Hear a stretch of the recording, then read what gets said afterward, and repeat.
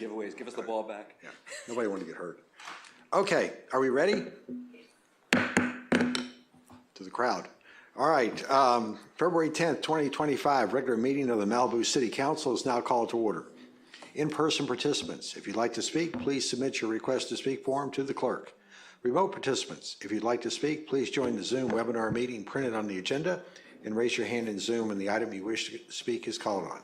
May we have a roll call? Councilmember Conrad. Here. Councilmember Silverstein. Present. Councilmember Uri. Here. Mayor Pro Tem Riggins. Here. Mayor Stewart. Here. You have a quorum. Okay.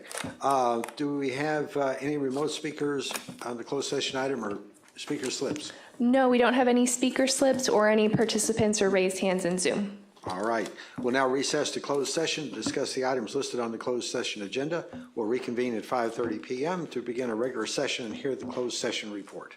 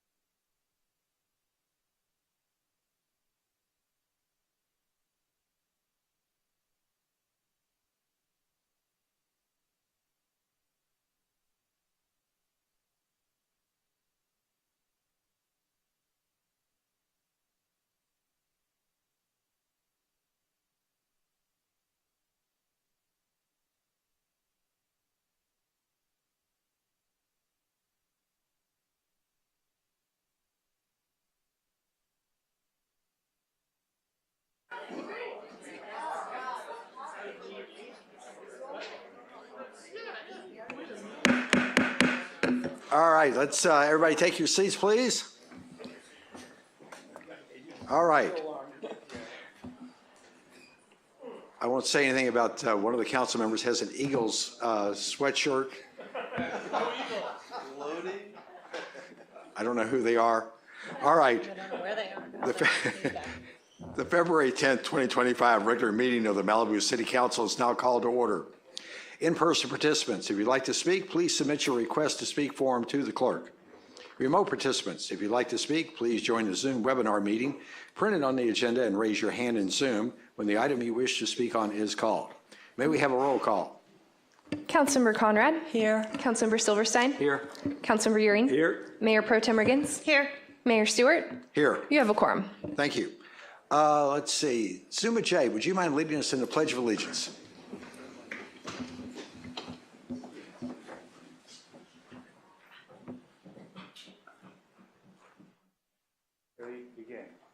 pledge allegiance to the flag of the United States of America and to the republic for which it stands, one nation, under God, indivisible, with liberty and justice for all. Thank you. All right, may we have a closed session report, please? At approximately 4:15 p.m., the City Council met in open session and recessed to closed session for the items listed on the posted agenda. All 5 council members were present and no reportable action was taken. Thank you. All right, may we have a report on the posting of the agenda? The agenda for this meeting was properly posted on February 7th, 2025. All right. May I have an approval of the agenda? Move to approve. A second. Got a first and a second. All in favor say aye. Aye. Any opposed? Being none, the motion's approved. All right, let's move along here. Consent calendar, move to the consent calendar. Remote participants, raise your hand in Zoom if you'd like to speak on the consent calendar. Do we have any in-person speakers or cards? No, we don't have any speaker slips for the consent calendar. And no one on Zoom, right? There's one raised hand from Georgia. All right, go ahead, please.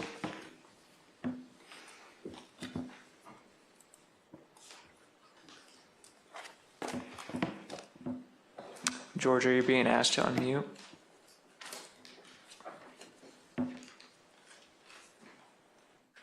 Can we tell if she's there? She's there, but not responding to unmute. All right. If she doesn't respond, we'll move ahead. Does anybody have any council members want to pull anything? I'd like to pull 3B8, 3B9, 3B14, just for the quick discussion. All right, hold on one 14. second. Let me have that again. 3B, what was it again? 3B, 1B. 1B8, 1B9, 1B14. 1B. Because it's, okay, 1B, I'm sorry, one more time. 8, 9. 9, 14. 8, 9, and 14. All right. I have a few others. Bruce, go ahead. I hate to do this, but 6, 11, 12, and 13. Okay. They're mainly questions. All right. Anybody else have any ones they want to pull? All right, can I get a motion to approve items number 1, 2, 3, 4, 5, 7, 10. I'll make a motion to approve items 1, 2, 3, 4, 5, 7, 10. And 10. All right, I have a motion. Do I have a second? Second.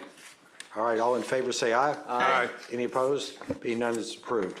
All right, so let's take the first item up, item number 6.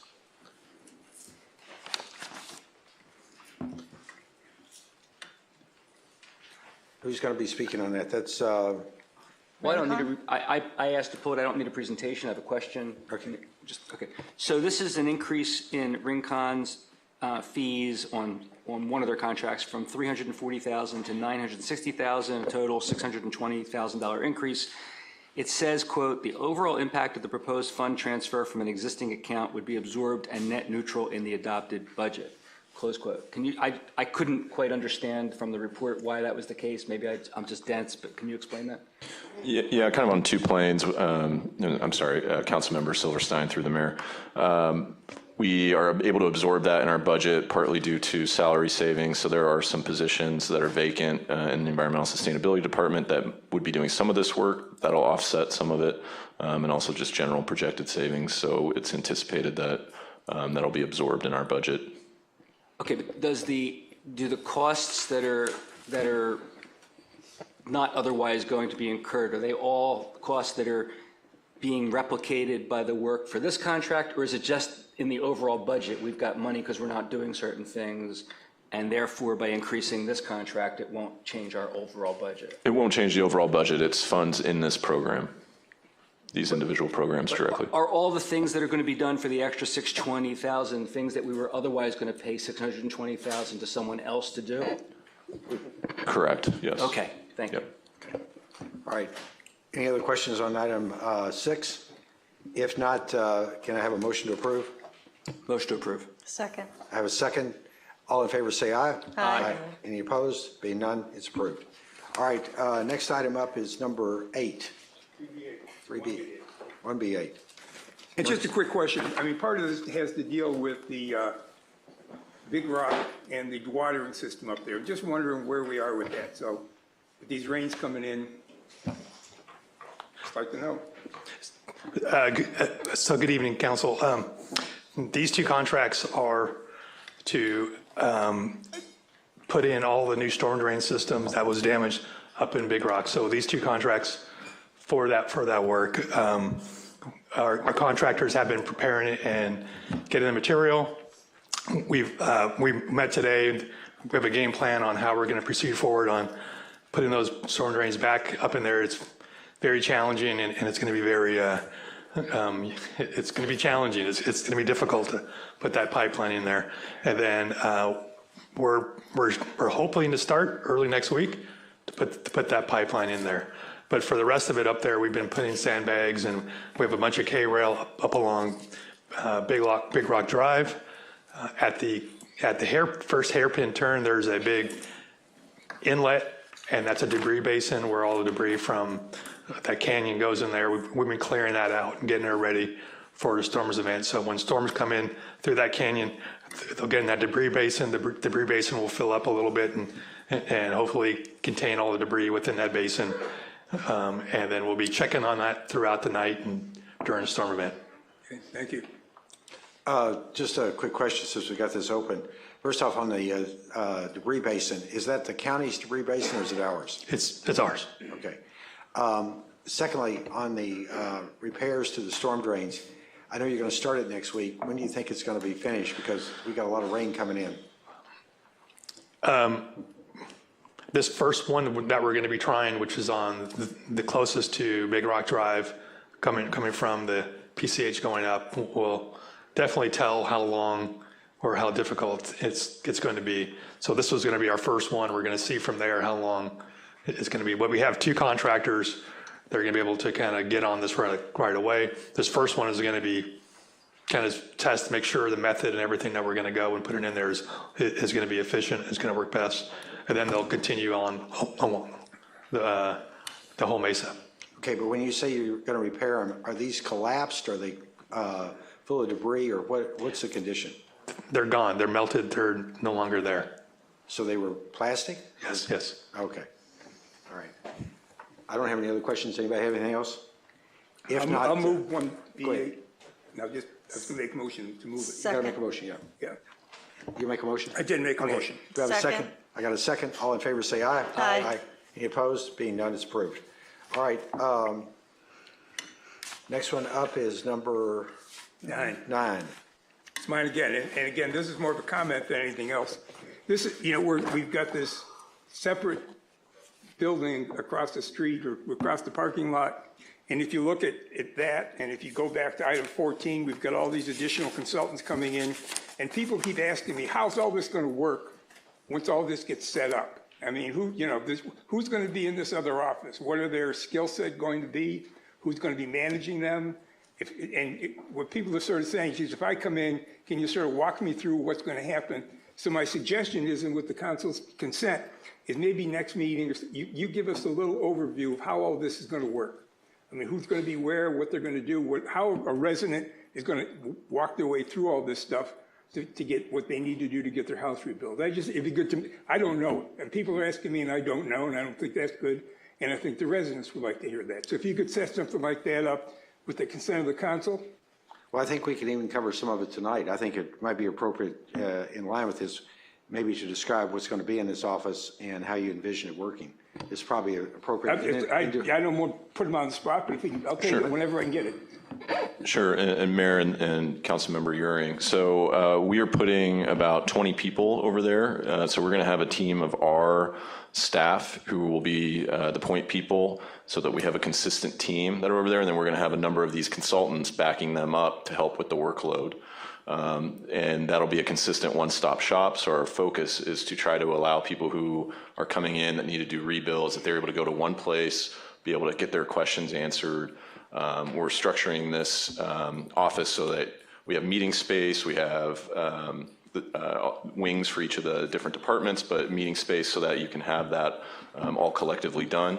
And we're mapping out what that process will be. Actually, one of the items I was going to mention in my city manager updates, and I'll do it again when we get to it, but we just launched the Rebuild website, which is now a dedicated website that will hopefully answer a lot of the questions on process, and we'll continue to update that so people can see a bit of the suggested steps that'll happen. Of course, that's at a high level, but it's trying to help people guide through the system, go to one place, not have to go anywhere else, and have all their questions answered. So this is more of a question and answer office? No, this is to get your permits. This is to go through the process, go through your review. So I will do everything. If I want to get my house rebuilt, I can do it all in this one office? Correct. That's the intent. Who's going to be managing that office?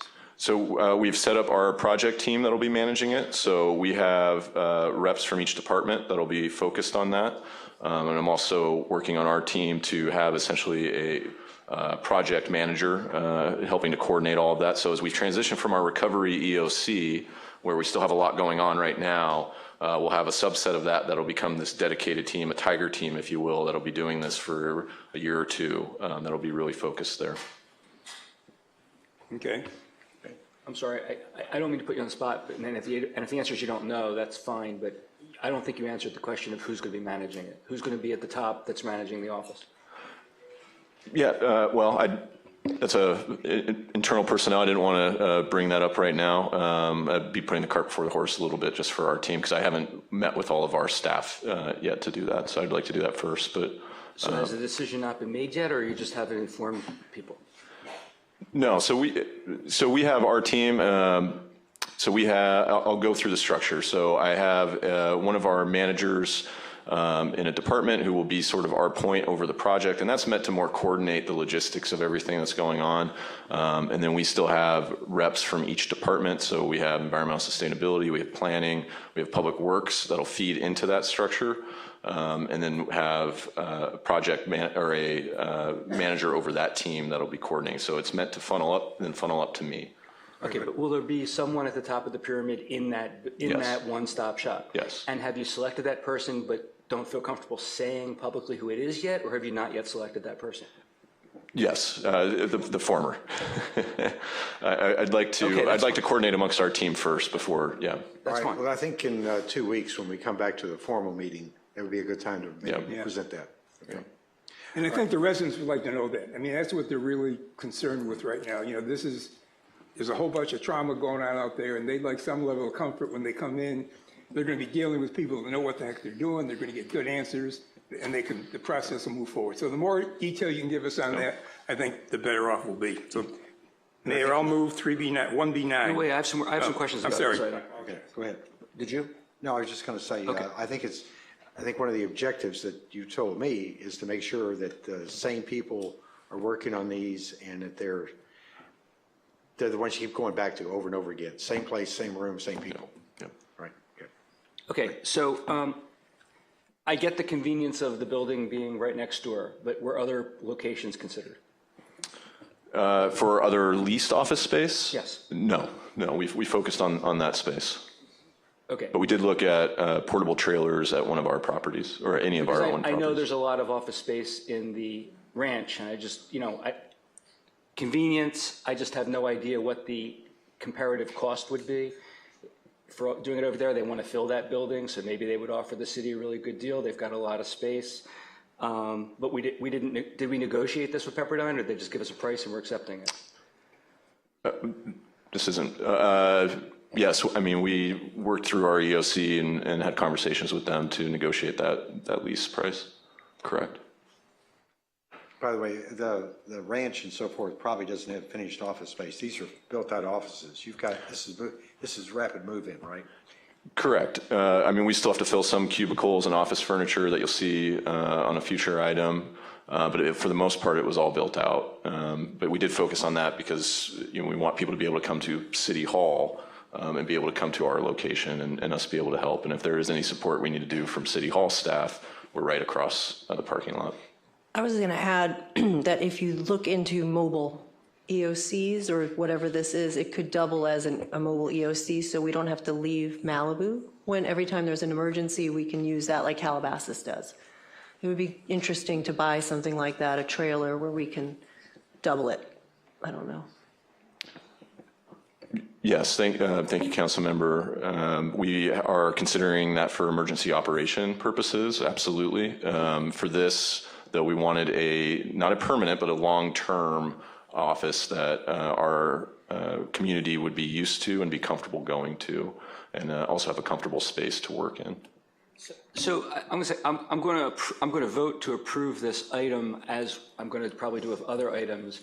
I mean, I understand we're in an emergency situation, but there comes a time when we need to start conducting business the way we would normally conduct business and not keep doing things on the fly. It does disturb me that that the report didn't indicate what, if any, negotiations occurred, what, if any, other sources, other locations were identified, what discussions, if any, occurred with those people. That's all the kind of information that responsible decision makers, such as this board, need to have to make responsible, informed decisions. I get that we're not going to be able to do that right now tonight because we're in an emergency situation and the staff is overworked, but we need to start getting back into a rhythm of regular course of business. Anything else? I'm just going to say something crazy and say I 100% agree with Bruce. We'll mark that down as a monumental night tonight. And we'll put that right up there with the Eagles winning. All right. Go Eagles! All right. Do I have a second? Second. All right. All in favor say aye. Aye. Any opposed? Being none, is approved. All right, let's move on to number 11. I asked for that as well. I may have not been able to read these well enough, but what's the difference between 11 and 12? Yes, Councilmember Silverstein. So 11 is essentially a cleanup item. So as soon as we went to the emergency, we started using our existing consultants that we had on board to help us. So this was mostly Franklin Fire. So this is amending that agreement. And then the next item is really going forward with the ongoing emergency. That's really the delineation between the two. So we just have two separate contracts with the same provider to basically provide the same services, but with respect to two different subject matters? Correct. The Palisades Fire, though, is a separate contract that we're doing and a separate potential reimbursable under the emergency. Oh, and that reminds me, because I have a general comment later, but are we maxing out what we're able to get reimbursed? Are we looking at that with respect to every one of these things? Absolutely. How about the office that we're leasing across the way? As much as we are allowed to, yes. Everything we can, we will be submitting for reimbursement through FEMA. That doesn't mean everything will be, but absolutely, we are tracking all of our spend, and we'll be submitting that as part of our FMAG. What's the criteria, by the way? Isn't it 180 days for FEMA? What's the criteria to see what we'll have reimbursable on? Yeah, so right now, category A, B, I believe that's where we had the extension under the previous administration, which was for 6 months, essentially 180 days from the disaster. That was supposed to be 100% reimbursable for the support. We would be continuing to work with our Cal OES reps and our different consultants to see what we can reimburse. There would probably be a point where the office wouldn't be something that could be claimed because it would be considered other office space that we could use as a city. But we would submit all of those expenses either way and try to maximize our reimbursable amount. Okay. And by the way, you might mention that if I remember correctly, we have to spend it and then we ask for reimbursement. Correct. And they get the money back to us whenever they get ready to give it back, right? Correct. It's a long process and it gets audited, and a lot gets, no matter what you do, a lot gets denied through the process, the audit process. I want to get back to this 11 versus 12 because the description of 11 includes Palisades and Franklin fires, and then 12 is just says Palisades fire. And we're doubling the contract for the first one, and I guess the second one's a new contract. Maybe I misunderstood. I thought you said that the first contract didn't include the Palisades fire, which is why we needed the second contract. No, if I may, Councilmember Silverstein. So the first contract is, in fact, as Acting CM Tony mentioned, that we enacted an existing contract with the Franklin Fire in our response to communications. That also, when we hoped we were going to be able to have some breathing room, unfortunately, then with the Palisades Fire, we're thankful to our partners at Trepepi to continue working. So this does cover their communications through the month of January. From that point moving forward, so this, in essence, on-call moving forward is strictly for Palisades. So the first agreement, because it was on an open contract that we had with Community Lands with a leftover amount, and then we ended up maximizing that and obviously going over, as you can see in item B11 in front of you. And then moving forward, we want to have the on-call communications. And this is very extensive, is what I'll say, and robust when it comes to the communications. We'll talk about it in a few minutes, but in terms of the brand new Malibu Rebuilds website, also all of the materials that will be going out for not just emergency, including what has been, but going forward with the storm and just many other things. So that's what B12 is. Okay, so 11 is the Community Lands contract, which morphed into Franklin Fire and then Palisades Fire, and we need to now basically pay them more because they did a lot more work than they contracted for. Is that a fair statement?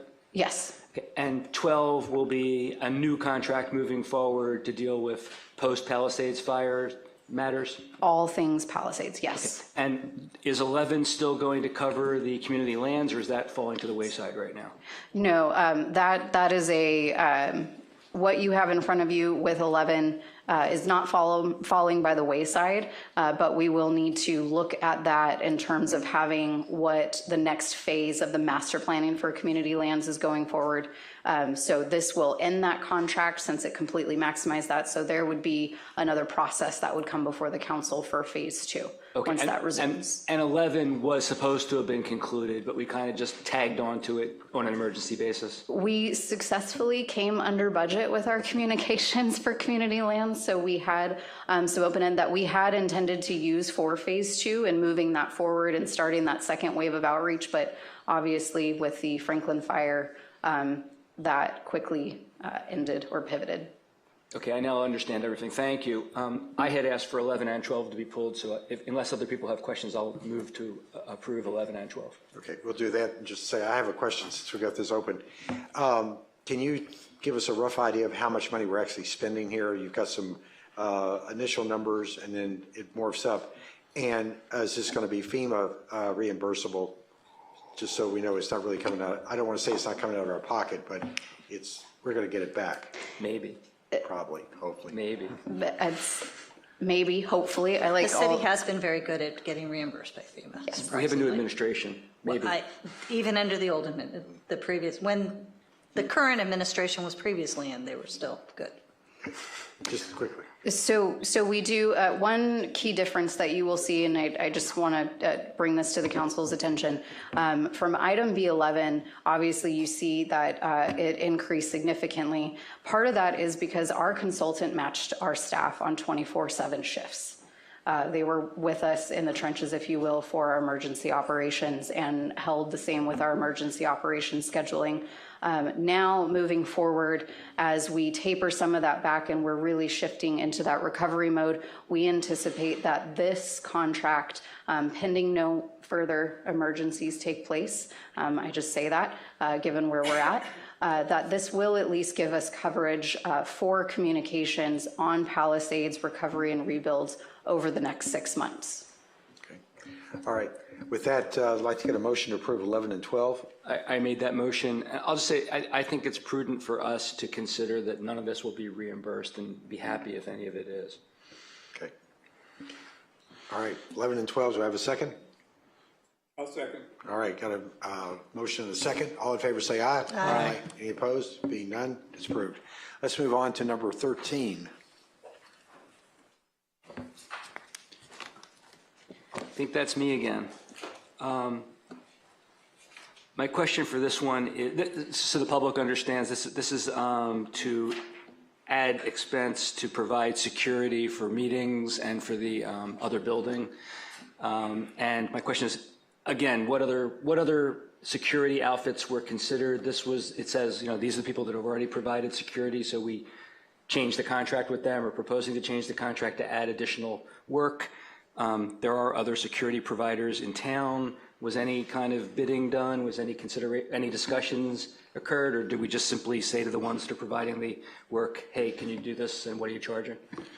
Yes, Councilmember Silverstein, I don't have the list of quotes we got, but any of the things we do for procurement through our Emergency Operations Center, we try to get multiple quotes. So to your earlier point about at some point you have to get to a standard procurement bidding process, we're not there yet. So you really are required to get quotes, whether that be websites, reach out to other agencies, verbal quotes, email, whatever that may be.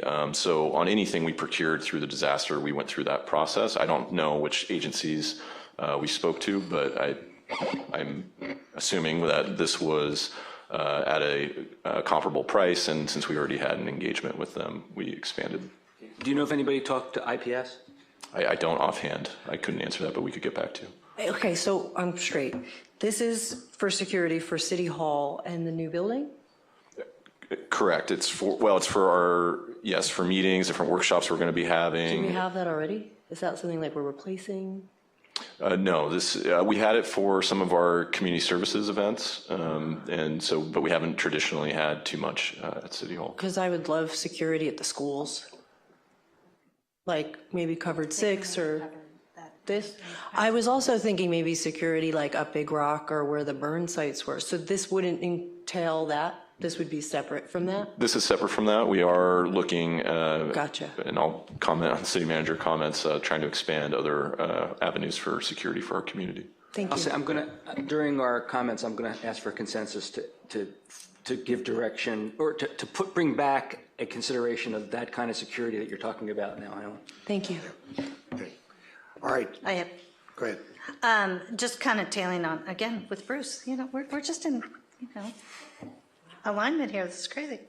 I just think it would be nice if we could have a little bit more detail. I understand the need for urgency during the emergency and everything else, but just for transparency, it would be nice if we got some backup on what other firms were consulted, just so we have that in the record, and assurances to the council that even though it is an emergency time, we are getting multiple bids or looking at multiple things before we're moving forward. Thanks. Okay. Any other comments or questions? If not, we'll put 13 up for a motion. Got a motion in a second. And have a motion? Bruce, you want to make a motion to approve? Bruce made a motion, Steve, second. I don't think so. Nobody made a motion on this one yet. No. Okay. That was the motion for the previous item. Yeah. I apologize. Do I have a motion? You can make it, Doug. I'll make a motion to approve item 13. Do I have a second? I'll second. All right. All in favor say aye. Aye. Any opposed? Yes. No. Yes. I'm opposed. You're opposed? All right. So we got 4-1. All right. Moving on to item number 14. Yeah, that was mine. Yeah, this is just sort of in addition to item 9. Again, it goes back to the question, we're going to have this separate group set up in the other office, and I've got 9 different consultants here we're going to be using. So it really came back to my question was, who is going to be sort of managing this process? This is not going to be a simple thing, especially with all these residents who are coming in who are not going to be happy getting danced around, being sent to different people. So, whenever you get to the point of picking the manager and the structure of that thing, I think we should hear about that, because I think it's going to be one of the most important things we do in the upcoming year. So I'd love to hear it too, because I think there's a narrative or a myth that we're understaffed. And so I'd like, who's going to be filling all of these positions? Sorry, thanks. Well, we have had vacancies, and I would say before the fires, we actually had great momentum recruiting, and we're getting some traction. In fact, today we just had 3 new planners start with the city, which is great news. Absolutely. And so we're hoping to continue that momentum, and that's a lot of credit to the City Council for supporting some of the initiatives we've done over the last couple of years to make this an attractive place for applicants. So we're continuing to do that. But yeah, I mean, to meet the demands of that we need to now meet, we absolutely have to scale up and ramp up. There's no two ways about that, and we are not going to be able to do that with our existing staff and our existing organization. Our existing organization is meant for normal times. And so now we essentially have double the work, right? You know, whatever that metric is. And so we have to bring on more consultants. We have to look at other ways of managing, figuring out what additional positions we might need to add this year. So all of that we have to strategically do. There's no way we can do it with our existing staff, and there's no way to do emergency operations, rebuild, and regular operations at the same time with the existing team. That to expect that out of our team would burn everybody out. And they experienced a lot of that during Woolsey. And so we're trying to learn from those from our past history, which we have done a really good job of doing, and trying to maximize our team and augment them as much as possible with additional consultants.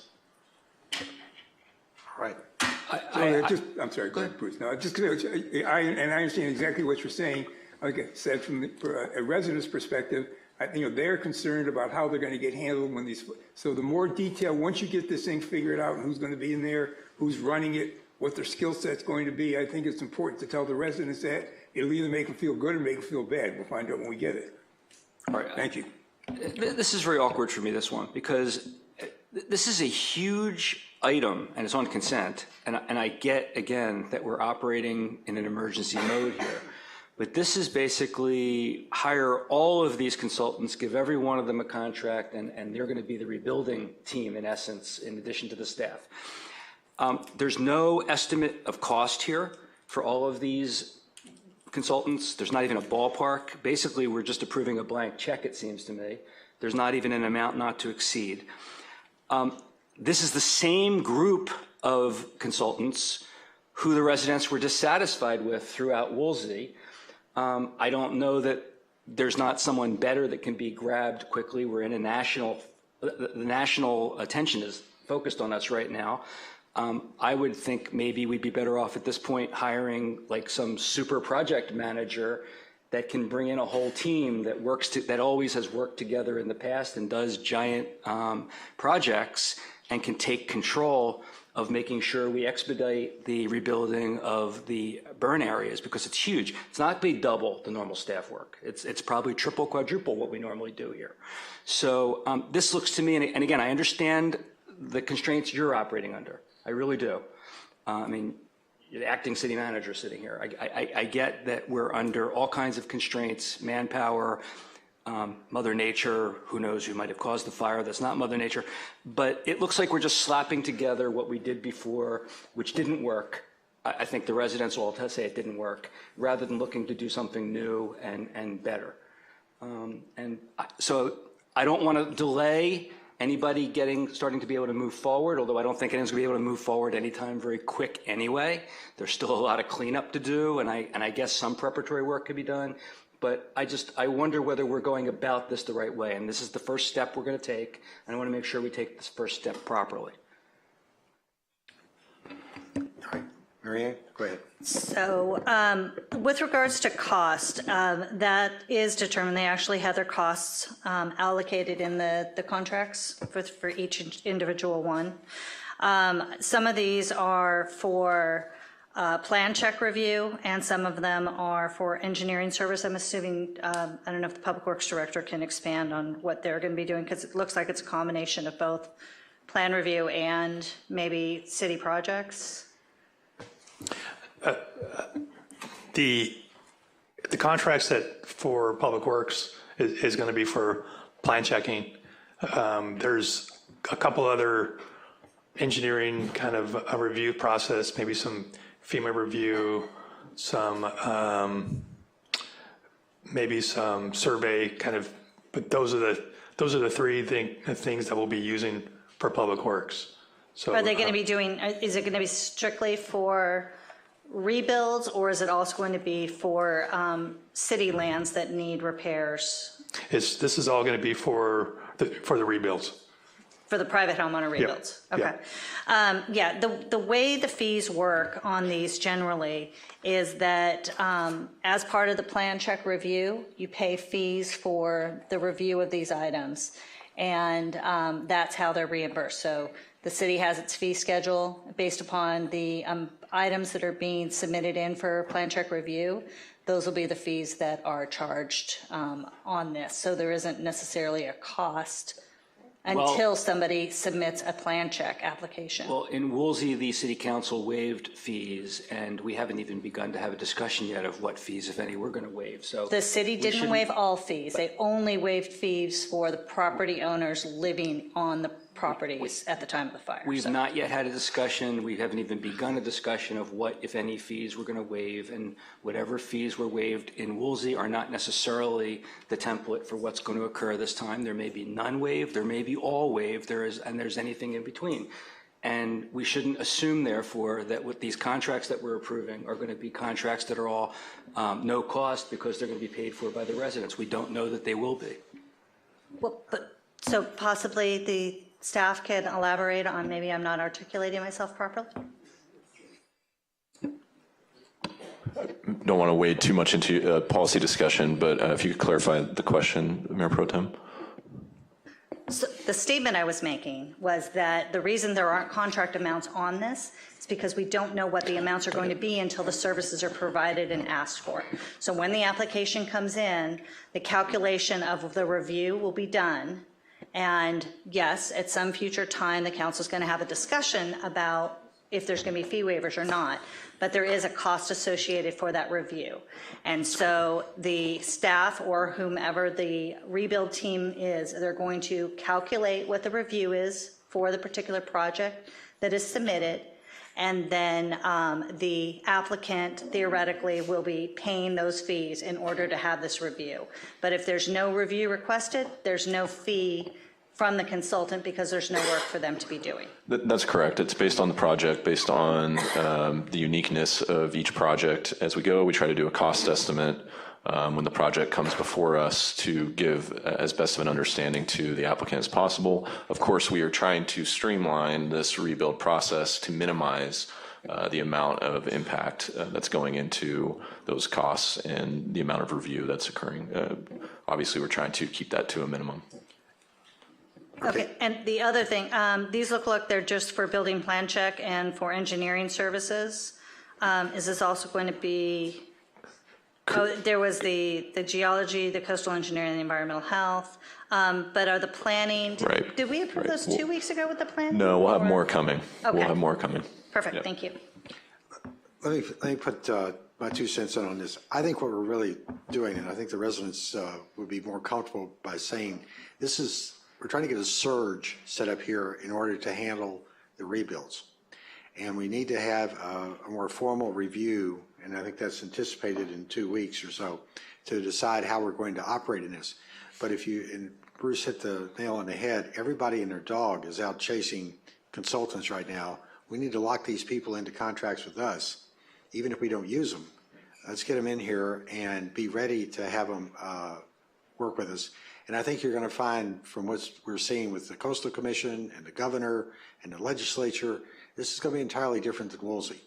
And I think it's incumbent upon the council to set some parameters so it is different than Woolsey.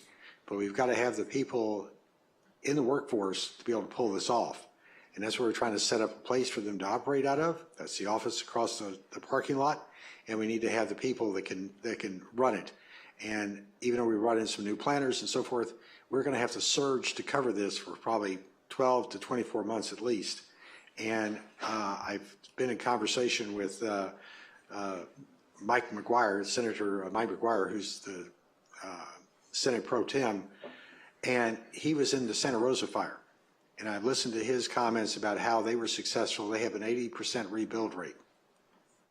Let that sink in for a moment. And I listened to what he said worked and what didn't work. And I think those are some of the lessons we're trying to set up here. We may not get to 80%. I doubt if we ever will. We're a little different market than they are. But I do think we're going to find that if we follow some of the directions that he had about focusing on rebuilds, not expansions, but rebuilds, we probably can pull this off quickly. And with the cooperation, I think we're going to talk about in a minute, with the Coastal Commission, as well as others, we're going to be able to move these permits along very quickly. And that's the reason for the office across the street, it's the reason for the staffing, and that's what we're trying to pull off here. Okay. Anybody else have any comments? I've got two. One is, again, I'm trying to think out of the box and try to figure out ways we can do this better this time. And I mean, I would consider, for example, going to a private equity fund that is involved in the construction area and bringing in an entire team to oversee this, who are coordinated under and give them a financial incentive to get it done and get it done quickly. I'm just throwing things out there. I mean, again, this is the same process that didn't work 6 years ago or 5 years ago, 6 years ago. And I see us being in the same position. It's all platitudes. We're going to move this fast.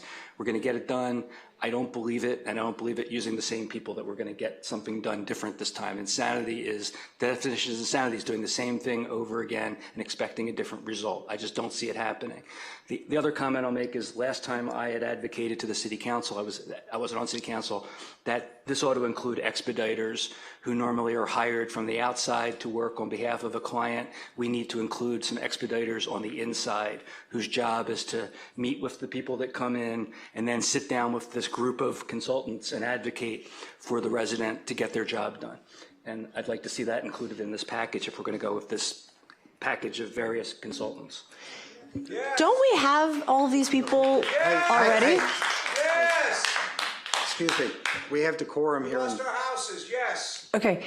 Excuse me. I'm so sorry to hear that. No, you're not. Yeah, I am. But I agree. Don't we have all of these people in Malibu that know Malibu? Why don't we just use them? Right. We do, right here. Hey, excuse me. Hey, hold on. Hold on. Hey, listen. This is not meant to be a public outcry meeting. We're not having a discussion. This is like a judicial setting. And when it comes time to make public comments, you can make public comments. But we're trying to hold a meeting up here and do things for the city. And this is not a two-way conversation. So if you read the rules that you walked in, there's no clapping, there's no cheering from the audience. We're trying to run a business-like meeting here. So please try to follow the decorum. Back to you, Councilmember. Oh, yeah. I mean, I'm in agreement where we can think outside the box, use this as an opportunity. We have a lot of the experts already in Malibu that know Malibu. I'm all for extra hands, but when it comes down to expediting and getting the LCP and the process done, we kind of have everybody here. Well, I think one of the things you're going to find out is we're going to not need CDPs. Oh. And I think that's part of the discussion I have. This is considerably different than where we were at Woolsey. And that's the reason why I think we'll have a different process and outcome here. It's only going to be conceivably different with respect to people who are going to build like for like, right. Plus or minus 10%. And we all know that that's going to be a small fraction, or at most half, at most, of the rebuilds. People are going to be going for different things. New people are going to be coming in, going for different things. It's a pipe dream to think that this is all going to be CDP less, without CDPs, and that everyone's going to just slap together again what they had before. It's not going to happen. We know it's not going to happen, and we shouldn't be planning on the basis of something that's not going to happen for it to happen. This is just not the way to go about it. We know it's going to be more complicated than just saying we're going to do everything we can to make sure you get your houses back fast. We're not. And by the way, we have a lot of empathy for people. I mean, my home partially burned in the Franklin fire. It's not the same as a home that burned to the ground, but I understand what people are going through to some extent, and we all do care. We care about this community. We care about the fact that so many of our friends and neighbors, and even if they're not our friends or neighbors, they're our community members, have lost their homes and are suffering. And we need to try our best. And that's, you're not going to see us all agree on everything. And the reason we don't necessarily agree is because we have different ideas about what it's going to take to get people back into their homes sooner than later. But I don't believe doing the same thing we did 6 years ago and saying we're going to do it better is going to make a difference. It's going to be the same problems. Okay. All right, we've got an item here to look at about hiring these professional contracts. Do I have any other discussion on it? And I'd like to say Bruce's idea of having an in-house expediter. I mean, what I've learned with the Woolsey Fire is there's a much different prospect of going out to buy a house than it is to sit down and build one. Building can be a very intimidating process. So if we had some people in-house that could sort of help these folks through that, I think it's a good idea. So I think that's part of we'll expect the city staff to come back and give us some ideas about how they're going to staff the office. cool. Okay. All right. Can we get a motion or not a motion on this? 14. All right, 14, do I have a second? I'll second it. Let's put it to vote. All in favor, say aye. Aye. Aye. Any opposed? Yes. Got one opposed? Is the vote, do I need to do a roll call? Is anyone else opposed? I'm not opposed. I want more information, but I want to make sure that we're going in the right direction, which is a staff. This probably is not the place to do this on the motion of getting these contracts. Okay. Let's do a roll call vote. Councilmember Euring, Yes. Mayor Stewart, Yes. Councilmember Conrad, When is the right time to do this? If not right now? Like what, yesterday? This is a vote. This is a vote to move this forward. No. I agree with Helen. If she has questions about this process, this is the item that is before us. The question should be asked and the answer should be provided. We're not going to get it tonight.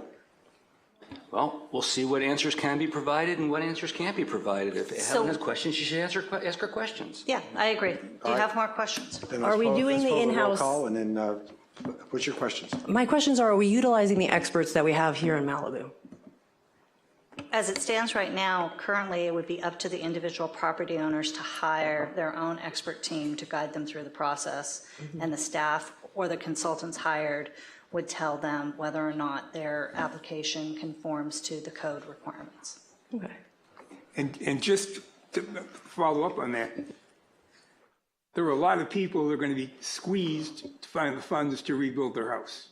And hiring, I don't know, I've not worked with outside expediters, but they're not inexpensive. And if we could provide some of that resource in-house and remove that cost from the residents, I think that's something we should. There are a lot. I've talked to people that are underinsured, all right, and they're trying to figure out what the hell they're going to do. So we got to find some way to help these folks. And what I think I'm hearing you ask, and I don't think the answer, I know what the answer is, but I think what you're asking, and tell me if I'm wrong, is why are we not, for example, hiring local architects and contractors, and I don't know all the positions because I'm not in that profession, but to be the staff. Sort of, yes. That is what I'm asking. As opposed to a bunch of outsourcing consultants that we know that failed in the wasn't past. right. So if we know if they didn't, well, people weren't happy with it, is what I'm hearing. Why are we doing that again when we already have all the experts here? Is it time? Can we do both? Okay, I'm going to take issue that they didn't work in the past. These are subject matter experts in the particular review that's being performed. They are asked to review a set of plans and say whether or not they conform to the code. If they don't conform to the code, what the corrections are. And they do that process until the plans are meeting the minimum code requirements for that particular application. So I would disagree that they didn't do their jobs. There are things in Woolsey that did not go right, and that's fine. We can absolutely do a review of what worked and what didn't work in Woolsey, but I would find it difficult to say that it was these experts applying the code were the exact problem. I get that, and I understand that that's the technically accurate approach. We've had workshops, and my advocacy in the past with respect to not run of the mill, in the ordinary course, forget that there's a fire. In the ordinary course, people trying to build something, my approach is exactly what Mary Ann just described. The job of the staff is to simply say, yes, you're doing it right, or no, this is inadequate, go back and come back to me again with the right response, with your professionals, because it's not our staff's job in the ordinary course to be building somebody's house for them, to be putting it together for them. And in fact, I think our staff are well-intending, and they actually go above and beyond, and they do that kind of work, even though they're not supposed to. It's not their job. And I think that's what slows down our staff a lot, because they're trying to help people. This is different. This group that's going to be in the other building needs to be there not saying, no, that's not good enough, come back when it is. They need to be sitting down with people and being part of their team and helping them build their house. I don't mean physically with hammers and nails, but I mean they need to be working with them like they're part of their construction team. And that's what we need, and that's why, again, I say this is not the right group, because this group is trained to say no when it doesn't work, or yes, stamp your plans, it's fine. They need to be people who are going to work with the applicant, not work for the city simply and say yes or no when the applicant comes in with their plans. But I think we can also direct that with the policies that we put in place with regards to the rebuilds and the direction that we do give the team that is going to be reviewing the projects. That if we're going in there and we're saying, we want you to do those extra steps, then that's a direction that we're giving. I understand what you're asking for, and I'm not disagreeing with it. I just... but that's not what they're trained to do. That's not what they've been doing for but like that 15 doesn't years of mean their it can't be careers. adopted to do that. And who is we? Because I haven't been invited to many of these things. Like, I want to We, make as a sure. council, having I haven't. more meetings. I'm worried we're going to do this, and then I'm not going to have a say, or I'm not going to be involved, and I'm not going to be able to keep the train on the tracks. Any policies that we have, we're going to discuss at the council level, and we would make the decision as a group as to whether or not that's the policy we want the city to adopt. Well, that's what we're doing right And, now. but, well, let's come back to something. The alternative is perhaps what Los Angeles is trying to do, and I'm not in favor of, and that is to empower architects and others to be able to stamp off the plans and say that it's completed because you paid me to get it done. If you want to have this without the oversight of the city, that's the way to do it. I think that all we're doing here, and let's not make this into more than what it is to line up these contracts with these experts so we can have them available and be able to run a process where we can have the architect for the client, bring them in, certify they're correct, and get it done quickly. We're not talking about this being months and months and months. That's exactly what we're trying to avoid. That's what we've been working on with the Coastal Commission and others. And I think that's what Mr. Tony's going to talk about, where we have taken away many of the barriers that you ran into. And Bruce is right. One of the lessons learned out of Santa Rosa and these other places that have had rebuilds is when you start trying to accommodate people to do something other than what they had before, it's at the expense of everyone else who's just trying to get their house back. So I'm going to be leaning toward the bias of exactly what the governor has said, what the governor has authorized all the rebuilds to be. Build your house back what you had before to current code up to 10% larger, and we will expedite your process and get you moved quickly. And that's where your architect can get it done and basically bring, if you had a recently built house, you could according to what we're trying to get to, you could bring the plans back from that prior house, make sure they're up to date with the current code, and you're done. Can we have a sub-team that's exclusively responsible for replica rebuild, for like rebuilds, and have another part of the expediting team that works with everyone else that wants to try to do something different? Let's find out from the staff what they can pull up. But I'll go back to what worked in the other places in the prior fires, and that was focus on getting the rebuilds done and get people back in their homes as fast as you can. Well, maybe then this whole project should just be for people who want to do like for like. Full stop. I think that's where it's going to end up. No. I mean, people that want to do something different than like for like shouldn't even get to go in the other building. Just people that want to do like for like get to go in that building, and they get the expedited. That's what we'll have to decide. But I think Trevor's about ready to hit me with the timeout button here. I just, and Hale, council, that was the reason I asked the question in the beginning that says, who's on this going to be in the building? What is the skill set they have? And who's going to manage that? We have to take a real serious look at that, because all of these things we're talking about, in-house expediters, information silos, it's different building in Big Rock than it is building on the beach. So we have experts that are well-versed in Big Rock and other experts who are well-versed and the beat, so the Separate it out. The customer can go to the right person, Yeah. get the right answers. No, Yeah. we got to work. We got to think about this. All right, This is and I'm right with you, because I think what the council has to do, and this gets back to what the policy is, we're a policy-making body. We tell the staff what we want the policies to be. And I think we have to make the decision, probably at the next meeting, what are we going to focus on? Is it going to be rebuilds, where all the rebuilds get done first, and if you want to do something else, you go to the back of the line?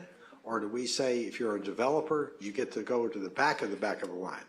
You know, we're going to be faced with people who have given up and want to just sell their lot to a builder that's going to consolidate them. That's entirely different than us trying to get people that are in this audience likely that want to get back in their homes and want to do it within their budget for the insurance will pay.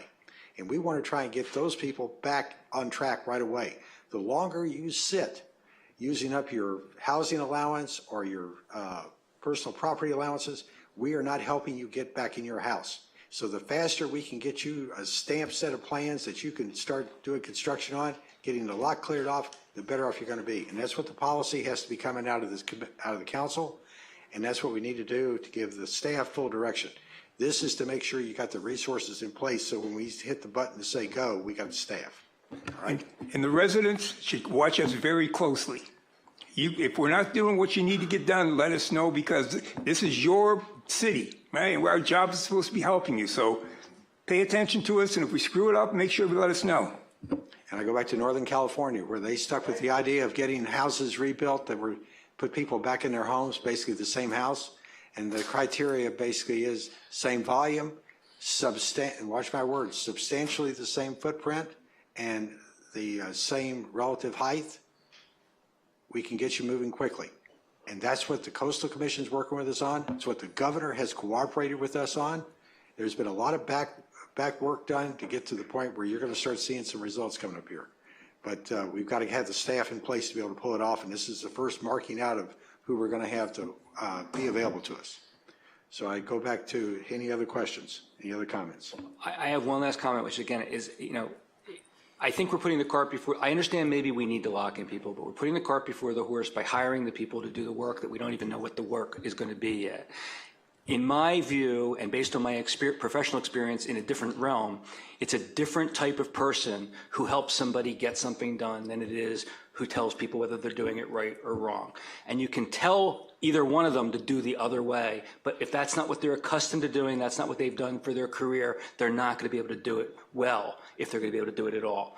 And we're hiring the people who are accustomed to and have been trained to say yes or no, and we need to be hiring people who have the ability to hold your hand and walk you through the process and show you how to do it, not simply say, no, you haven't done it right.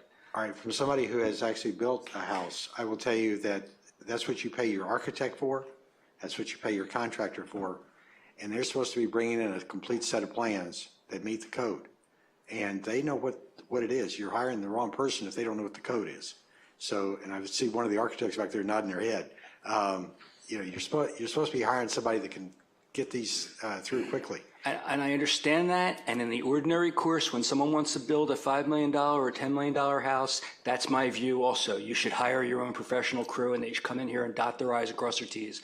I don't want to force on every one of our residents who wants to build like for like, plus or minus 10%, the obligation to have understood all that, to go through the expense of that. I want them to be able to come in here in a one-stop shop with whatever crew they've put together, because we're not going to be putting together the crew for them, and for them to be able to be helped to get their home rebuilt. And just because they hired the wrong person, we need to help them understand that the people that they hired are not getting it done for them, and help them get it done. That's just the way I want to see it. Okay. All right. Let's bring this to a close. We either have the votes or we don't have the votes. I'd like to have a roll call, please. We have a motion and a second. Councilmember Euring? Yes. Mayor Stewart? Yes. Councilmember Conrad? Am I voting on? You're voting on the Pushing recommended Rincon. action. If you Go. want to approve the contracts, that would be a yes. If you do not want to approve the contracts, that would be a no. Yes. Councilmember Silverstein? No. Mayor Pro Tem Riggins? Yes. Motion carries. Thank you. All right. Let's move on. I believe that's the last of the pulled items. Is it too late to pull one thing? Yeah. Damn it. Pardon? No worries. The Caltrans one. 1B. Oh, gosh. It's already been approved, right? We just take consent. Oh, well, What do you- that's fine.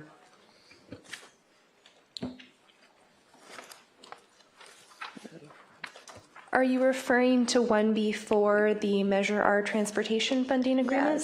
Yes, That item was approved by the council. great. We'll move on. Okay, let's move on then.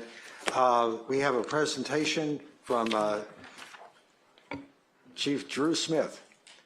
I will not say this in humor. He is known as the fire whisperer around the country. We're lucky to have you here. Chief? Well, thank you. So yes, Drew Smith, I'm your Assistant Fire Chief or your Fire Chief for the City of Malibu, and the Los Angeles County Fire Department is honored to be your fire department.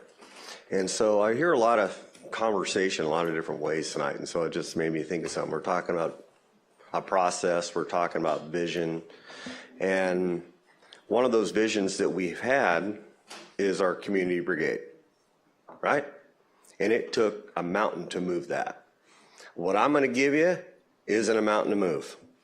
It's past practice. It is easy. And so conceptually, we need to look at it because, I don't know, but land mammals have been around a lot longer than us. So I know I have a clicker here somewhere. I don't know if I'm authorized to use it or not, but we will see how this takes us. So just looking at using goats. We did use goats within the Santa Monica Mountains, and that was done at 69 Bravo, which I believe most of everybody's familiar with, our water dropping helipad that's the only one in the world. So goats create this defensible space in a lot of different means. And truthfully, and I'll get to it, but I'm going to say it because I want to hear it a couple of times, there's only 3 ways that we can manage our lands, and we need to have a land management plan. We have a blank canvas now. I said the same after the Woolsey. We have a blank canvas. How do we want it to look, and how do we want to manage our lands? And there's only 3 ways to do that. And that's through with land mammal use, which is the goats. It's with prescribed fire or fuel modification. And all of them have the right application over the right conditions and the right landscape at the right time. So that's what we need to be looking at. As far as goats, they're not the cheapest, but they're middle of the road. Prescribed fire's the most inexpensive. Goats are next. And then mechanical modification is the most expensive. But all 3 of them have application throughout the landscape, so not one does it all. You need to have the right qualities to do that. One benefit to the goats, though, is it's very eco-friendly. And one thing that I hear, and I'll clean up now, so when we get the goats, let's just say they are purged, so they don't bring anything with them. And then when we send them back to the pens, they are purged. So every time they go to different areas, they're purged. So that's one thing that happens. So it's very cost friendly, and it is great for fuel treatments. So this is what the critters look like, and this is what they anything that they can reach. And if there's anybody allergic to poison oak, they love poison oak for some reason. They eat that stuff like dessert. So this is what the goats look like in a relatively light fuel bed, but it doesn't need to be this big monster vegetation that's out there. They'll eat through it, but there's some challenges with both. And as you know, I practice as a fire behavior analyst, background in fire ecology, fire history, and all that. So fire regimes is my thing. And the only way to mimic those fire regimes here where we all live is through land management. So we have to decide how we want that to look. So this is one of the projects we did in the east end out in or north end of the county in Towsey Canyon. We treated 70 acres, and a mix of 400 goats where sheep were used to treat the area. There's the blocks of where we did that. So that's right. There in Towsey Canyon is really close, just east of Magic Mountain, if you will, along the 5 freeway. So it has a lot of benefit to what we did. The last one is on our property, which was, we have that 34-acre piece of property there, and we used 100 goats. And a goat, depending on how many you have, of course, if you just want to use average, they do about an acre a day. So we had them. I'm no mathematician, but we had them for 30 days. So, and it was very successful. There's some pictures here on 69 Bravo that we have, and I wish that the screens gave it a little more visual aspect of what we were looking at, but this is what they were up at the property. So we basically had ideas, and one of those, let's say.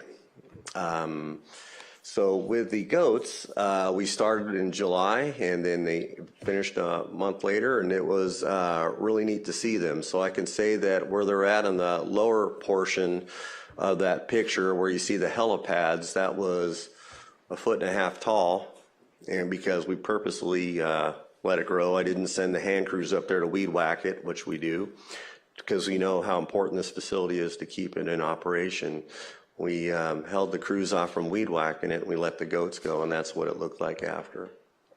So this is them just navigating through the landscape. Sorry about that. Oh, hold on. I see there's another button here for me. So the property that you see on the right-hand side of the screen, that's how they herd down there. We have them all fenced in. We have dogs and herders that are out there, and it's very neat. It's pleasant to watch if you wanted to go out and see it. We had a lot of people looking at it. So basically started with this grass component, and an acre of grass is roughly 1 ton per acre. And so over the course of that, we removed close to, with some of the other stuff, about 30 tons out of that property just by the goats. And the reason I bring that up is if we look at our latest fires, we had the Broad Fire, we had the Franklin Fire, then we had the Palisades Fire. All those played a different role in how they reacted based upon how mature the vegetation is. And there's reasons why they got so big and why they stopped where they did. So I know this picture you can't really tell, nothing's going to pop out at you, but it basically shows after the course of a month of what it looks like, and there is some difference in the greenery and how it looks. So basically we removed about 30 tons of acre through the goats, and guess what? At the end of the 30 days, you got a lot of fertilizer out there, let's just say that. So here I can say, does it work? Well, it does. We have, over the course of, truthfully, 100 years of using land mammals for fuel modification across North America, if you will, in those wildfire-prone areas, they work really, really well. So this just shows the Palisades Fire footprint. The green dot is where 69 Bravo is, and the green is the treatment areas. Everything south or to the bottom of that map is the footprint of the Palisades Fire.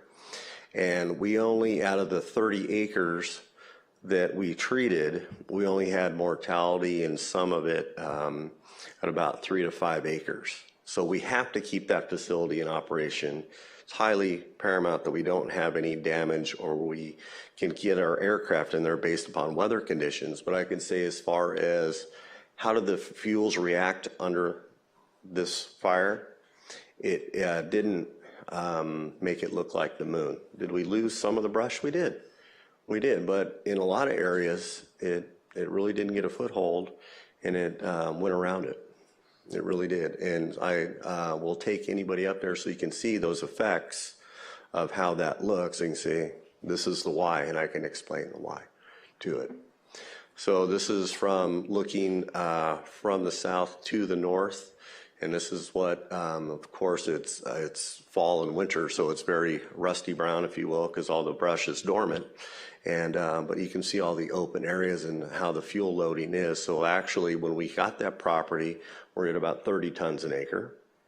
And through the fuel modification and what we've done, we're roughly about 8 tons an acre. And then within that 8 tons per acre, there's all the grass that's there. And the grass is the #1 promoter for fire start and spread, but it's a lot easier to combat than it is the very mature vegetation. So it plays a role with the separation and thinning throughout the landscape.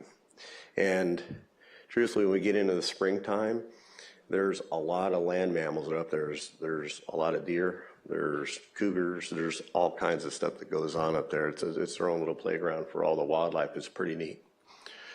So here's just some of these goat impacts on what they do, and on some of the trivia that's associated with some facts. Goats are environmental friendly, vegetation management strategy, that's a fact. Goat grazes reduces fuel continuity and flame length, improving homeowner defensible space. So we talk about how do we complement our homes. If you can reduce the amount of radiant energy that is impacting homes, we have a different footprint for, if we're in a shelter-in-place type of component, we don't have enough time to evacuate, we're in evacuation order, or we're in a warning, but this gives your firefighters a different set of tactical opportunities when we have managed lands that are around the homes. And goats, they just love to graze, that's all they do. But I can get you any of this, these facts. So we know the challenges, and this is stuff that we presented here quite a bit of time. Oh, what's off? We know that the City of Malibu and residents have disagreed on a sustainable, effective fuel treatment strategy. We're two different ends of what people want to see and what we want to have do. So those strategies, we have given some simple solutions on this, but they've been challenged. And with that, there's been some homeowners associations that have been in strong opposition to this. So truthfully, our projects get shut down. They do. Opposition to goats? Oh, yeah. Don't know. Well, I do know. There's actually a lot of opposition with us managing the wildlands. They want to keep it in a wildland setting.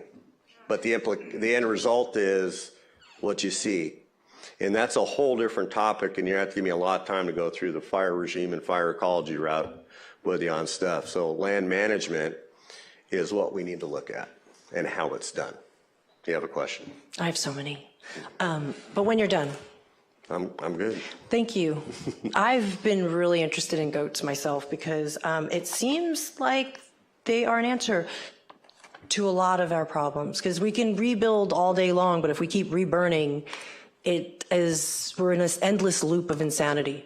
So what can we do to stack the cards in our favor? I've been thinking goats sound great. Is it allowed on Santa Monica mountain land? Because we live in the Santa Monica Mountains, we coexist with them, and we have MRCA. I don't know how to get around that. They're allowed anywhere as long as it goes through the process and we get agreement by all. So depending if it's local responsibility area, our state lands or our federal lands, it all can be done once it goes through a process. What is that process? Thank you. It's a quite lengthy one. So there is a process for us having a project and what we like the fuel treatment application to look like. So there's different layers of what we have to do to get that approved, if you will. There's quite a few different layers into that. So we have a lot of projects over the past 20 years that I've been doing this in the Santa Monica Mountains. And truthfully, the last prescribed fire that we had was in Charmley Park. And before that, it was in Malibu Creek State Park. So people that have lived in the area for a long time, I've been on the job 37 years, and I've been on dang near every prescribed burn that we've done in the Santa Monica Mountains. And so it plays a role. It's not the end all, but it plays a role for what we need to do. I didn't know there were prescribed burns so close. Oh yeah, we've done them for years. But it's been a long time since you've done one. It's been a long time. Mm-hmm. If I could just put a question out. I think all of us have an interest in this. And the question is, how do we get it done? I know Malibu West has their goats, but that's in a defined area owned by those people. But we're looking at open brushland, and I will say it as I've told other people, the Franklin fire, the Woolsey fire, the Palisades fire, all started on state parklands or state-owned lands. They may have been caused by SCE, but they're on those lands. They burn quickly through there. How do we get this defensible space? We're using goats out there. What's the steps, Chief? The steps that we need to identify those targeted areas, which we actually have, and then we put it to a map, and then we look at what our treatment is going to be, and then we go through the fuel modification process on what we like to do to get the approvals based upon. If it was a private landowner, it's really easy. When you get into state lands, when we have to go through the CEQA process, it can be quite challenging. And so Is this something the city needs to do, or is this something we need to you help? just need to partner with us. Partner with you. Yeah, we do all that. We are the one-stop shop, actually. So if I wanted to use goats on my private property, what's the process for that? I just go ahead and hire them? A goat and a rope. Okay, right. Okay, so I can do it without any permits. Yeah, Now- you could. Okay, do you need to do CEQA for goats? Because you're interchanging Yeah, goats you and would. prescribed birds. We have to go through a whole process, which is a whole different day that we could sit down and talk about what it looks like. And we have a whole forestry division that comes in and goes through all the pre-fire stuff with what we need to do and doing the right fuel modification project. Go ahead. I was just going to ask, if you go through this process, it's something you have to do annually, or is it something you can get a multi-year approval for? So actually, depending on so the goats, it would be something that you could do year round. I can say that with prescribed fire, we look at really about every 8 to 10 year return intervals. And what I want people to know about prescribed fire, it doesn't look like the landscape out here. Truthfully, with prescribed fire, when you do this on the application, if we had within the prescription that we want to get rid of 100% of the dead and leave 50% of the live fuels, that's an easy one. And we only burn when we have the right conditions, that being with the weather conditions and the fuel conditions, to go through what we want the end result to look like. If you had your druthers, what would you be doing? Prescribed fire. And then goats? And the goats, we like some goats. Yeah. And so, like, for instance, areas like Big Rock that's just burnt, you would do goats and to keep to maintain it. And then, because we just basically had prescribed fires. So now we have to implement the maintenance and keep it down in the areas. So one thing I would challenge you to do is when you're driving through our beautiful Santa Monica Mountains, look at where the Woolsey fire is or was, and look at how much has grown back.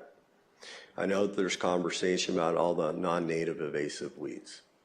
I just want you to know there's no secret society at night and comes and plants these things, okay? So it's in the fuel bed and however it is, but we can manage in a mosaic pattern how it looks, and it does play a role in the bigger picture. So if we go down the fire regime route, we used to not have these big devastating fires like this.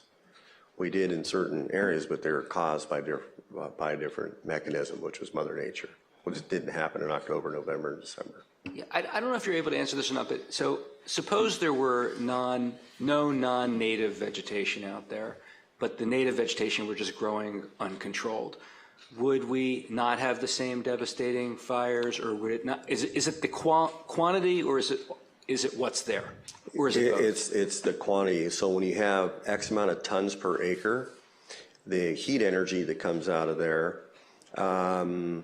is significantly changes what our tactical footprint can be. So can you have a fire that is in like the Broad Fire, move very fast, right? You can have the same rate of spread, but our tactical engagement opportunities are different in a 5-year-old fuel bed or something that hasn't seen fire frequency in 25 years plus. And that doesn't matter whether it's non-native or native?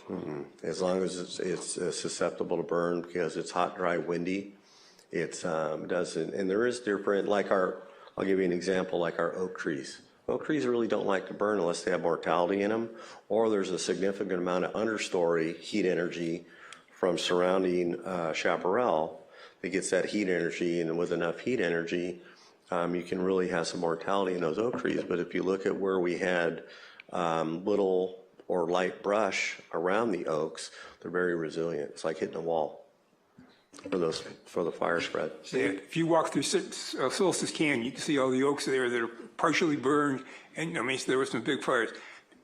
With all of the fire we've had here in Malibu, and I know you mentioned you got to go through sometimes 9 miles of barbed and broken glass to get approval to get some of the. I would think that there may be more acceptance to doing some of this stuff now with these fires in place. And I'm just wondering, how can we help you get the approval process easier? I mean, that seems to me to be, as opposed to taking 6 months to get it, if you guys see, here's a problem, I'd like to see you start working on that tomorrow. But So if we looked at, in which we could target some of the areas within the city of Malibu that borders the SRA, then we can bring in the state and our state partners, whether it's state parks or not, they're going to be willing to work with us because this bringing fire back is what we need to look at. So I think there's going to be, of course, since the Woolsey fire and then to today, is you talked about if we keep repeating the same stuff, what do you call it? You know, so there's a way to really look at doing that. I think there's an appetite to do something different.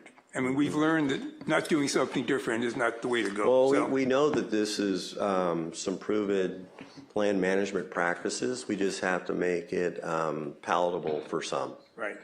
Chief, what do you need out of us? Step 1, 2, 3, 4. I'm looking over and I see Susan Duenas sponsored this session. That's probably our public safety areas where we'd want to start this. But what do you need from us? Because I think, as the council member said, there's an appetite for this. There's a bunch of people out here right now that don't want to go through this again, and we don't want to leave this as a legacy for anybody. So how do we get this started? What do you need from us? I mean, So 1, 2, 3, we'll 4. start with the maps of Malibu. We already know the targeted areas, and we'll work with the city, and we'll work with public safety and everybody that needs to. If you have somebody who's really good at CEQA, we can use them. Okay. Chief, have you been required to get coastal development permits for doing this when you're in the coastal zone? So we have to get the Coastal Commission involved. We do. We do, but They don't consider it exempt under the maintenance provisions? They consider it to be something that needs a CDP? we have areas of some flexibility Okay. All right, or creativity. I'd like to put a consensus here to have this brought back from the city staff as a project to undertake. I can't think of anything more critical than trying to keep fire out of Malibu. So if we have a consensus. What's this? What is this? Yeah, what would bring back? You said bring this back. What's this? Me, you're just going to bring me About- back. about- Please. No, just I think where we're at is what we look at, because really where we're at with this is we need to look now and ahead. Right. So right now we're in a maintenance mode. We need to look at, hey, we're either going to weed whack or we're going to have to remove a lot of the dead standing stuff. But right now is what we're looking at is we're in goat mode right now. What, All right, I'd like to bring back a report and a set of direction from the city staff on how to implement this. Yeah, and what I'd like to see is when we go to the next steps, that we're ready to say, if you come to us and say, I got to do this here, we've got the information, we can say go. I mean, what you don't want to do is get involved in another 3-hour city council discussion. Well, we got to do it, let's do it, and let's make it work. It sounds to me, tell me if I'm wrong, I mean, yes, the city plays an important role in getting it done within the city property. We still have to go through all those steps that you described, and we would have to do that. But the main issue is not the city's property. It's outside the city. That's where it's burning and bringing the fire. That's Here, where it's the sometimes state. it could be challenging. It's state land, it's federal land, but it's mainly state land. It's MRCA land, which is Correct. state land. We can advocate for a prescribed burn and for whatever other measures you believe are prudent, but we don't have the ability, Doug says bring it back, we don't have the ability to institute any kind of plan to manage their land. They have to have the plan to manage their land. Correct. We can do lobbying, we can make public statements about how important it is and how they're putting us in jeopardy, but there's not anything we really can do, right? It's that they have to do it. I would disagree with you on that, Bruce, in a polite way. I think if it doesn't start with us, we can't make the actions happen with the county and the others to get the support for this done. I think it's a multi-governmental group. Okay, so are you proposing, though, that we come back with a plan to do a prescribed burn on No, Malibu just land? look at land management, Look at land and management. as a whole, and Have what our we're going to look at for land management, not Have our prescribed staff come burn. back and give us a direction on how to implement this, whether we have to work with the county, fire, obviously going to work with the fire department. But right now, it's a good idea. We need to figure out how we implement it, and that's what I'd like to have them come back. I'll support that, but look, we all understand, it's obvious. The state, MRCA, need to do a better job of managing their land. We can set an example, but our land is not the land that's creating the problems. their land is. And unless and until they grab the bull by the horns and take care of it, this is going to continue to happen. Right. So this is just it's not even a baby step. It's kind of like it's just an appearances thing. If we want to really do something meaningful, we need to be taking whatever action we can to force them to manage their land and not simply manage ours, because ours is not the problem. I don't think it's an all things fit together. So I think we need to break it up. There are things that we can do within our own private properties to make sure that we're doing the proper fuel management, doing Zone 0, A, B, C, making sure that we're staying with those. There are things that neighborhoods can do, such as what Malibu West does, where they hire the goats in annually. They come through and do clearances. I know it's something that I've been trying to get on Point Doom, because that's how we saw that the fire travel in Woolsey was through the canyon. So at least if we can get in there in those canyon beds throughout Point Doom, that'll help protect the spread. And I think that's something else that within the neighborhoods, the different neighborhood groups can target their particulars to reduce the fuel load. So we can be looking similar to 69 Bravo, where you reduce the fuel load and you reduce the amount of fire activity that came through when Palisades came through. And I would suspect probably save some of those homes that are nearby that area. And then also we can be lobbying at the county and the state level to make sure that the agencies that are trying to deny these things get their minds changed by other people and show that this is something. Our city is actually at the perfect place to be doing this. We have a little bit, 6.5, 7 years of growth for Woolsey that we need to start paying attention to. And then we have this new area that we need to make sure gets attention so that it doesn't get out of control. So that, basically everything on the south side of the ridge line, we need to make sure gets taken care of. So I think there's multiple things that we need to be concentrating on. And the first thing I would like to start in is getting neighborhood education and getting the application for the goats throughout our community. And whether that's the individual neighborhoods, whether that's the city organizing that, and then they're the ones directing it, I don't know how we're going to move forward. So I think that's where staff needs to come in and direct us. If I could make a suggestion, we've got a public safety commission, we've got a public safety department. Get them to come back with a plan and recommendations that we can review here at the council so we can see how to implement this and get the goats on the ground, get the prescribed burns, whatever else needs to be done. But this is the time to do it.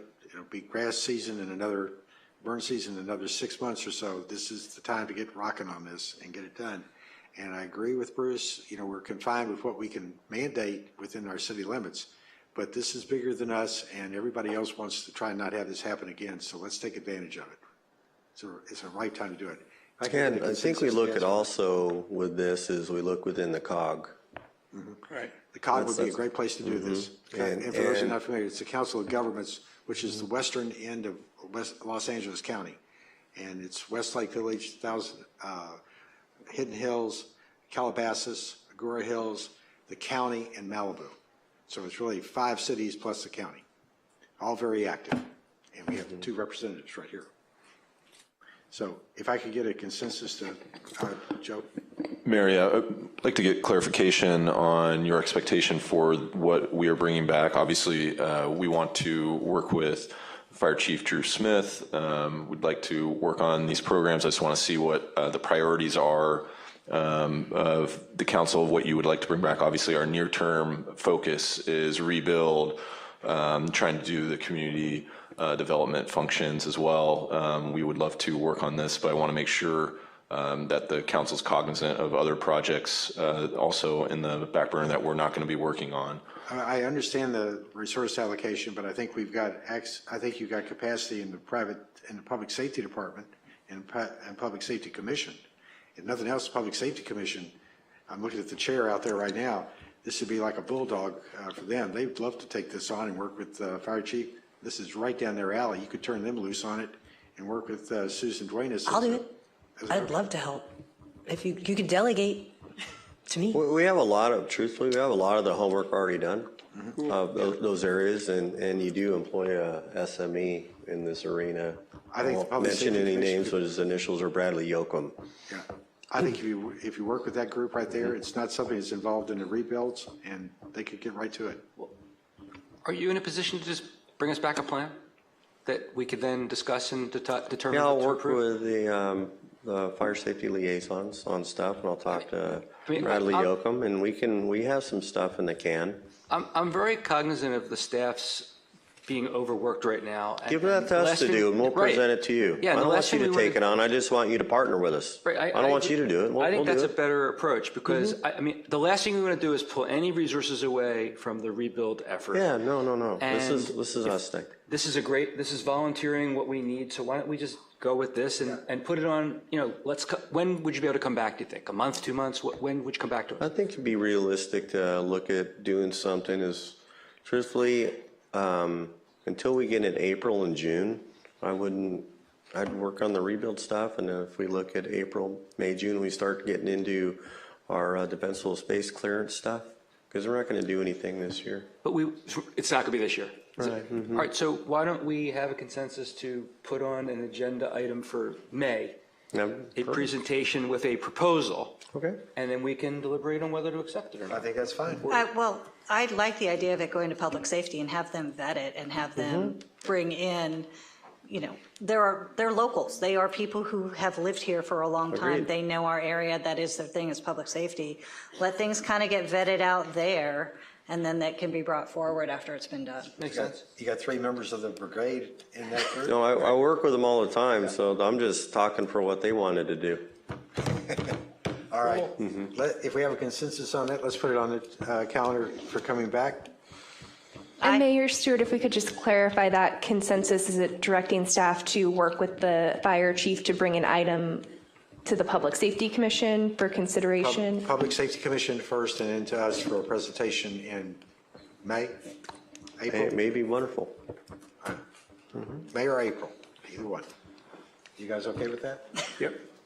Bruce? Yeah. All right. Yes. All Thank right. you so much. Yeah, very Thank good. you. All right, thank you, appreciate the support, thank you. All right, I'll say one, hey. I'll say one thing. He mentioned Bravo 69. For those of you that are not familiar with Bravo 69, go to YouTube and you'll see what saves Malibu when we have a fire. Just call it up and see the Bravo 69 YouTube video. It's about a 3-minute video, and you'll appreciate your fire department even more. All right. With that, let's go to commission or committee updates. We have any of those? We're checking on Zoom, but no, we don't have any commissioner committee updates. All right, city manager update. Yes, thank you, Mayor. I know we are running past our time. I'll try to go quickly. Obviously, we have another storm event coming this week. There is a flash flood watch. Want everybody and residents to be prepared and be mindful. We do expect the peak to be on Thursday. As of right now, we do expect something will probably impact our roadways. Right now, that's our biggest concern. So we are preparing for that. We have our city team, Public Works, preparing with checking all of our catch basins, storm drains, replacing sandbags and K-rails in key locations, clearing out all our debris basins. Our maintenance staff will also be working throughout the storm event, addressing issues and removing debris from the roadways as it occurs. And then there's also residential sandbags available at all fire stations and also at the La Costa Post Office parking lot. That's at 21229 PCH. So please do not hesitate to go collect some sandbags if you need them. Also, you've seen some reallocation of resources at different lots. Things have moved as we continue to stage for our disaster response. Currently, we have the Army Corps set up at our chili cook-off or our Oki lot, as well as our Public Works Department has a lot of staging of our K-rails, dozers and piping and different things we're doing to try to respond to the current disaster. The National Guard has now been relocated. They have their base camp here at the adjacent lot to Ioki, the Bell lot. So you'll see all their military vehicles along with everything they need to support that base camp, such as showers, mess hall, all of those sorts of things, bedrooms and whatnot. So the National Guard is now here. That was part of the swap as we were trying to use the Will Rogers State Beach for the EPA. And we are also, while we have the National Guard, we are also working on trying to expand the resources that we have from them to hopefully help our community and secure the neighborhood. So we are working on those requests to try to keep their presence here as long as we can. We did touch on at length already the rebuild process. We are trying to bring as quickly as possible our LCPA, ZTA ordinance amendments that are in line with the governor's executive orders. So we now have a special planning commission meeting on February 20th, and then we will follow that very quickly with a special council meeting on March 4th, and then the final adoption, at least that's the intent, if all things go smoothly, on the March 10th council meeting. We did meet with the Coastal Commission. We've continued to have ongoing conversations with the Coastal Commission. We had a very productive meeting with staff last week, and we are all committed to being on the same page on the process, trying to make sure that we have all of the same information available from both the city and the Coastal Commission to be in lockstep on the process going forward. So we plan to be as clear and consistent with the Coastal Commission to help our process going forward. A number of planned meetings and more educational opportunities for residents. We are, after we hopefully have those code changes, we'll have a design professionals town hall so that we can help educate all of our design professionals who will be helping residents. And we'll continue to have more community education sessions, as many as we can. Also, if anyone wants to speak to our staff, we are available. If you want consultations now, please do reach out. You can call our phone number 310-456-2489. That's extension 390. Again, that's extension 390. Or email maliburecovers@malibucity.org, and our staff will be as responsive as possible to try to help you and guide you as best we can. Right now, that's still in the early stages. And we touched on the rebuild office. I won't go back into that too much, but we are working on building that out and ramping that up. And we do have a rebuild website now live, maliburebuilds.org. That's for resources and guidance. So you have a central hub for all things rebuild. We talk about the debris removal phases. We touch on the rebuild steps, trying to provide step-by-step instructions as best we can, and we'll continue to keep that website up to date. Provide some rebuild options. We'll provide updates on events and different deadlines for you. So there's to be some calendars on the website. And also resources for community and small business options that are out there. And of course, FAQs will also be there as well. So we'll continue to have that website updated, and hopefully that'll serve as our central hub for all things rebuild. And with that, Mayor, I'll turn it back to you, or if we want to have Sergeant Sutherland come up. We got some questions here. Hold on, Sergeant. Yeah. Let's let the sergeant talk, and then we can. All right, Sergeant, not so fast.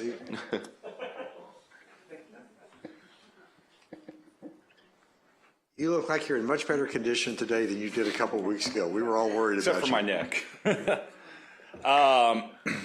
Did Drew take off? Is he still back there? I think he took off. I'm going to try and top his GOATS presentation. Well, I'm going to give some kudos to your community brigade members. So if the community brigade members can stand up, and then we got Mark back here, Mark Russo, the VOPs. This is applause time. Yes. So let me give you some stats about these folks here. So the VOPs, since the Palisades fire started, have put in 1,327 man hours in free time, volunteer hours to the city of Malibu. So if you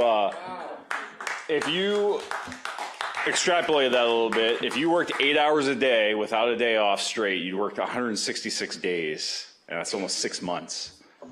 So that's the VOPs doing that. Now the community brigade members, they put in over 5,000 hours since the start of the Palisades fire. And then for the LA County Sheriff's Department, we put in 78,160 hours approximately since the Palisades fire started. So, and for us, that's, if you work 16 hours a day without a day off, one person, you'd work 8.9 years for that. So I want to give the VOPs and the community brigade an extra round of applause because they do a lot of tasks that for us are critical, but we have other things going on, and so they're just a great help to have out there, and we appreciate them a lot. So thank you. Second item I want to talk about is PCH, the hot topic. So last week we had a storm, and there were some minor issues on PCH. There was some minor mud and debris flows near Big Rock, and then also in the city of Los Angeles at Puerto Marina, there's a wooden retaining wall that burned up, and so debris is starting to come down off that, so they had to do emergency repairs on that. And because of that, Public Works in consultation with Caltrans, or a combination with Caltrans, they decided to close PCH from basically 22,500 PCH all the way down to the Palisades. And when I say close, I'm going to read exactly so I don't mess this up here. So a hard closure means that the roads are closed to all traffic except fire and law enforcement. And so what Caltrans has put in place is a soft closure. And a soft closure means that roads are closed to all traffic except fire, law enforcement, and critical incident resources, i.e. utility workers, Caltrans, city and county roads, etc. And those workers needing to repair or restore infrastructure. So that's what's in place right now is a soft closure. And we realize that there's residents who are still living inside the burn zone area, and we're very cognizant of that fact. And so because of that, Lost Hill Station, along with Captain C2, have been issuing resident passes since Saturday so that residents can prepare for this upcoming storm, which I hear is going to be quite the storm. And so even though Caltrans has ordered a soft closure, we are trying to accommodate the residents as best as possible to get them prepared for the next storm. With that, Parker, if you have that advisory, you can put it up. This is supposed to be the strongest storm of the season, so I wanted to read this to all the residents who are in these areas. So you can get your sandbags at the local fire station or at Rambla Pacifica down there by the strip mall. So know how and where to shut off all utilities. Remember, water and electricity do not mix. Stay aware, monitor conditions, be ready to go when told to evacuate. Do not attempt to cross flooded areas and never enter moving water. If you become isolated, seek the highest ground available and wait for help. To allow emergency access, consider leaving exterior lights on and property access gates open. 1 or 2 inches of mud can cause gates to jam and restrict emergency response. If flooding traps you in your car, stay inside. If the water rises higher, wait on top of your car for assistance. Do not step into moving water around your car. Due to the fire conditions, areas not usually subject to flooding may experience flooding, mudslides, and debris flow. Falling rocks are also possible from hillsides and in canyons. Flowing water is an instant danger zone. Stay away from flood control channels, catch basins, canyons, and natural waterways which are susceptible to flooding during periods of heavy rain. And if you see someone who has been swept into moving water, do not enter the water and attempt a rescue. Call 911 for an emergency rescue personnel response, and if possible, throw them a flotation device.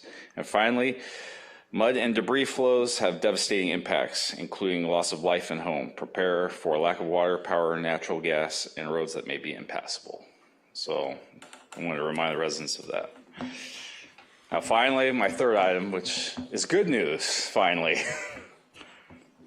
The crime statistics for 2024, which seem insignificant at this point. But in 2024, there was 440 Part 1 crimes compared to 476 in 2023, which is a decrease of 7.6% year over year. So, good news. The 5-year trend from 2019 till 2024 is minus 5%. So, end on a good news. Okay, got a quick question for Sure. you. I think on the soft closures, I know I sent a text message today to Captain C2, and I think you as well. We've got people that want to sandbag up in the burn areas. They've got a pass for themselves, but they need an extra car or truck with helpers and maybe more sandbags, but they're not being allowed to bring that second vehicle in. What can we do to help them? Call the station and explain the situation, and we'll make it work. Okay. Ask for the command post at the station. Okay, so I'm looking back at the VOP chief back there. Mark, can you make sure that gets passed along to the people? Thank you. And contractors, what are their rules? Same thing, call the station, ask for the command post, and we'll evaluate it. Yes. I was told, and it would be good to get confirmation whether this is right or not, that the fire brigade's up there helping people Yes. sandbag and otherwise prepare their properties. Yes, that's correct. Which is great. Thank you for that. Captain C2 told me that what you described was only going to be in place till tomorrow, and then it's going to be a hard closure for residents through the rain event. Has that changed, or is it going to be closed tomorrow? That's the tentative plan, 5 p.m. tomorrow, because that's when the rain is supposed So everyone to needs to start. understand, so what you just described, which was great, what's been going on, and I'm very appreciative. I've expressed that to the captain for what you guys have been doing, but it's not going to happen as of tomorrow through Friday, and possibly longer if the rain causes problems on the highway, right? That's correct. Okay. So anyone out there who's listening or who's here, you're not going to be able to go prepare your property anymore as of tomorrow. Today was the deadline, unfortunately. 5 o'clock Tomorrow's Oh, 5 o'clock tomorrow? Okay, so. Tomorrow's the you know, deadline. That's it. Get it done because it's not going to stay open. It's going to definitely be closed at the end of the day tomorrow, even if the rains are moving out or what have you. Correct. They have to assess the roadway after the storm. And by the way, if they leave their property after the hard closure, they can't get back in, right? Correct. One of the questions, you said that Caltrans and Public Works decided to close the highway. When you said Public Works, did you mean our Public Works or the county Public Works? LA County Public Works. Okay. So, can you explain, because I get these questions all the time lately, who is in charge of making the decision to open or close PCH, and what control, if any, the city has? So Caltrans controls the roadway. Public Works controls the debris basins and all the infrastructure surrounding the roadway. So it's LA County. LA County Public Works, yes. And they work in unison together to ensure the safety of the motorists on the roadway. And so based on the totality of all those factors, they decided that it's not safe for the general public to be on the roadway. So do we have does the city of Malibu, using whatever its combined forces, have the ability to cause the highway to be opened if we want it to be opened and Caltrans decides to shut it? The Caltrans is the overall authority on the roadway, so. And we can't shut it if we want to, if they decide it's open, right? Correct. All right. And I just wanted to say thank you. And some more good news. I want to repeat that we have found the brigade $750,000. We found your sheriff's department $1 million in conjunction. I don't know if you know Love that. it, yeah, I heard. Thank you so much. It was you're welcome. VOP's next, I guess. We got him Starlink. But so yeah, last night I saw residents were saying PCH was going to be closed indefinitely. That's scary. That's not true? Indefinitely? I would say there's no anticipated reopening time So yet. indefinitely. Oh, great. Is that at both ends, or is that just up at It's the LA within area? the fire affected areas, so. If I could ask a quick question about that. I've been asked by several people, I can get to the, I think Checkpoint Charlie, as Jay Wagner calls it, here in Malibu, but they can see where they need to go just down the street. How do they get down there? Or do they need to call the station to get a pass through the? Then you get that pass, however, they're gonna have to wait till after the storm because but we've stopped issuing the But if passes. they want to do it today, or I should say before 5 o'clock tomorrow. If they have the pass, they can go up till 5 p.m. tomorrow Okay. to get their residents prepared. This may not be for you, sorry, Marianne. Dolphin decals, everybody keeps asking me. It's just not a thing. We're not Great. honoring. Not a thing. Okay, everybody, not a thing. Hi, Hi, thank you for everything. you're welcome. Is there a reason why the checkpoint is where it's located? It seems to many people that possibly it could go east some. If you go several hundred yards down the road, that's the first impacted residence, so. So it's just being determined by where the first burned structure is? Correct. Okay. To and then somebody, yeah, the liquor regardless store. of whether or not the hillsides may be more stable in Correct. that particular neighborhood, so just getting it to Las Flores and everything would be difficult. Okay, perfect. Not, yeah. All right, Not thank an you. option at this point. I appreciate that. Anybody else? Thank you for everything you do. Thank you. Yeah. You're welcome. Sergeant, Thank you. thanks. I've said this before about the, people say, well, I like to take something to the firemen. But I'll say the people that are sleeping at night in a tent or have a mess kit or mess tent to get their meals at are not the sheriff's department. They're sitting in their cars drinking cold coffee. So if you want to give anybody something, walk up to a deputy and give them a hot cup of coffee or some cookies or whatever, or donuts. We'll take it. Well, hopefully he's training. He's going to be able to run in his race shortly. Right. Yeah. All right. Anything else? All right, Sergeant, thank you very much. Thank you. Do we have any more questions for the city manager? I do. All right, go ahead. It's great that the National Guard is stationed here, and this is not a criticism in any way, shape, or form, but a number of residents have said that they have very, very bright lights and they're shining into their windows in the condominiums. Is there a way to get them to shine them down? Obviously, they need the lights, and obviously they need to be here, and we want them here, but can something be done, communicated to them to see if there's a way to make it less inconvenient to the next door neighbors? We can definitely ask. Okay, that's one. I'm aware of, and you discussed that the staff, our staff is working with coastal staff to establish things that can be done. It's good that it's happening, but it concerns me that it's happening before we've had any policy discussion of what we want to see accomplished, because it's going to be delivered to us as a fait accompli, and we're going to be told, well, if you want something different, we need to restart the process. Whereas we should have been involved from day one in the process of letting them know what it is we want, what our residents tell us they want, so that they can then, we can find out whether they can or can't accommodate that. And I feel like we're just led around as a council and don't have any input into these decisions until after it's too late to really have meaningful input. All I can do is up here and talk to the residents and basically pound my hand on the table, but not get anywhere because it's all been done already before it even gets to us. So can we get involved in these discussions so that they're not just delivered to us as a package that we have no control over? I'll take this one. Mary Ann and I were involved in the meetings with the Coastal Commission as your mayor and mayor pro tem. And what we're trying to implement is to get the governor's rulings or mandates understood. I think the issue that we have been facing, and I think everyone out there can understand, we've got the Coastal Commission and others nodding their head, yes, we agree with that. But then it comes down to the details and they go, no, we don't agree with that. So what we've had to do, and it has been not driven by what the council wants necessarily, but to make sure that the governor's orders are clear and effective with the Coastal Commission and anybody else that has a power over what we want to accomplish for your rebuilds. And we've gone back to the governor and made sure that you've noticed that there's been some follow-up orders that have come out of the governor's office. That's because of what we have done along with the county and occasionally the city of Los Angeles. So all we're doing is making sure that the governor's orders are clear. We haven't done anything that's policy to the city. It's just to make sure that if the governor said you don't have to have a CDP for this and this, we end up where we don't have to have a CDP for this and this.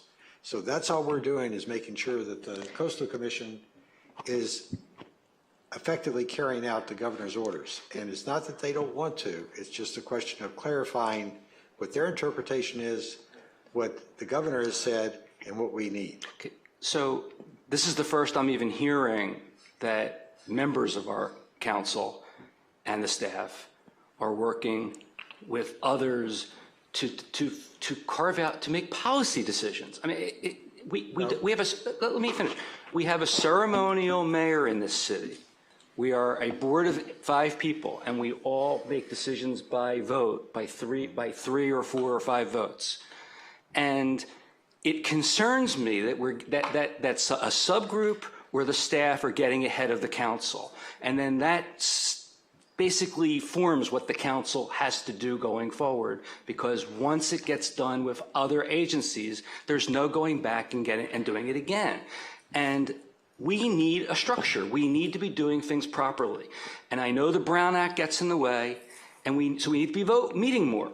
But we need, as a body, we don't always agree on things. It's obvious from people can watch that tonight. It's been obvious for years. We don't always agree on things. We all want what's best for the residents, but we all have different views of what's best for the residents. And a lot of the residents have different views about what's best for them. And it's not appropriate for us, for a subset of this body, to be doing things that are going to affect what this body gets to decide. It really troubles me. And I have a question. Is there a subcommittee for rebuilding that Bruce is on with Marianne that we voted on? Yes, you did. And so now it becomes a Brown Act issue because now there's not. I mean, it's just because you guys are in the room together. He's being left out in the dark. No. Hold on a second. Let's make sure this is very clear. Okay. All right. You just had at the last meeting a vote to authorize the city staff to put together the resolutions that are going to be coming back at the next planning commission. This is being done in an orderly manner. You're able to see it as it progresses through the food chain. All we did with the Coastal Commission, and this is what I think you want your mayor and your leader and your mayor pro tem to do, is to make sure that if we have interaction with public officials, we're doing it. We're trying to report it to you as best we can. In fact, I think I've talked to some of you, probably more Brown Act than I should, about what's taking place. And we couldn't have you in the Coastal Commission meeting because there was only 2 people allowed in there from the council. So it was the mayor and mayor pro tem. The city staff was working with them. And I think that you've had information come back to you about, and very visible, about the governor's orders. And all we're doing is making sure the governor's orders are being complied with the Coastal Commission, and the city staff is writing the documents that we're going to approve that match the governor's orders. So don't feel like you're being left out. And we have an ad hoc group that's supposed to be handling the rebuilds, and that's Bruce and Marianne. And as the ceremonial mayor, if you want to call that, I'm not even involved in it. And you guys are taking care of that. You're fully involved in it, Bruce, as much as you want to be. No, look, when I was appointed mayor for 10 months, whatever it is, I remember this vividly. Captain C2 came to me one day and said, I'd like to meet to find out what your objectives are for safety for your term. And I said, it's not me that gets to decide what the objectives for safety are. It's the committee, it's the council that gets to decide that. I can meet with you after the council sets that objective and tell you what the council wants, but I don't get to go to a meeting with you and tell you what I want because I'm just one of 5 people.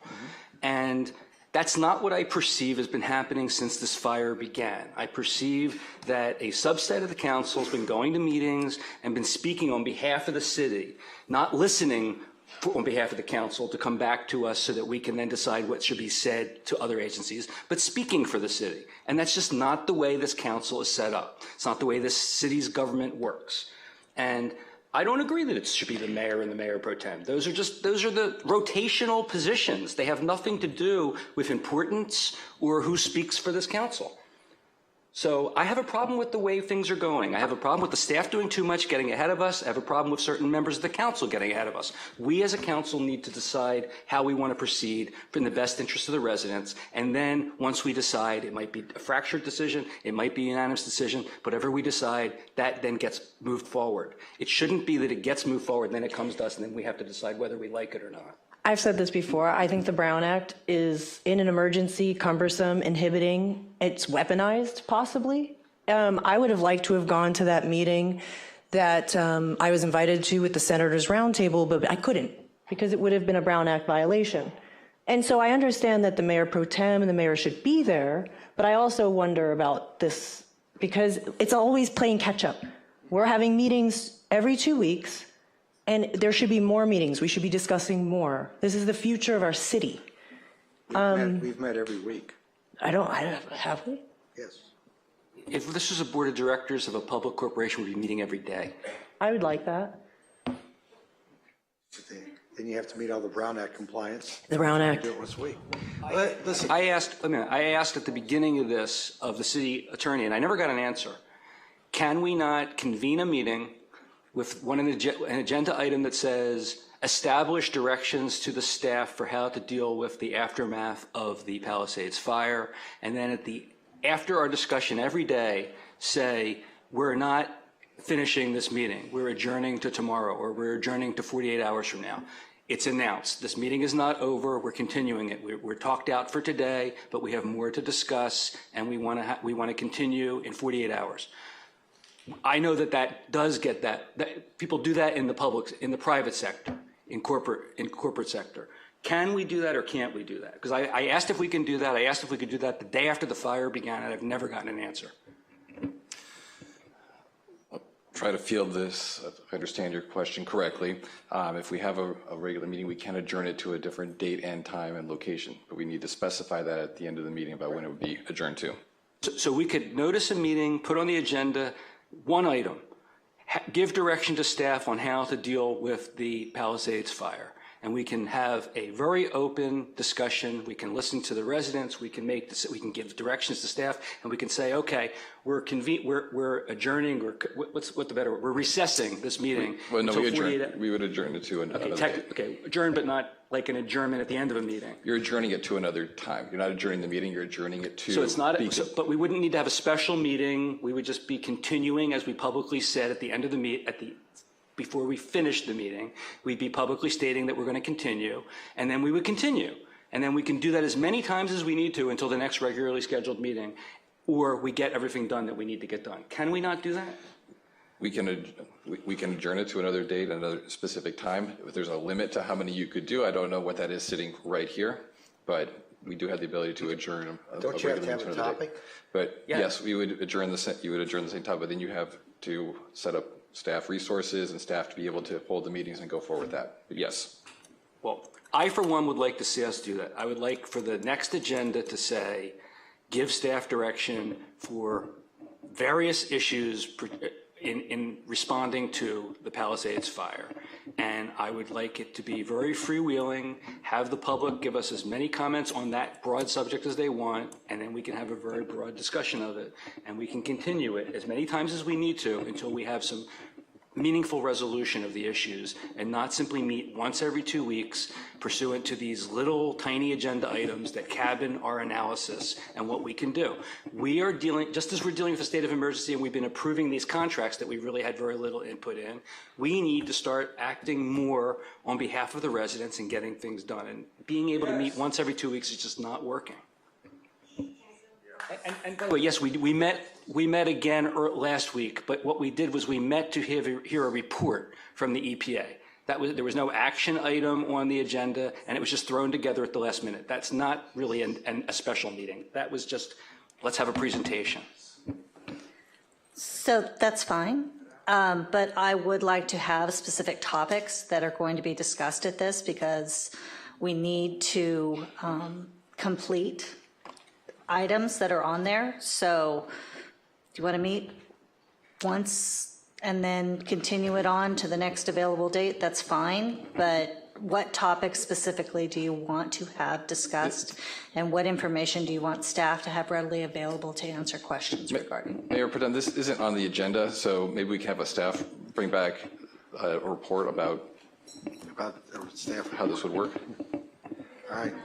Or let's have an item to come back so that we can talk about the thing and have it on the agenda so we can get what we want. And let's as opposed to have the staff tell us what, let's tell them what we want. If we want to have more meetings, let's just establish the next meeting right now and get a consensus for the next meeting. You know, What's the topic going to be? Conversation is that Rebuilding, fires, more transparency. You PCH, cannot have enough Caltrans. transparency in this issue. I mean, this stuff that these folks are going to have to go through is going to go on for a very long time. And the more they understand what we're doing, the more we understand what they want, the more we can communicate that clearly to the people who are doing the work, the better off we're all going to be. So, I mean, whatever, if I got to meet every day, we got to meet every day. I mean, I'm getting my $500 a month. It's worth it. Yeah, I mean, I'll give it an example. The conversation earlier over item 14, I raised as a point, I didn't hear what other people had to say because it's not an agendized item. I raised as an example, maybe we should have a rebuild one-stop shop that's limited to who can use it, in terms of it can only be for people who are going to do like for like. That might be a good idea, it might be a bad idea. I don't know. I certainly have no ability to give direction to the staff to do it that way because it has to be decided by the council. There are hundreds of questions like that that are going to have to be decided. And having this process where the staff is going to figure it out, then they're going to give it to the planning commission, and the planning commission is going to discuss it. Then it's going to go back to the staff. Then they're going to come back to us. This is not how we need to be operating right now. That's how we operate in the ordinary course. Maybe we shouldn't even do it in the ordinary course, but we can't be doing that now. What's the difference between what you just asked for and the ad hoc committee that you're on? The ad hoc committee, I read the charter, so to speak, because an issue came up recently with a meeting with residents. It says the city will be scheduling meetings with various constituencies, and the ad hoc committee's responsibility is to attend those meetings that the city establishes and then report back to the city council as to what was learned. That's what it says in the staff report. That's what we voted on. It's not an ad hoc committee that's responsible for making these types of decisions and then coming back to the council and reporting that decisions have been made. And I don't want to drag this out any further than we have, but I've got residents coming to me telling me what they're going to do. Yeah. Right? I mean, and whether they know what the rules are or don't, but they're unless we can be very clear to them as quickly as we can, so we set their expectations. I mean, again, some of these folks are just going to do what I want. And I don't think it's going to work that way. So the more we can be clear what we want, the more we can provide direction, the more we can, I think it's going to help us, it's going to help them. So we have is the Malibu website, the Malibu Rebuilds website in construction currently, or is it up? It is up now. So many of the questions that the residents are asking can be answered at the Malibu Rebuilds Can be, I don't know if they are. I mean, a whole bunch of stuff can be done, we got to start doing it. Well, I'm saying that the information is there, and so that people that have questions or are wondering if what they want to do can be done, they can go to the Malibu Rebuilds website, maliburebuilds.org, and they can see what the rules and regulations are going to be. Again, I think we're going beyond what's on the agenda, so if you want to put an item to consider. Let's bring it back for the, yeah. Do you guys want to have a meeting next week? I would like to, a meeting next week would be great. I would like to see a meeting called with an agenda item that is give staff direction on all issues arising out of the Palisades fire that need to be addressed on behalf of the residents.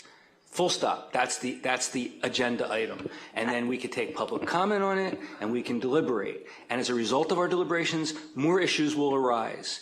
And we can adjourn the meeting to a date a couple days later so that we can continue the discussion. We might solicit more public comment, but we need to have an ongoing conversation in the public eye because Brown Act prevents us from doing it behind closed doors. We need to have that going and we need to keep it going until we've talked out.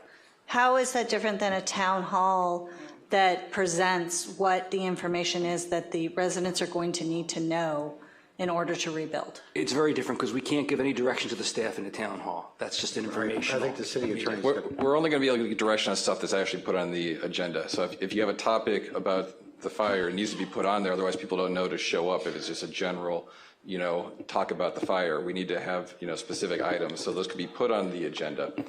But if you're trying to give direction to staff, the public needs to know what we're going to be talking about so they know to show up, what it would be. It could be a number of different things. So if we just say we're going to talk about direction we're going to give the staff that the public can then use, that'll them decide how they're going to move forward, that sounds like a topic to me. Me too. Good. Rebuilding, recovery, a vision of Malibu. Who's got the vision? We've got to talk about the future. Right. We could give direction as to approach the Coastal Commission to find out whether they'd be amenable to X, Y, or Z, rather than waiting to hear what they had conversations with the Coastal Commission about already and reporting to us what the results are. There are going to be things like that. There are going to be innumerable things like that. And the way we're dealing with it's just too cumbersome. Excuse me, sir. If you're going to continue, if you're going to talk out, you're going to have to leave. You're arguing. I'll leave. Good. It's called debating. He's got. Okay. Again, we're going beyond what's on the agenda here tonight. So if we can put an item on for the next meeting to discuss how this would work, what the specifics of it would be. Let's bring it back let's schedule a meeting. I know we've got probably planning commission next week. We have to figure out how to pack it in. We got two. We have 2 planning commission meetings next week, the regular meeting on Tuesday due to the holiday and the special meeting on February 20th for the rebuild ordinance. If the staff can figure out a way to sandwich something in that we could have, we have any time available. Could we get more specific Hold on on. Mayor, I just wanted to look for some clarification. Obviously, we are happy to try to implement the policy wishes of the council, but do want to be mindful. There's only so many resources that we have to support each of those meetings, so we can do that within a limited scope, right? Of course, we have limited resources as we're trying to do everything else the community is requesting of the fire rebuilds and everything. So there's only so much I can demand of this team to support on it. But we want to be here for whatever those policy discussions are. So if we could narrow the scope a little bit, that would be helpful. Yeah, we do need to narrow it a bit. I don't know. City Attorney, you got a recommendation of what we could put as an agenda item? Because we can't just talk about rebuilds. No, I would suggest you bring back an item either at a special meeting or on your next regular meeting to discuss what exactly you want to have in this, what the limitations are legally to doing it, what the notice is going to have to look like, and what the staff resources are that are available to set those meetings. Okay. Bruce, you want to work with me to try and set a meeting date? Sure. All right. We'll do that. We'll come back and propose that with the city staff. We'll see what we can pull out. I appreciate the fact and I want you guys to know, we have a choice. We can either meet this thing to death or we can get results. And that's the way I look at it. I think you want results and not to see us up here pontificating, but we're glad to do whatever the consensus is. All right. And Mayor, there was consensus among the council to bring that item back? We're going to, Councilmember Silverstein and I are going to get together and see what we can get in the way of a direction to work with you guys. We will come back with something. Is that all right? Is that a consensus? Why don't we just put on the agenda of the next meeting, whether it's going to be a special meeting or a meeting 2 weeks from now, an item of what protocol we want to establish for going forward to deal with the after effects of the fire. The protocol might be, majority of the council might say the protocol should be, let's continue to meet every other week and do it the way it's always been done. Or the protocol may be, let's meet every single day, or it could be anywhere in between. Why don't we just put on the agenda an item that is establish a protocol for dealing with the after effects of the fire? All right, let's do that. It may be no new protocol. Okay. I think where I'm having trouble with this is that we're not zeroing in at the protocol of what?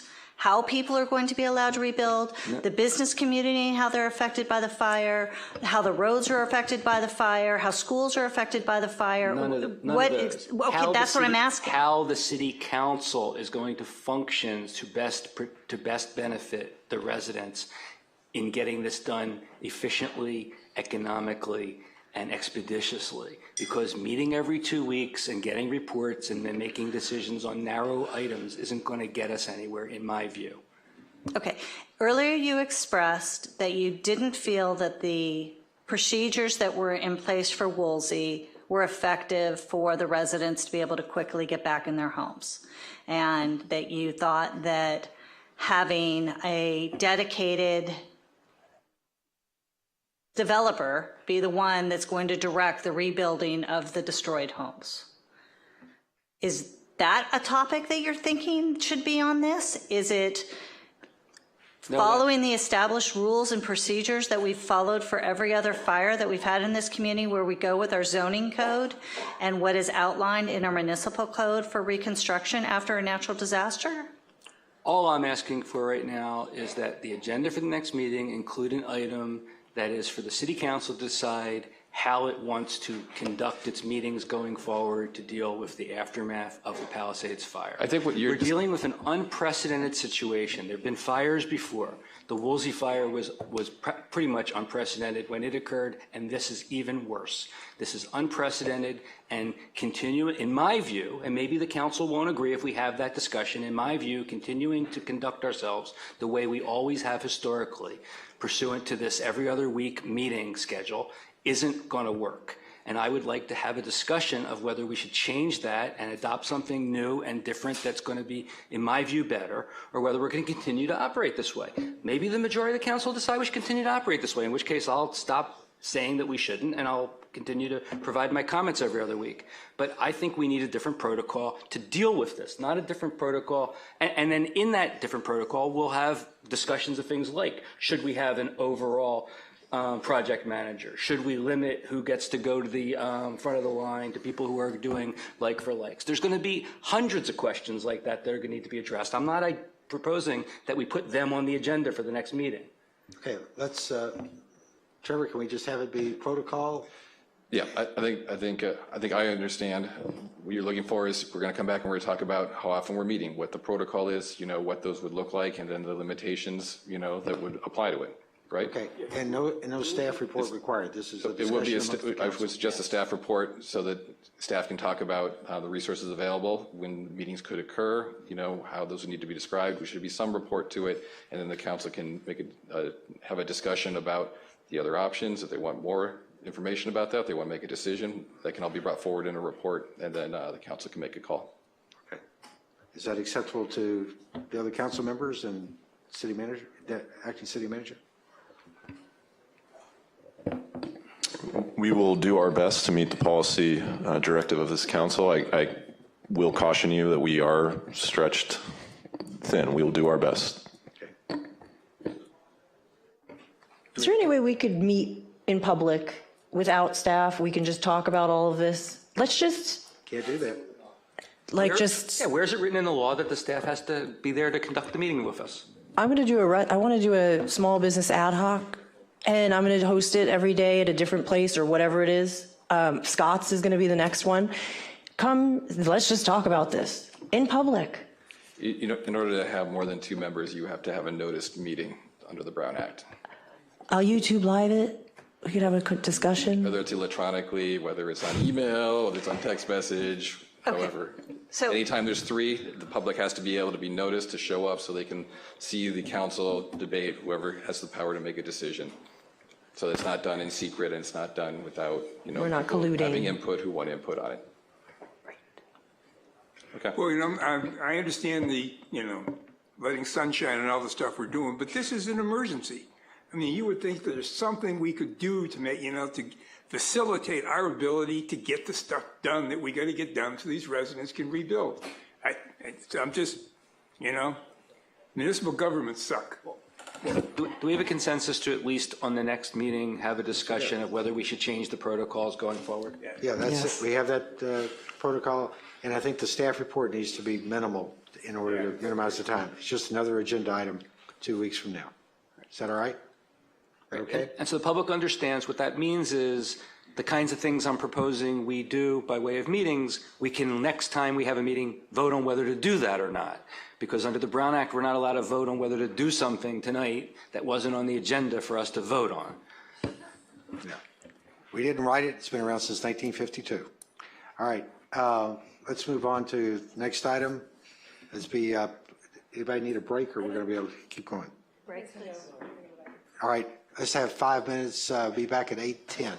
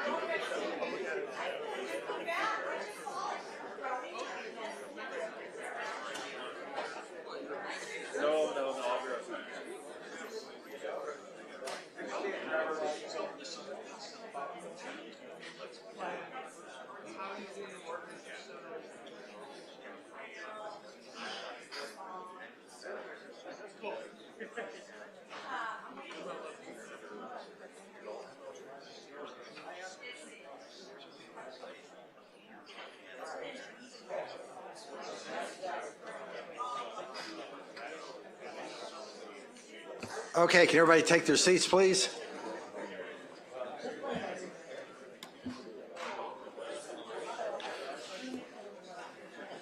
You're blaming me for what? Sugar intake.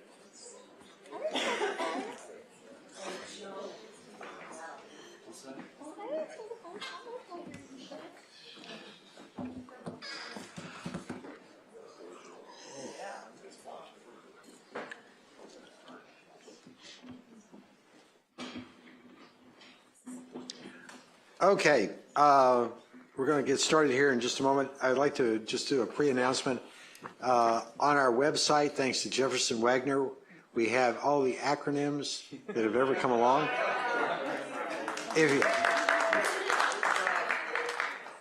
And I have to say, Jefferson, until tonight, I did not know what an ARCWF is. That's an Architectural Review Woolsey Fire. So yes, thank you. All right, we've got a lot of speakers tonight. I know it would be easier to cut down the time, but I think it's appropriate to keep the 3 minutes. But if you don't need all 3 minutes, please don't take it. We also have a video that came in late. We're going to allow that to be presented. We have an exceptional time right now, so we'll make an exception for the video. But please try and get them in before noon if you're going to do it for the staff's sake. So we have 24 speakers, and that's before we get to Zoom. So we'll try and move it along. And like I said, if you don't need to say it, please don't. And if you can say, I repeat what somebody else said, that'd be great too. First one up is Don Schmitz, followed by Mikey Pearson. And I have 2 slides I'd like to show if you could pull it up. Don Schmitz, appreciate it. I'll move it along as quickly as possible. And I actually signed up to speak on what the chief presented to you in regards to the goats. The configuration that we just experienced is the result of 50 years of failed land use management. Before us, the Chumash had prescribed burns. They set fires all the time. And when the Spanish and then the Americans settled in this area, there was thousands and thousands of livestock that free grazed throughout the Santa Monica Mountains. There was a gentleman by the name of Luigi, had 10,000 sheep just in that area at the intersection of Malibu Canyon and Las Virgenes. That managed the fuels. And when that stopped, the County of Los Angeles had prescribed burns and maintained fire breaks all the way up through the 1970s when we stopped that practice. And clearly, we need to do something different. And we've got a blank slate. Mother Nature just cleared it. It burned it all off. And I think you'd be interested to know that in the late, I think around 2018, the Sierra Club endorsed using goats to maintain fire breaks and clearance. And your deliberations were spot on. They were excellent. And what we need to have is a master plan. Could I have the next slide, please? This is a map which is reflective of the traditional fire breaks that went, and some water mains that went all throughout the Santa Monica Mountains that the county used to maintain. You're absolutely right. It's a multi-jurisdictional issue. However, right now, You have forged amazing alliances with 3rd District Lindsay Horvath. You have state senators and representatives that are very much on your side. Last time I checked, the governor is very no nonsense in regards to what we're going to do about fire safety in the state. I think if the governor weighs in on this, that the MRCA, the Santa Monica Mountains Conservancy, and state parks will fall in line to do this. And I promise you, the White House would be more than happy to back you up as it pertains to the National Park Service. You can be the leaders. You have shown that with the Pacific Coast Highway Safety Program, that you did an amazing job in forming a coalition to address that. You are absolutely right. You do not control all of this, but if you take the lead in creating a master plan of fire breaks, doing the fuel management of probably 400 or 500 feet around the denser communities like Big Rock, where we manage that type of fuel loading, it can be done. This is the window of opportunity. So with that, I will wrap it up. I know you have a very busy evening, and I urge you through consensus to work on forming that master plan using the county and the governor's office, and yes, the White House as your partners. Thank you.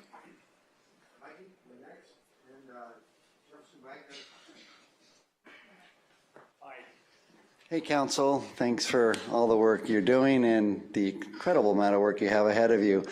And Malibu West absolutely loves our goats, so you can come to our goat event this year. It's actually the whole community gathers. It's really, really bonding for the community, just on top of all the other good stuff. Despite the uniform I'm wearing now, I'm here on behalf of our Chamber of Commerce, the Malibu Palisades Chamber of Commerce, just to make it really fun.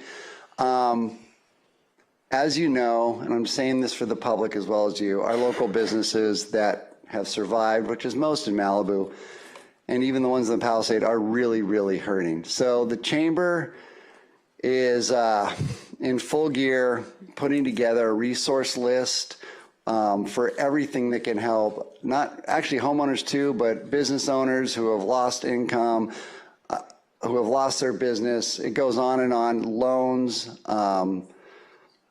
outside foundations. So that list is constantly growing, and anyone can get on that list. You do not have to join the Chamber. If you get a hold of me or get a hold of the Chamber, you can be on the list to get that email that's going out pretty frequently.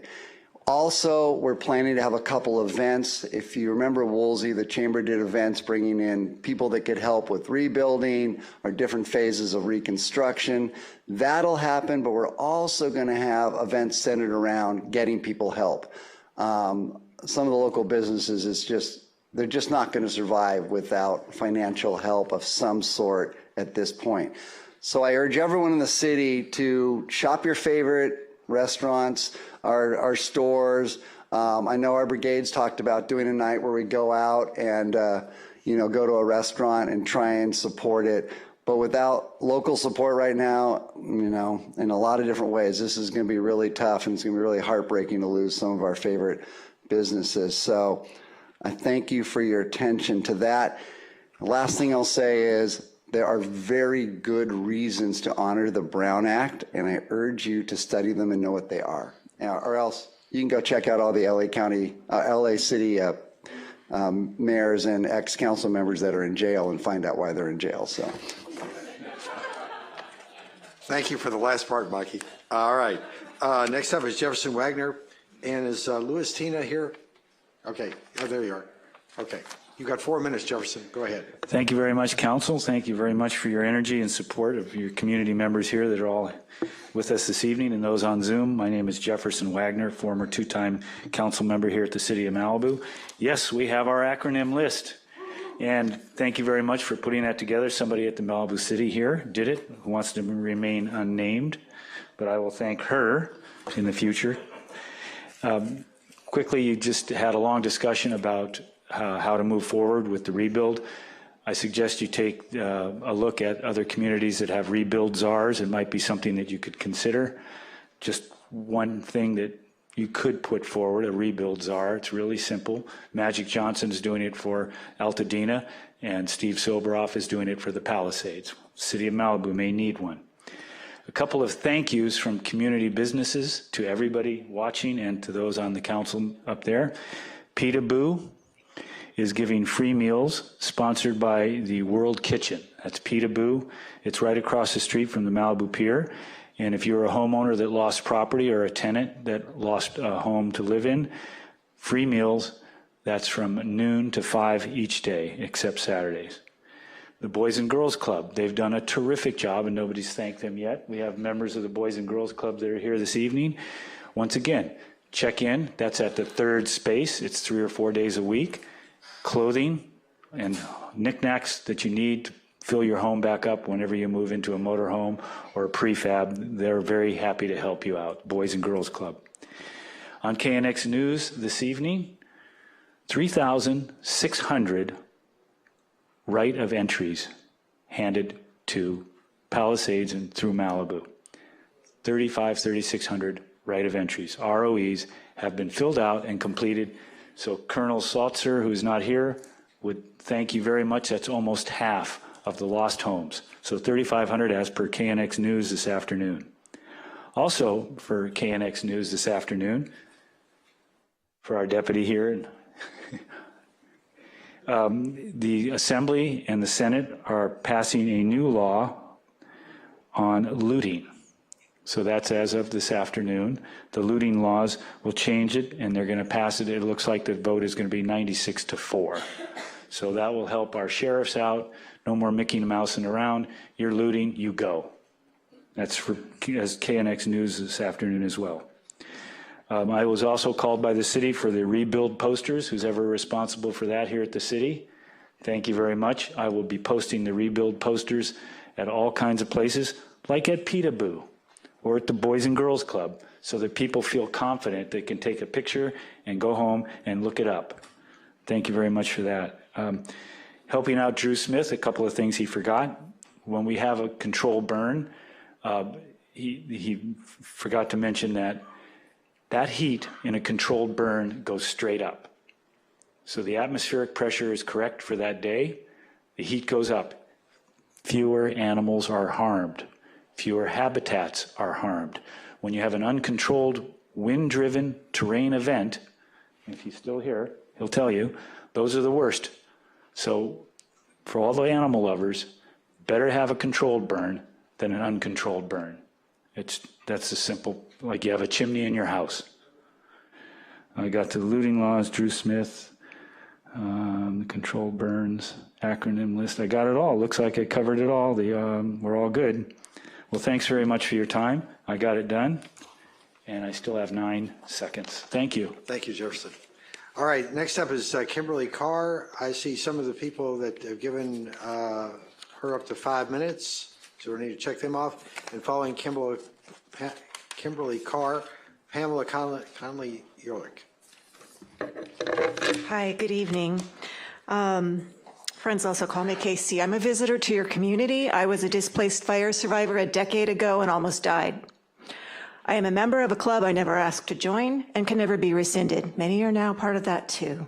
As a result of my experience, I have chosen to volunteer after firestorms all over the state of California since 2015.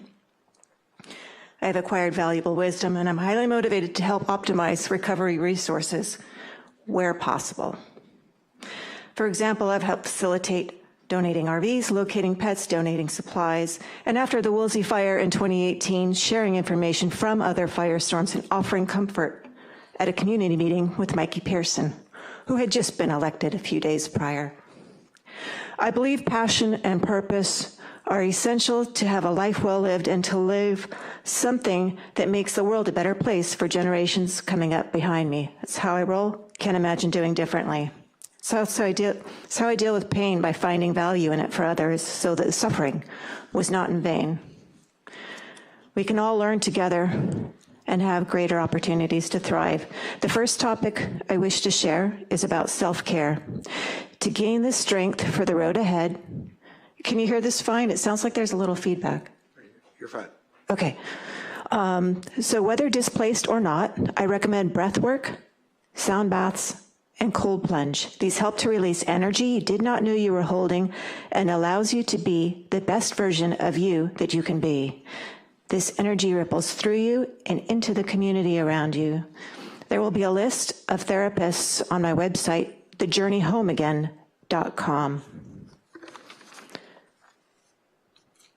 The next topic is building resilient home models for others to learn from and adopt.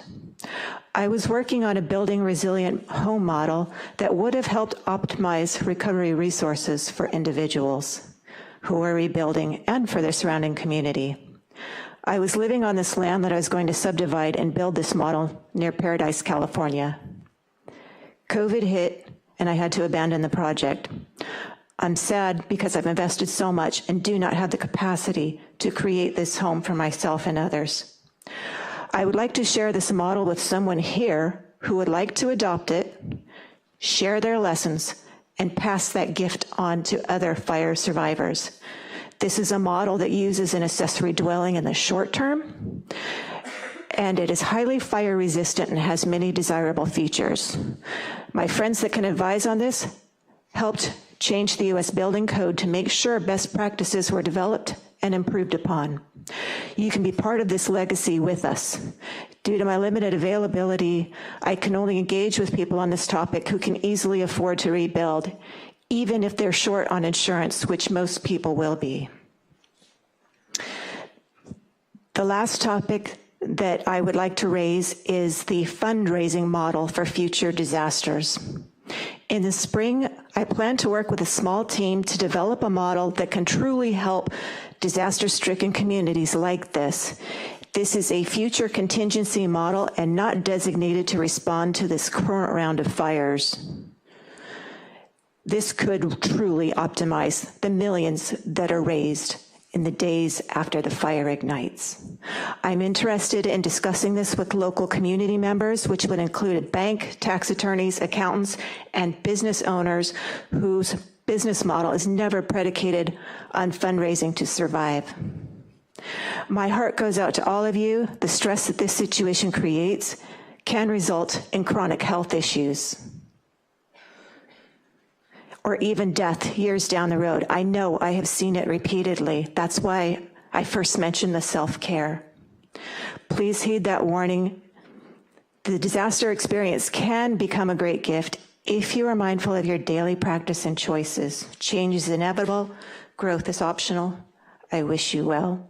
If you wish to contact me regarding anything I said, you can reach me through thejourneyhomeagain.com. Again, thejourneyhomeagain.com. Thank you. All right, Pamela, you're up next, followed by Norm Haney. Okay, that's great. Thank you for that. I want to start with asking everybody to take in a big inhale. Hold at the top. Exhale. Whew. I'm trying to use breath and self-care. I served 2 terms on the city council, and it's so great to see other people still caring about our community. Jefferson was here, Mikey was here, you guys are here. 1 week ago, today, we could have been driving up to the EPA cleaning.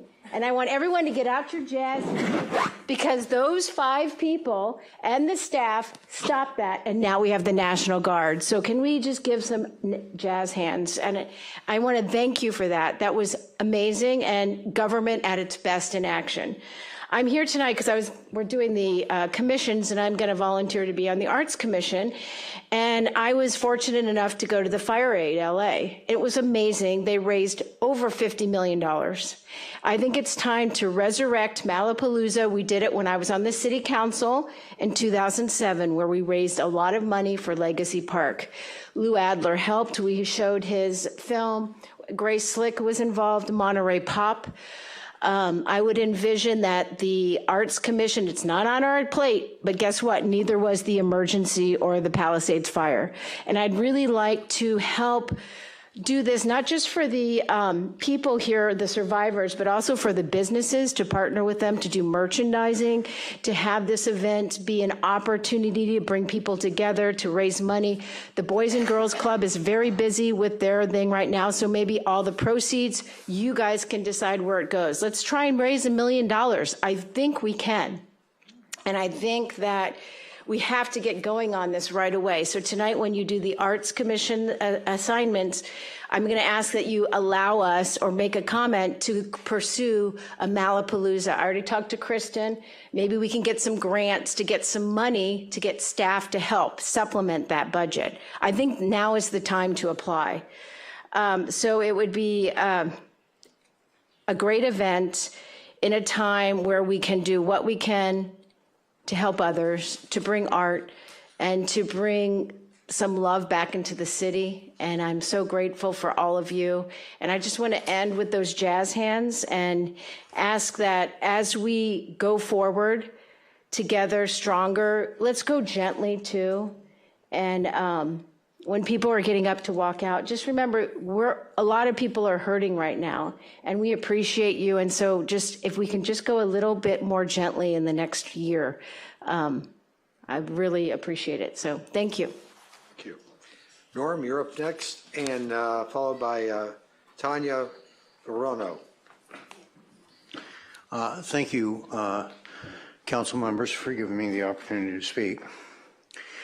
There's not one of you, Steve, Bruce, Doug, Marianne, Halen, that if there was an accident and you could find a way to help, that you would stop and help.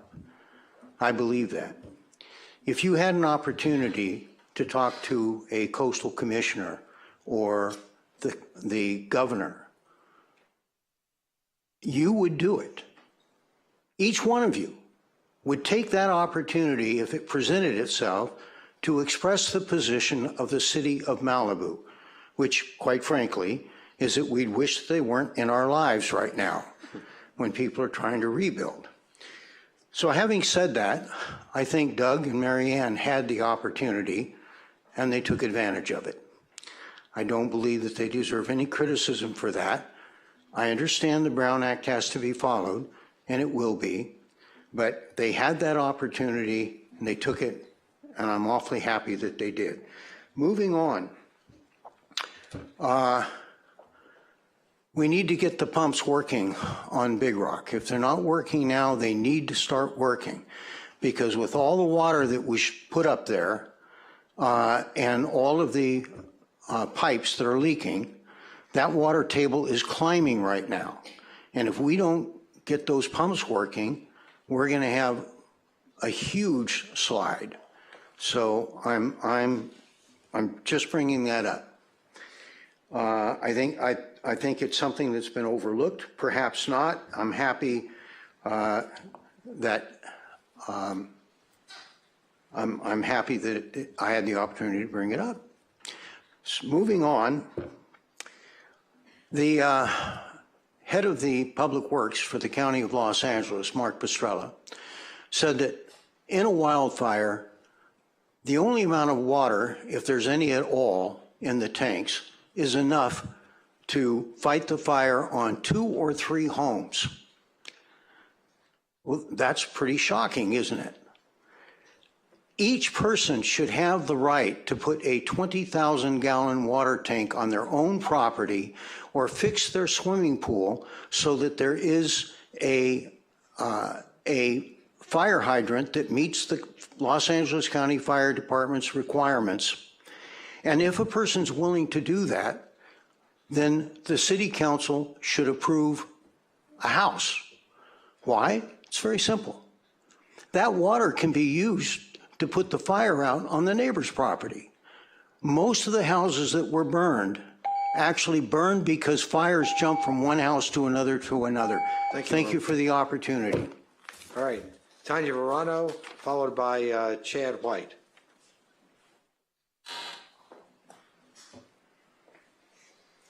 Hi, I have only 2 questions, and thank you so much for being here and answering our questions again.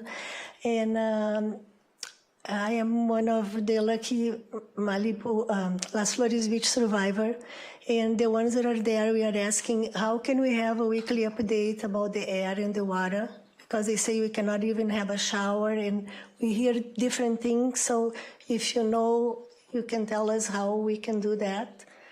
And also, if you know when the phase 2 will finish in Malibu. I hear a lot about Palisades, but we don't know which one is Palisades, which one is Malibu.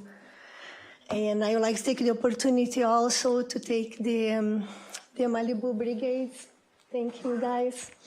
We play soccer with you guys, and now they save our homes. And on behalf of my neighbors and my family, we really want to thank them, and you're always going to be in our hearts. Thank you so much. Thank you.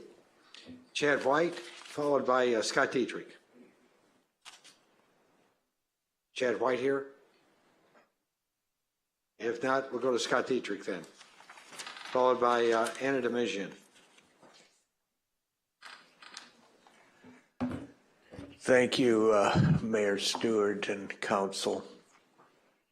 Question, how much is this going to cost the city of Malibu? I don't know, but it's a lot. It's a lot more than getting a bunch of goats. We should have our own team of goats. Is it a team? I don't know, a herd, whatever they come in. And because they do, they go year round, as Chief Smith said. And, you know, everything looks burned here. But if you go over the hill, we're staying in Calabasas now in an Airbnb. But, you know, that's 25 years of growth. We can be the leader in brush suppression, fuel management. So I'm urging you to do that. It's a really great bargain. If Palisades Fire had not run into the Franklin Fire burn area, Chief Smith said it would have gone all the way to the Point Magoo Rock. Not good. Secondly, I'm really concerned that Malibu's going to take a huge hit. I'm afraid there's nothing we can do for businesses that are going to go under. There's just, I mean, the coast highways stopped. But when you look at fire rebuilds, people have talked to me and said that, look, I can rebuild my 50-year-old house just exactly like it is. That's what we want. But not if they have to put in $500,000 worth of caissons. Now, their slab's been there for 50 or 60 years, whatever it is. That's old concrete. It's not very strong compared to the new stuff. Why do we have to have these caissons in something that's proven itself? That's going to really cause a lot of homes not to be rebuilt. So how do we deal with that? I don't know. I'm going to throw that one at you. I'm going to backtrack to goats. There is something that we can do. If we can get our state representatives to introduce something to streamline the process so Chief Smith and the fire department doesn't have to go through, you know, a year of struggling, that's going to serve everybody very well. So thank you for all you're doing up here. Thank you, Sergeant Sutherland. The deputies have been great that as I interface with them, and it's totally different, as I said before, than what happened at Woolsey. Thank you. Thank you. Anna Demizian, followed by Todd Dinner. We're both dedicating our time to Abe. Okay. Oh, okay, it's Abe. Okay. Abe, you've got 8 minutes.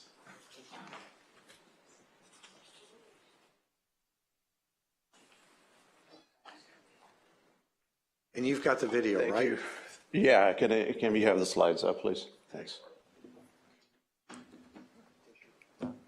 Thank you, Council. I know I have 8 minutes, but it's been a long evening, so I'll try to take half as much time.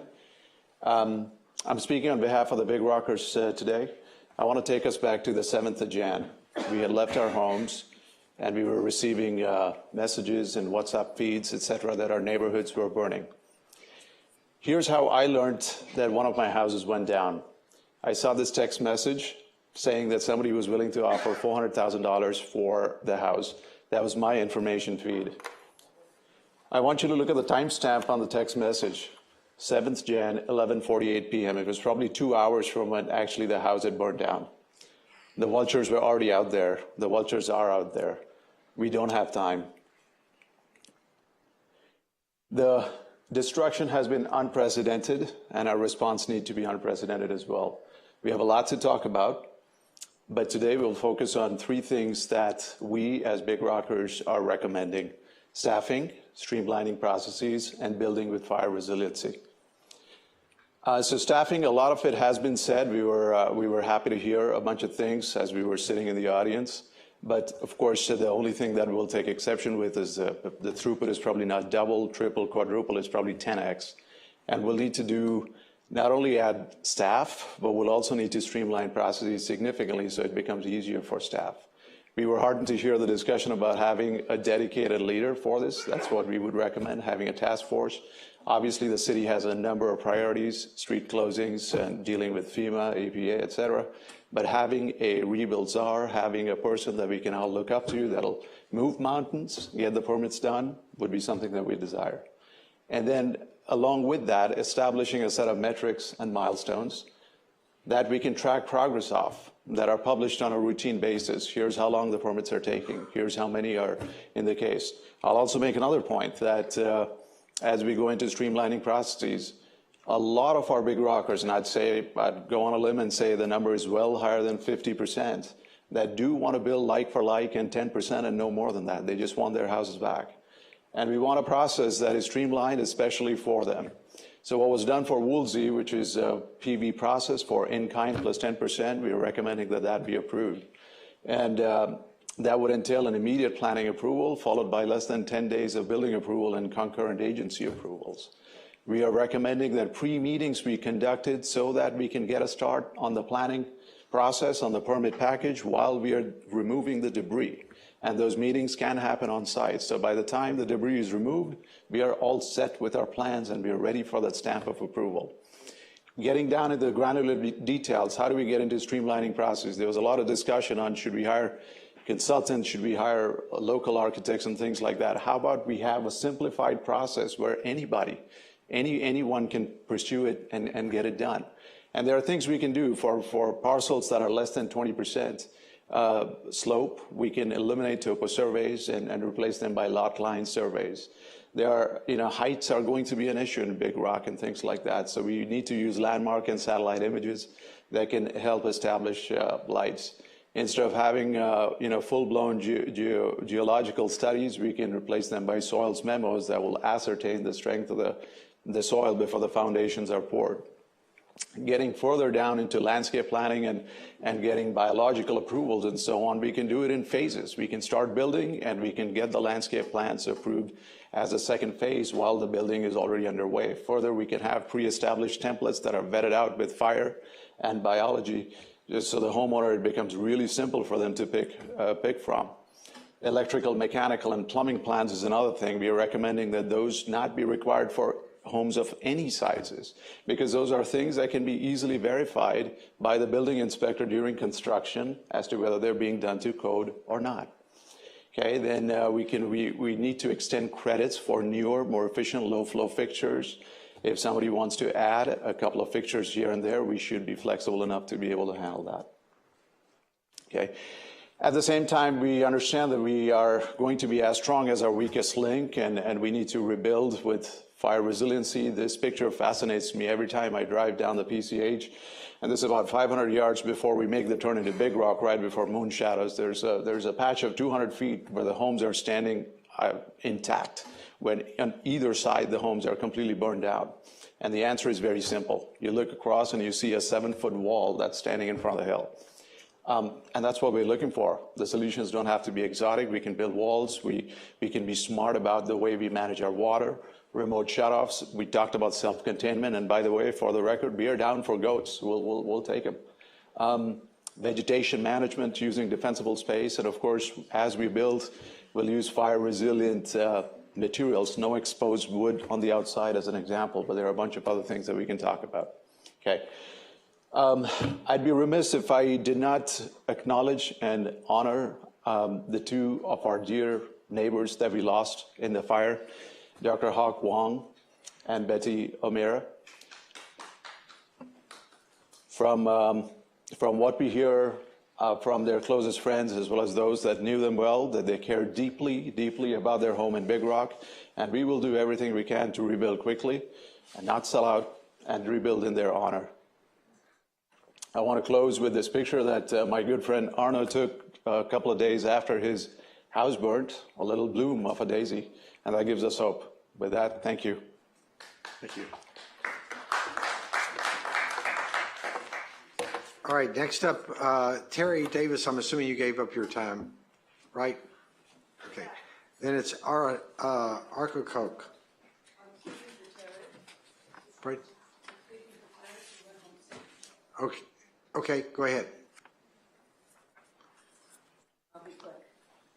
She just gave me a quick summary of her remarks before I left. My name is Janet Falk. I'm Vice President of the Property Owners Association, of which Terry is the president. And so I'd just like to give a few remarks that she quick whispered in my ear as she left. Thanks you very much for all your support for us, and please, we need your help with the fire department, the water department, the county agencies, the communication agencies. We need all of your help to make sure that what is done is timely and is truly good for the citizens of Malibu. Malibu citizens we're going forward on our own as best we can to get our lives back in shape. And we need to be in alignment together with you. We need to be a team that works together to do what is right and not just the nitty-gritty of little codes and rules and so forth.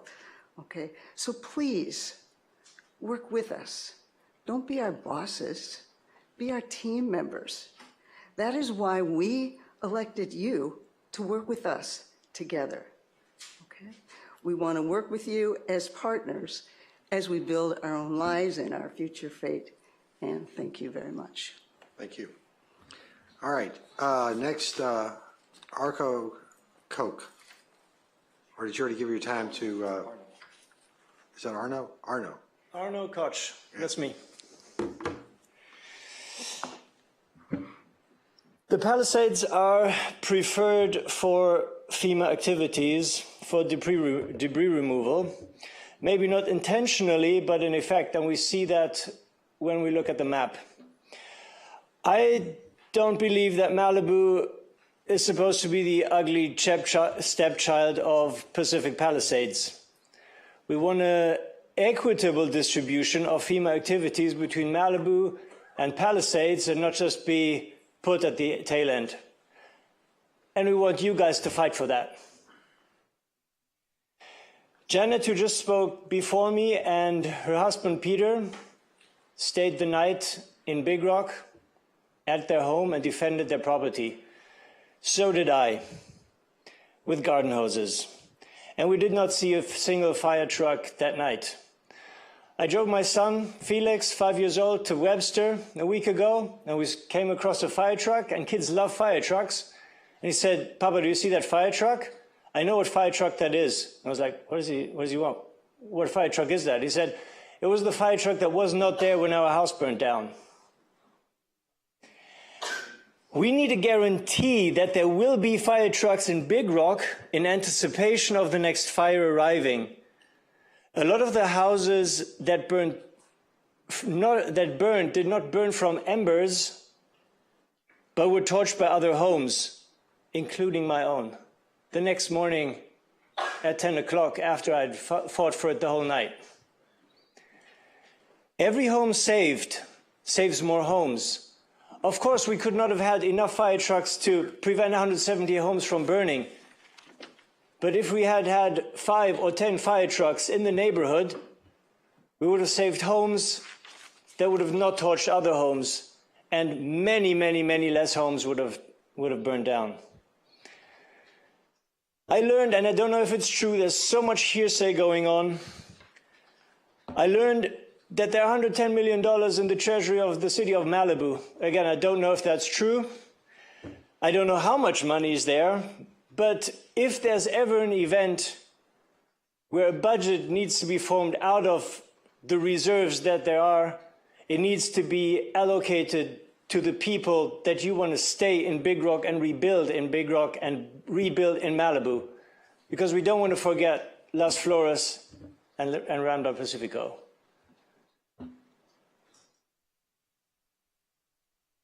And that's an investment that we also ask from you as well.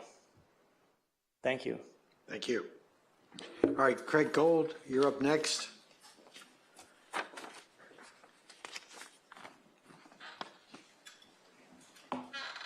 And followed by Brian Merrick. I'm hoping I got 4 minutes here. You do. You have 4 minutes. Great. Thank you. Thank you, Council, and thank you for all of your support and everything you do for our community. My name is Craig Gold. I live in Sycamore Park. Full disclosure, I have been in litigation with the MRCA for 8.5 years now. So, of course, I'm going to come here to talk about the MRCA. The MRCA manages over 75,000 acres of parkland in Los Angeles and Ventura counties.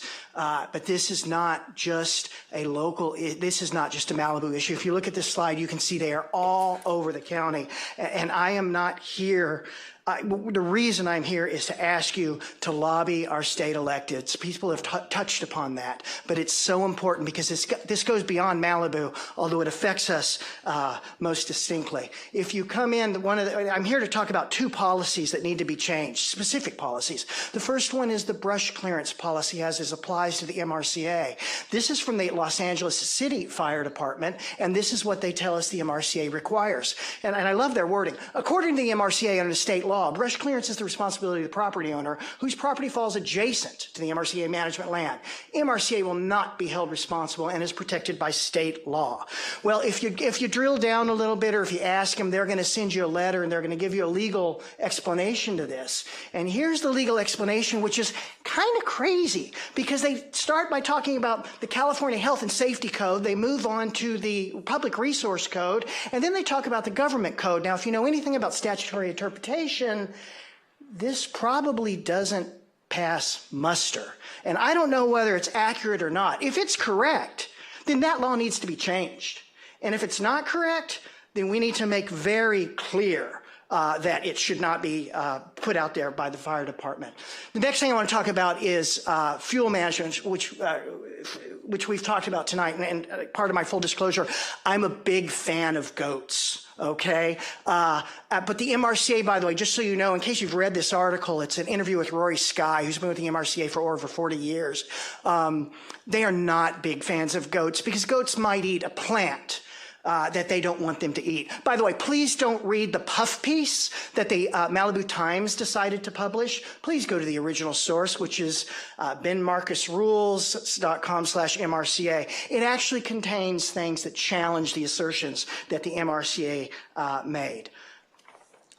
Finally, what we really need to do with this fuel load is to reduce it. Goats are an answer. My personal suggestion is some kind of perimeter requirement, maybe 1,500 feet or so, just to reduce the fuel load as it comes into the neighborhoods. As you all know, the MRCA is moving into our neighborhoods, making us less safe, and they've got to be responsible for that fuel load. Finally, I see this little 30 by 30. They want all this land in California, 30% of California lands to be open space by 2030, not without a responsible fuel load policy. That is crazy.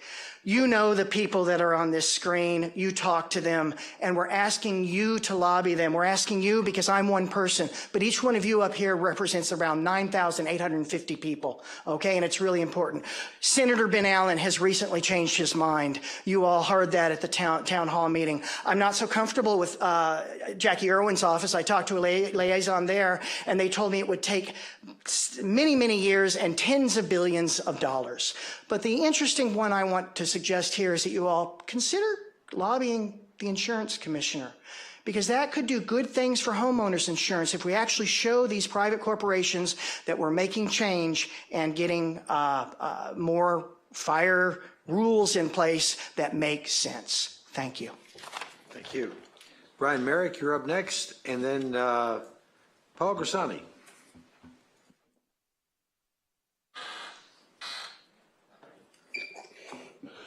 Okay, I'm Brian Merrick, 57-year resident here.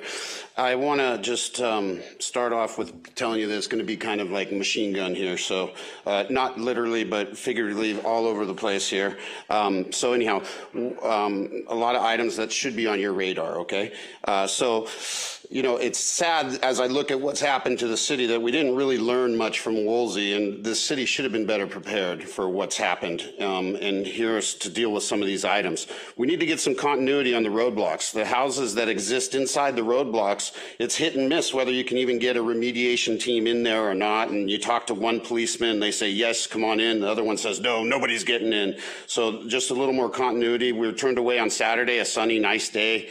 So maybe we can do something for the properties that are west of Las Flores, where there really isn't an issue with mudslides or those kind of things. Or, you know, I mean, I get closing it for the rain. I'm not trying to open it for that. But beyond that, there should be something. Let's get moving on the debris removal. It's been a month and not even one piece of charcoal has been removed from Malibu. It's big government trying to force us into the Army program. We can't even get permits right now from LA County to remove debris on our own.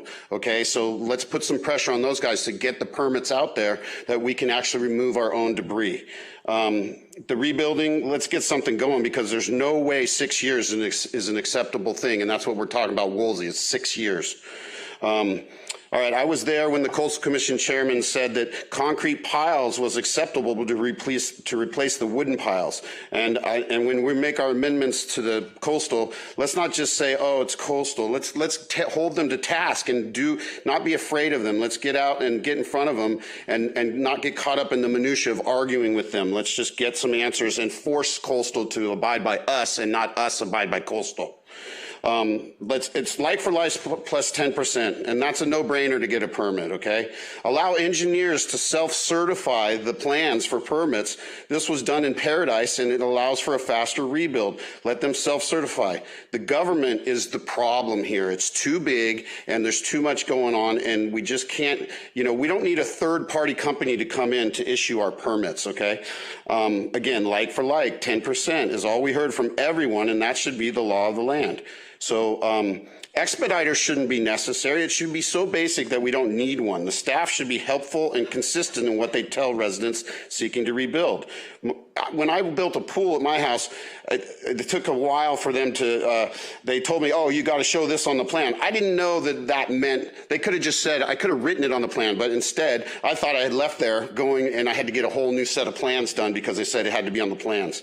Allow fire-resistant materials, don't stand in the way, and just get out of the way and let us rebuild. Thanks. Thank you, Brian.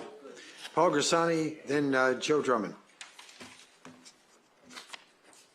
Well, I'm going to start by thanking you all members of the City Council, and certainly all the members of the staff, even those who aren't here, for everything they've done over the past 2 months as hell broke loose. And it's amazing. I know what it's like. I was there. I've lost 2 houses. I almost lost a third one just now. I want us all to thank Hans at KBOO for spending 24 hours a day since December the 9th, trying to keep us informed on the constantly changing web of developments as to access, utilities, advancing fire fronts, weather projections, and what's more, his devotion to the community deserves a medal. And I really want to thank Joe and the rest of the staff for what they've done to finally move closer to realizing his dream of being able to hear KBOO in this half of Malibu. I want to thank all the fire brigades and the fire department and law enforcement for all the work they've done so that there would be not only some of Malibu left, but that the part that is left doesn't get robbed blind by the people who want to come in and take advantage. I want to thank Southern California Edison for giving, I lost, my house on Las Flores was damaged. They were able to give us temporary generators while they replaced poles and wires. And I'd like to acknowledge also the gas company who, as the very day that that my electricity turned on, I was able to call them. They had a gas guy out the same day to start the gas at that house, because that house is heated with radiant heat from hot water. You don't get any any hot water in the tanks unless there is heat. The house is on Las Flores, is near the bottom of Las Flores, but it's in the evacuation area. We had some landscaping damage, but the house is good. The tenants evacuated first to Encino and then to Florida, and then they notified me after the month was almost over that they were going to exercise their option to cancel because the park is gone and all the other stuff. The problem I'm having is coordinating the movers with the times that PCH is open. The guy's current plan is to come out here the week of the 15th, and it would have been so convenient if I'd known that there were yellow permits available last week. He could have come out this last week and brought in a truck and gotten it out of there. But the yellow permits were not publicized at all, as far as I know. I just happened to find out when I walked into City Hall today that you could get a permit, which I'm going to use tomorrow until 5 o'clock when I've got to be out of there. The closures are killing the businesses between Duke's and the close of the thing. You got to move the close to Duke's if you can possibly do it. We need our community to still be here. Thanks, Paul. All right, Joe Drummond, you have 5 minutes, followed by Howard Rutsky. Thank you. So please listen to Abe Roy from our Big Rock. That was incredible. I'll just add that people's primary views are going to be affected in Big Rock, so we need to allow 10% higher from their existing roof line. We do have an emergency overlay district in the works that will allow this in certain areas and then allow other areas to be the city codes, and then other two-story homes in the neighborhood to be actually a little more lenient. So we'll hope that you can take that into consideration over the next few months. We need to be able to access our properties and get our contractors, surveyors, movers in so we are ready for debris cleanup and rebuilding, et cetera. Our pools need to be emptied. They are literally cesspools. So we need help on figuring out how this is going to be done. We need to get we can actually get a red pass from the West Side Pavilion to get into the Santa Monica side anytime, but in Malibu, we have to get this special yellow pass to access, and we won't have any access tomorrow. I do believe we will have access from Santa Monica, but we don't really know. So we need clarity on that. We have no idea yet on permit requirements once the EPA is finished. If you don't wait a year to remove everything, like I chose to opt out, so I want to have, but it's supposed to be the end of February, but we have no idea. Like Arno said, all the Palisades has been done, but nothing's been done in Big Rock or Las Flores or Rambla. And what will the cost of these permits be? Can the cost be waived? For like plus or minus 10%, it should be within 30 days. That's what I'm hoping. Really like LA City with its own dedicated planning office. Why does it need to be a long drawn out process on the same footprint? No one on Big Rock will likely even be able to build larger than 10% given our factor of safety, and that's 170 homes. So we should not have to jump through any major hoops or need to hire someone to read our architect's plan. You really should allow architects and engineers to self-certify the plans submitted as their licenses are on the line. That would speed things up for certain if this was allowed for like cases. For beach homes, they need some leeway on the burnouts originally, if they had originally wooden pillars and cement, that they can rebuild with this rather than multi-million-dollar caissons as it worked for decades. So if they can continue with this, that will already have, because they will already have extra issues with the wave uprush studies and the Caltrans easements, so that can be one less pain for them. We need to be self-reliant. Why didn't we have goats sent to Big Rocks? There was a grant. Outside entities should not have any say in our neighborhoods with regards to our safety. Where was our fire break? Now that all the native vegetation is gone, not just what a 500 to 1,000 foot fire break around our community would have protected in the mountains and our homes. The most important thing is that the state needs to fund these fire breaks through CAL FIRE or County Fire or on their land. MRCA needs to be responsible for their land. They have refused to clear any brush, and they need to pay for it and do it. Now we have rains coming, and all our properties in Big Rock have 4-foot holes dug at the foot of our properties from SoCal Gas, putting in our landslide at risk and all this massive rain coming. Why are they not communicating with our Public Works Department, and what are they doing? And we have so many leaks, and I talked to Rob about that. Hopefully it'll be mitigated next week. But what can FEMA do to secure our burned hillsides tomorrow? Big Rock might not be here in 3 days, who knows? The debris will land on PCH. If you're worried about toxins in the air and ocean, just wait. The EPA has not even started cleaning up our properties. We need to be water resilient. We need separate potable water for our fire hydrants. The water's actually works in that water will actually work in our hydrants when our homes burn down. The only first responders in Big Rock before, during, and after the fire were the fire brigade and the sheriff department. Unfortunately, we can't clone my 80-year-old neighbor, Rosemary, who saved 6 homes on our cul-de-sac with her son single-handedly.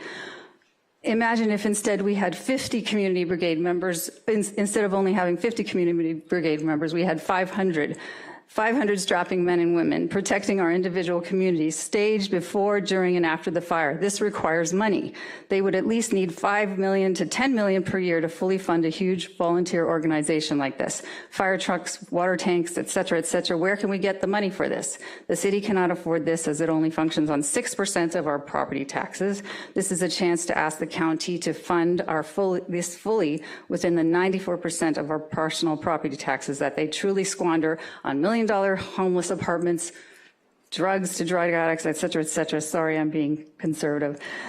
Get some of our property taxes serving us and get the county to fully fund a robust community brigade. We are always on our own, but with multiple numbers of these volunteers stationed in our communities, we can save more lives and our homes. Thank you. Thank you. Howard Rutsky, then Lee Johnson.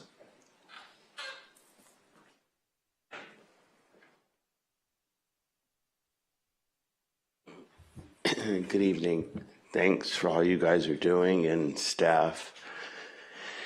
This is something nobody wanted. I've talked to so many people that have been affected, trying to make them aware of what's possible and what's reality. It's really tough when you lost your house and you lost everything and you're not, I don't want to use the word rich, but you don't have cash to build your house or live somewhere. That must suck, big time. So, like, listen to Abe, if he's still here.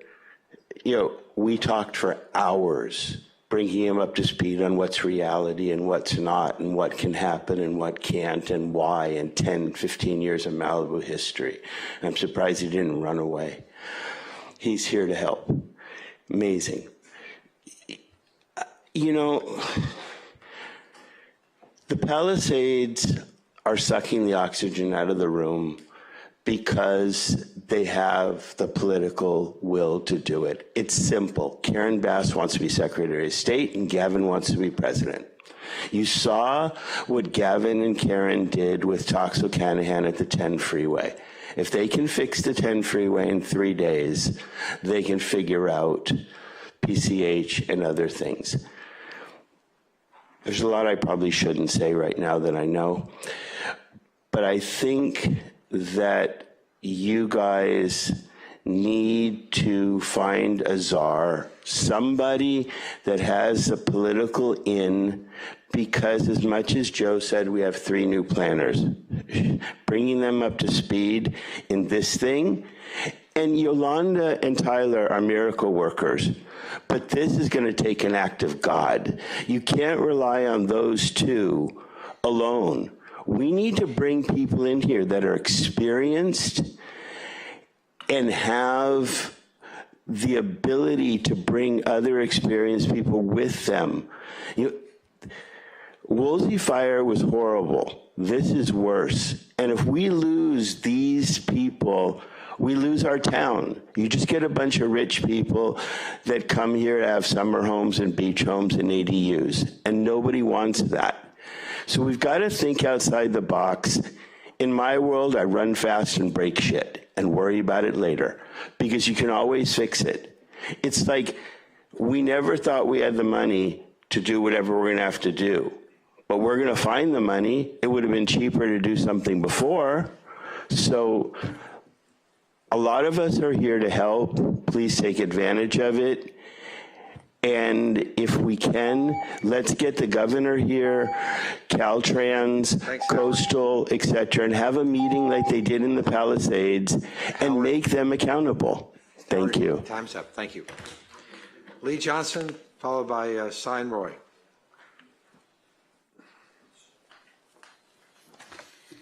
Honorable Mayor and City Council members, I want to thank you all for the privilege of your time with us all and for your help to us. I really appreciate all of you.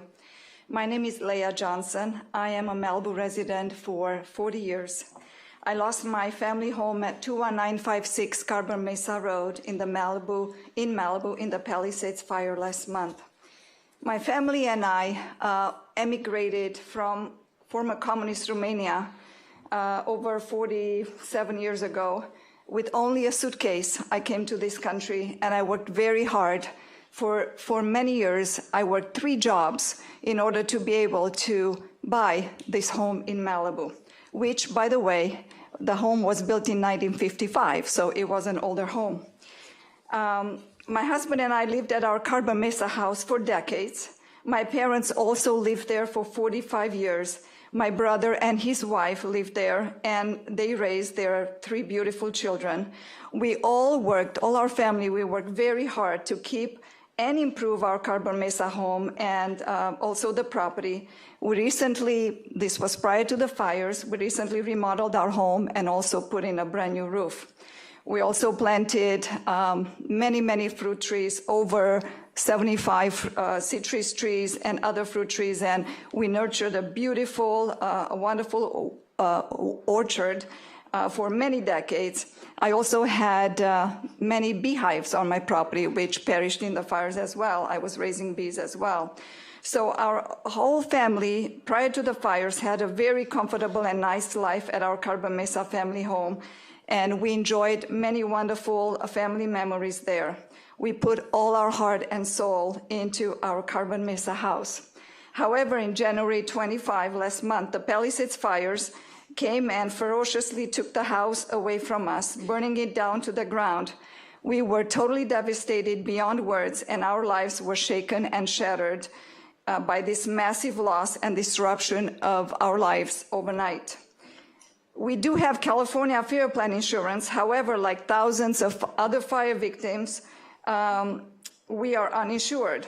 As you know, California Fire Plan has limited coverage and does not pay enough for us to be able to rebuild as the construction costs have gone through the roof.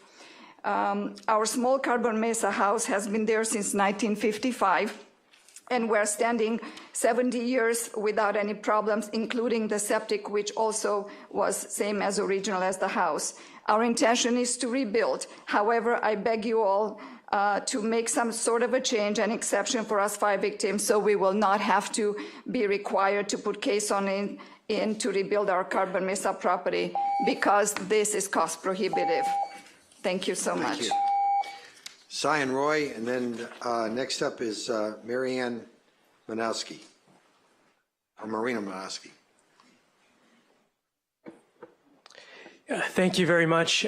Shai Roy, I'm a Santa Monica College trustee, and we lost our home in Big Rock, and now I'm temporary neighbors with Council Member Silverstein as well. You know, a few of us have been in a lot of the same meetings with the legislature, and there is a real will to help, and they're looking for ways to help. And one of those, one really tangible way is staffing. The staffing part is, you know, has been reiterated over and over here. But beyond Wolseley, I just want you to think about that City Hall is probably going to be closed intermittently over the next year, given the road closures, et cetera. And if it's not closed, then staff members are going to have trouble getting into the hall. A lot of the work that has to be done is very difficult to do, by Zoom or anything like that. And so building that kind of thing in and making that transparent in your own calculation on the amount of staffing that's needed is really, really important. And so I would just say, calculate the number of staff that you need to expedite all of this in the way that, Abe laid out for Big Rock, and then multiply that by X amount because you're going to need that. And there is a state that has money for this particular purpose, wants to help. The leaders want to look like they help, and they have ways to do it. This is a really tangible way to do it. We need this amount of staffing in this small city, and can you please help fund this for a year? And so I would just encourage you to really be really transparent and analytical on the amount of staffing needed and present that to the state. Thank you. Thank you. All right, Marina Manowski, followed by Skylar Peak.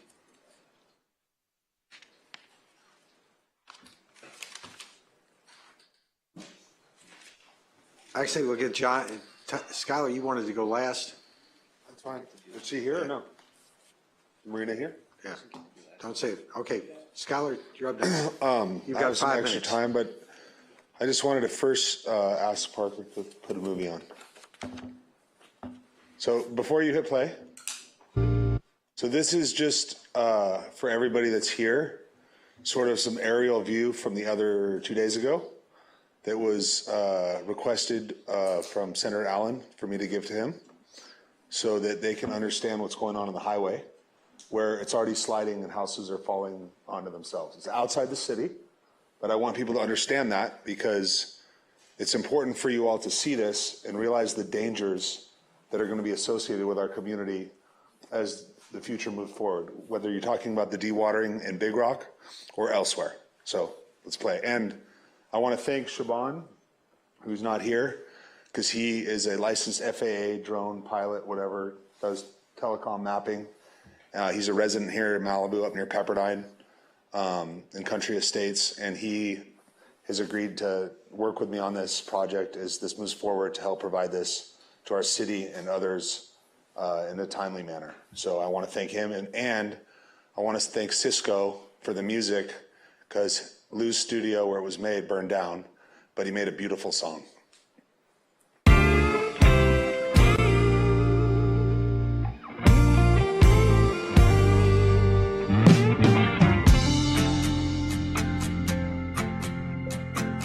California got a way about her.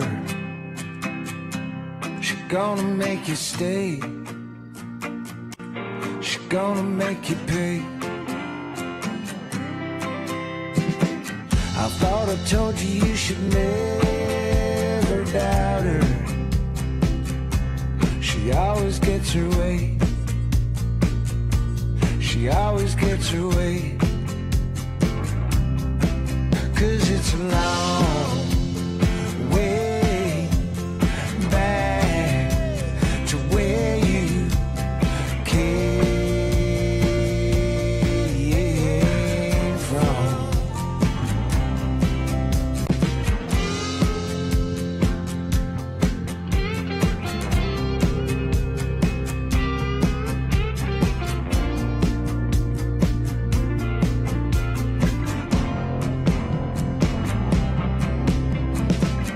Feel at home, but you can't get comfy.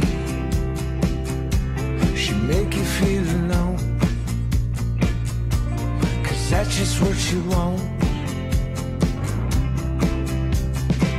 I thought I told you you could never doubt her. She's gonna get her way. She's gonna get her way with everyone, 'cause it's a long way back to where you came from. Yeah, baby, it's a long, hard walk from the life that you made up, and all that glitters ain't gold at the old rodeo. There's a back door, and they'll lasso you and throw you out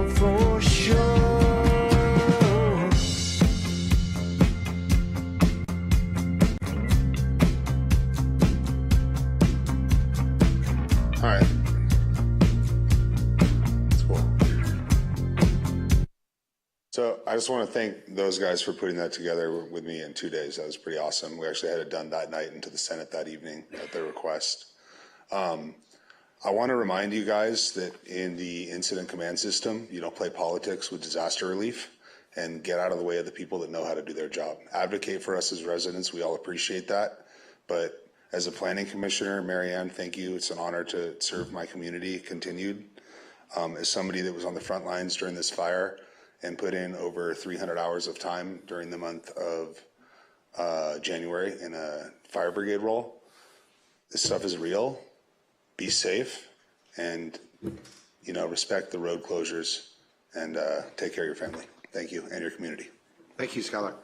All right, we've got John Ortiz, last one on the slips.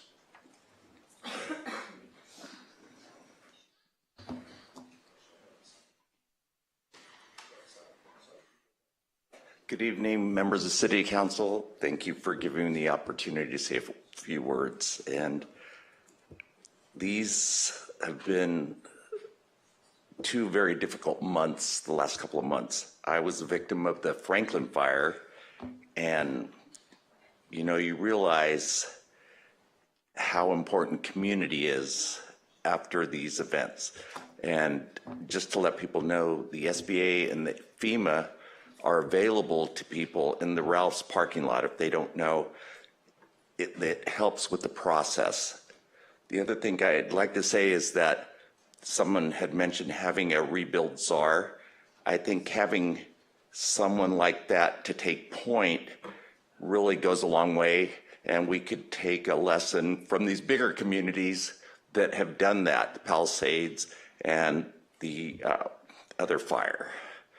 But also, I'd like to say that the Franklin fire was never declared a disaster. So when I went to apply for aid, they said, well, it wasn't a disaster. I guess it wasn't a disaster to them, it was a disaster to me.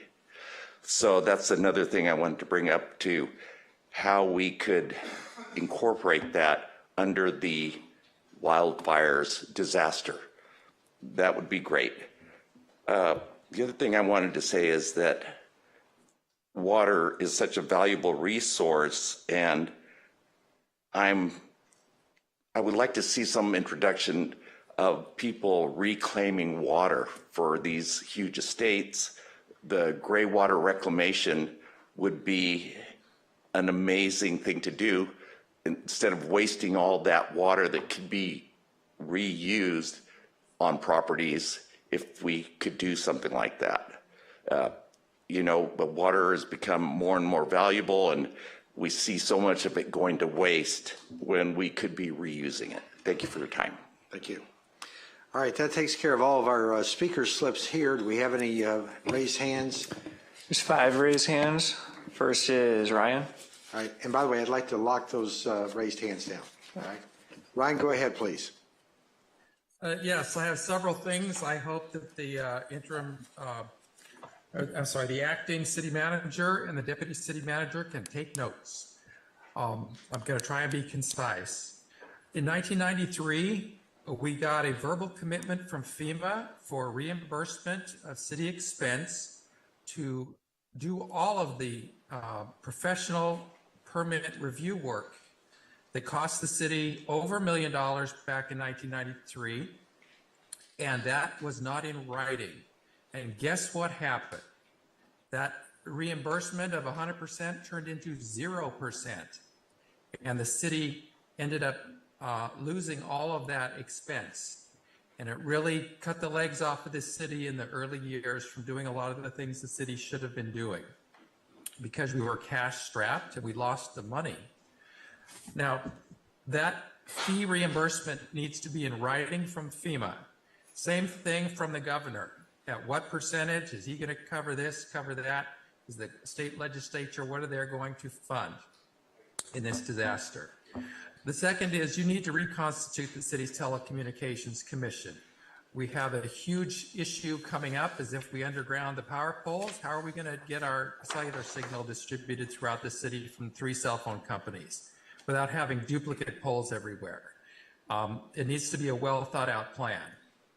Number 3, the city of Lahaina has a mass evacuation notification system for tsunami and fire. It works. And I talked to a Lahaina resident last week who says, yeah, they hear it in their house. It goes off with a test every month. But the City of Malibu commissioned a study to prove that a system like that wouldn't work here in Malibu because the wind might make too much noise. Well, a mass notification system could work for both tsunami and for fire, and at least we could have one and try for it to work. Last is the president, the U.S. president made a statement that he would override the Coastal Commission on permit requirements and therefore permit fees from them. However, the city's LCP is a subset of those requirements, and some of the Coastal Act is voter approved. And I don't know how you make that evaporate. The only part that the governor can really waive are those the overreach of the Coastal Commission trying to regulate things they're not supposed to, like parking. The city attorney needs to explain to you how to achieve what it is you need to do. Same from city staff.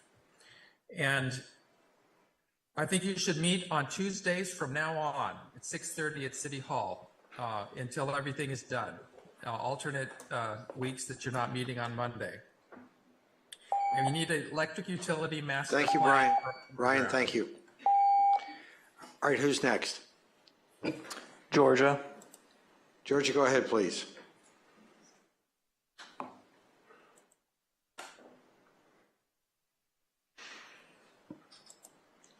Georgia, go ahead, Hello? please. Go ahead. We can hear you. I don't know. This is. We can hear Hello? you. Can you hear me? Yes. Georgia, you're unmuted.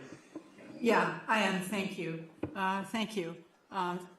Well, this is really a follow-up question because I believe the sheriff already answered it, but I needed to clarify.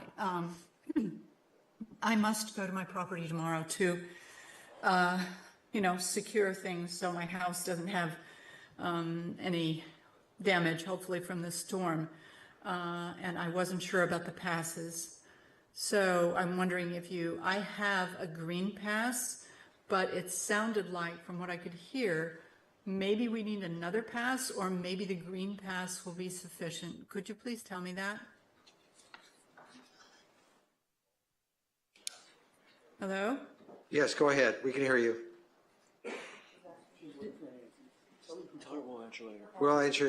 We'll answer you later. You'll answer later, is that, Yes. I'm sorry, Yes. is that what you said? Yes. Okay, thank you. All right. Who's next? Dean. Dean, go ahead, please. Hello, can you hear me? Yes, go ahead. Excellent, thank you. Heard a lot of very positive things here tonight. I'm glad everybody's coming together. I'm on the beach in Big Rock, and I've had the opportunity to visit with my neighbors and a lot of people in the area. Unfortunately, with the home being gone, we had to leave, so I'm back in Houston. But I was there last weekend working with the neighbors and some contractors. And what I would ask after listening to tonight is that the objective of the executive order is to try not just to do things as quickly as possible, but try to do things within timeframes, like 30 days, and to make things easier, not just work them. So my request is I submitted about a page and a half of comments. I hope you each have the chance to look at them. I would ask us to set some targets relative to being able to do things. So for instance, from my perspective with my neighbors on the beach, we would like to see people implement processes and actions that would enable us to target rebuilding and being in our homes within 30 months. I know that sounds impossible, but things are possible when you set targets. I do industrial construction all over the world, in California, major projects on fast track schedule, and it's amazing what can be done safely, cost effectively, and with predictable schedule when things are done that way. What I would like to do is also harp on things that I heard tonight. Please, when we have the proper individuals involved, especially local engineers and architects, please let them self-certify. It's crystal clear tonight that city staff will be overwhelmed. I don't care how much staff you try to get. I don't care how much you try to influence attitudes and behaviors. You simply will be an obstacle, and we'll all be struggling for years. So without further ado, I just ask, take that all into consideration, because we need all the help we can get, and we intend to come together to be able to achieve that. But we need the obstacles removed from us, please. Thank you. Thank you. Who's next, please? The Cornucopia Foundation. Go ahead, please.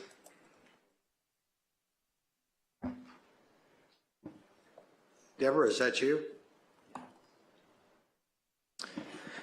You should see it pop up to unmute.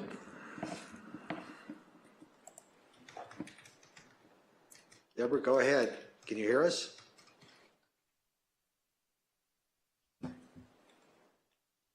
Let's come back to her if we could. Those are all the raised hands. Oh, all right. Deborah, last time, nothing heard. Let's close out public comments then. All right. That brings it up here to the dais. Who wants to go first? Pardon? Yeah. Okay, very quickly, last couple of days, I've been spending some time talking to residents about what was going on with PCH. Was it open? Was it closed? And I realized pretty quickly I had no idea what I was talking about. But the point is this, look, this is going to be the new normal for a while. All right, I mean, so we're just going to have to get used to that. And and when I talked to Captain Situ, what she was doing is making some rules that allowed people who lived in the burn areas to get up there to get food, to get some, things around their house to protect themselves from the rain. And I believe she will continue to do that. But you also have to take advantage. If the roads are open, you can get out and you get what you need. You need food, you need supplies, get them, because you never know, 20 minutes later, that road could be closed again. The VOPs did a heck of a job, and I found out, I was talking to Mark Russo on Saturday, they've only got one car. The rest of the cars are apparently not working, so we ought to figure out how to get them the vehicles they need to get done. Farmers market that I think Deborah was going to talk about, that she got a notice on Friday night from the county that they couldn't run the farmers market on the property in the Civic Center and the county area anymore. Apparently, the Army Corps of Engineers is going to take that over, and they're also running some kind of a sandbag operation. There's people who get sandbags.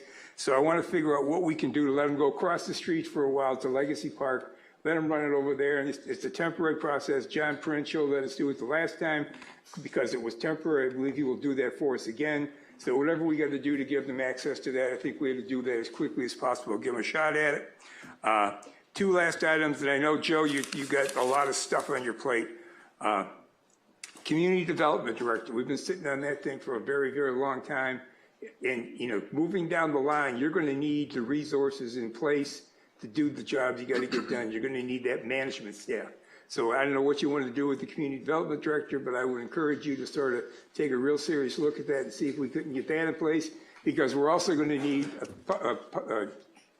a planning director, and you would think that the Community Service Director should be the person who interviews and hires the planning director, because that's who they're going to report to. So, and I know there's a lot of stuff cooking before, and filling some of those slots will help us move forward a little more quickly as we go along. Norm, the Big Rock, I talked to Rob DeBoe this morning on Big Rock. You're right, a lot of water up there. One of the things we are getting is less water. There are less septics being used up in Big Rock right now. So that's reduced some of the water going into the hillside. That may help us in the short run, but I sure don't want to be slipping Big Rock over this weekend when the rain's coming. So I agree with you 100%. Tanya, looking for water safe. I mean, I got to believe there's got to be some way we can give you information of whether that water up there is safe or not. So I'm not sure how we do that or who in the city can provide that information. But if you send me an email, I will follow up inside the city and see if we can't get you a way to get an answer. All right, thank you very much, Mayor. Back to you. Okay, who's next? Don't everybody jump at once. Okay. Bruce, go ahead. I'm not going to be short, but I won't be too long. So a number of, so thanks everybody for your comments tonight, as well as the few that were submitted in writing. Always amazes me how on point and helpful the comments from the public are. As has been alluded to by many of the comments, Malibu is being lost in the shuffle. I mean, yesterday, watched the Super Bowl, LA strong. The LA Fire Department is honored there. And, it's all about LA, and Altadena is even getting lost in the shuffle to some extent. But the Grammys was the same thing. The governor constantly references the Palisades, and not the Palisades fire, the Palisades, and Altadena. President met with the mayor of Los Angeles and various others, not Malibu. I don't even recall Malibu being discussed. Many others speak of the Palisades and Altadena. Fire aid, I raised $50 million. I don't know where that's going, but I've seen no suggestion that any of it's coming here for our residents. I don't know what we can do, what we need to do, but we need to be on the radar that it is the Palisades fire, but it's not just the Palisades. I'm glad to see the National Guard is camped out here, but until that occurred, actually, they weren't guarding Malibu either. As far as I understand, they were guarding the Palisades. I'm not sure, and I'll be waiting to hear whether they're actually guarding the roads in Malibu as well. I don't believe they are. I believe they're just camped out here. I mean, their presence is great, but I think they're here because they're guarding the Palisades. Why is Los Angeles County leadership not consulting Malibu? Why is the governor not, Malibu people are invited to the governor, but why is the governor not talking about Malibu? Why is the governor not here providing us support? I really don't understand it. So I don't know what we can do, but we need to shine the national spotlight on our community, make it clear that we're hurting too. I understand there's a lot of people have mentioned this rebuild czar. I support that concept. I know that Steve Soboroff, who I guess is the rebuild czar in the Palisades, has also is commissioning or has commissioned an owner representative. I don't know exactly what that means, but I think it's someone who has, he's kind of like the political force behind it, but he's not the actual person that knows how to do the work that needs to be done. There's someone else that is in that position, and he's finding that person, or already has found that person or company. And I understand it's reimbursable by FEMA. That's something I hope we can look into. Whatever else is covered by FEMA, we should be taking advantage of it. And again, I'm not optimistic that at the end of the day, a lot of it's going to be covered by FEMA, because history is not necessarily going to tell us what's going to go forward with the new administration. And there's anybody who watches the news knows that funding from the federal government is drying up very quickly in every direction. We need to do something for our local businesses, especially the local businesses that are owned by local residents. I was really pleased to learn today that the Malibu Film Society is going to be holding an Oscar party at Alo. And I didn't know this. Alo is not only owned by a local resident, but someone who lost his home. So go to the party. It's free. It's free to the public, but the food will not be free. The food you're going to buy from the restaurant. Go to the Oscar party. Go patronize Alo. But we should have, this is another one of the things that we need to put on our agenda. We need to have a discussion at a city council meeting with an action item. What, if anything, can we do for our local businesses? I'd actually like to get I'm going to be asking for a number of things to get a consensus on. That's one. And we don't need massive staff reporting. I know the staff is overburdened, and every time we ask to put something on the agenda so we can have a discussion, it's like, well, that's going to put a burden on the staff. Just put sentence, discuss what can be done for local businesses. There's no legal obligation to provide us with a report, especially under these circumstances, because we're going to have a lot of things we need to discuss, and we're just never going to get any of it done if every time we need to discuss something, we need a report. The perfect is the enemy of the good. We just need to be good right now.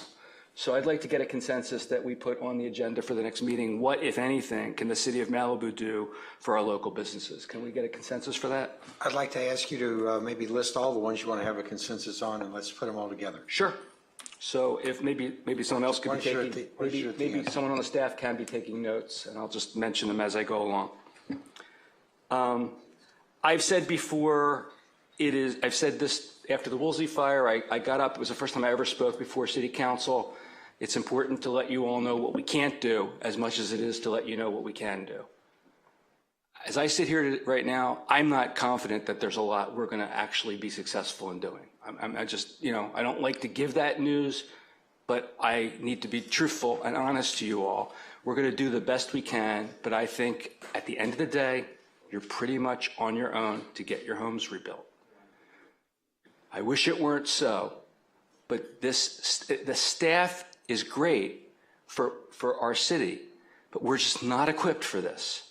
And we need to find a way to become equipped for this. And that's another thing I want to see done. I want to see us have a discussion and, if possible, take action to hire some huge outfit that has the staff to do it. It's not because the staff here is not capable. The staff here is overwhelmed. And we need some huge outfit that can come in with a manager and with a staff to soup to nuts, to do whatever needs to be done to help get hundreds of houses built. I don't know who that is. It's outside my realm of expertise, but it needs to be done. So that's something I'd like to see us discuss and hopefully implement.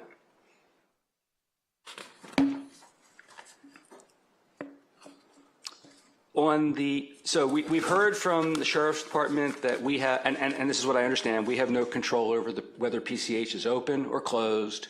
And when it's and the community split on it being open or closed. People who are not in the fire burn areas want PCH open because they want to be able to travel through PCH to get from Malibu to West Side and back. Those who live in the burn areas, I think for the most part, want it only open to them and to their contractors and other people who are going to help them get rebuilt, because it's a danger to have PCH open generally to the public. Caltrans and the Sheriff's Department and the other authorities, when they consider what's safe or unsafe, they're focused on safe for the four wheels that are on the ground, on the road, and safe perhaps for the workers that are working on the road. But they're not considering the safety of the community. They're not considering that people are coming here from outside and visiting the neighborhoods, at a minimum violating the dignity of our community members, and at worst looting, or who knows what else. So if we can't close PCH off and only make it available to people we decide are appropriate to be traveling, I'd like to see at least, and this is another thing I'd like to get a consensus on, I'd like to see the city consider hiring security at the entrances to the neighborhoods, and limit entrance to the neighborhoods to the residents and the people the residents designate as necessary to help them rebuild. Or, and visitors to the people who are living there. But it needs to not be open to the general public. We need to prevent the situation where people are just traveling down the road and veering off into our neighborhoods and causing mischief. So I'd like to see that done.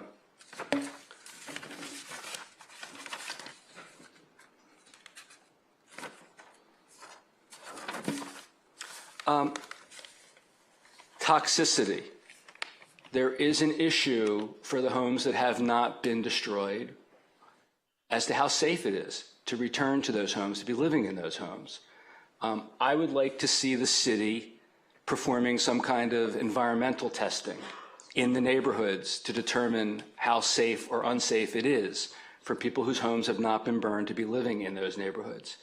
The LA County health officials have said, at a bare minimum, you should be, they say, considering the safety of being there while the cleanup is occurring, at a minimum. And you should be considering it. That while the cleanup's occurring, there's going to be all kinds of toxic dust stirred up in the air there. We're going to have serious health situations a decade from now if people don't understand what's there now and are able to take the precautions that are necessary, which may be, and again, I know you don't want to hear this, but maybe not living in your home while this is happening. So we need to look into that. We need to find out on behalf of our residents how safe or unsafe the neighborhoods are where the fire has swept through. By the way, there's a website by LA County, and they say that you should consult your insurance company to see if they have firms they recommend for this kind of work. Do not use the companies that your insurance company recommends. They are called favored providers, and the reason they're called favored providers is because they find that there are no problems. They save the insurance companies money. They're not there to help you find out what your real risks are. They're there to minimize the insurance company's exposure. You need to hire independent experts that are not favored by the insurance companies. Jefferson mentioned the Boys and Girls Club at the shopping center behind Wells Fargo, and also the fact that Peekaboo has food from the World Central Kitchen. There's also the community closet at the Compass building, which is there for aid for people impacted by the fire. They have clothing, they've got some household goods. It's in the Compass building. My understanding Compass has donated a floor of that building for use for the relief effort. Also, there's the Closet of Love at the Chabad next to Peekaboo. They also have similar items. So there's a lot of places in our community, and there are many places outside our community for those who have lost everything, where you can go to at least start recouping some of the things you've lost. And please take advantage of that opportunity. People in Malibu are used to being on the other side of that. They're used to giving. Right now, whether you realize it or not, and whether you feel comfortable or not, you need help, and there's no shame in accepting help. 3 months from now, those facilities are going to all disappear. We saw this happen after the Woolsey fire. They sprung up everywhere. They had really helpful things to provide to people impacted by the fires, and then they disappeared a few months later, and a lot of people weren't ready to go during the first few months. You need to go take care of yourself now.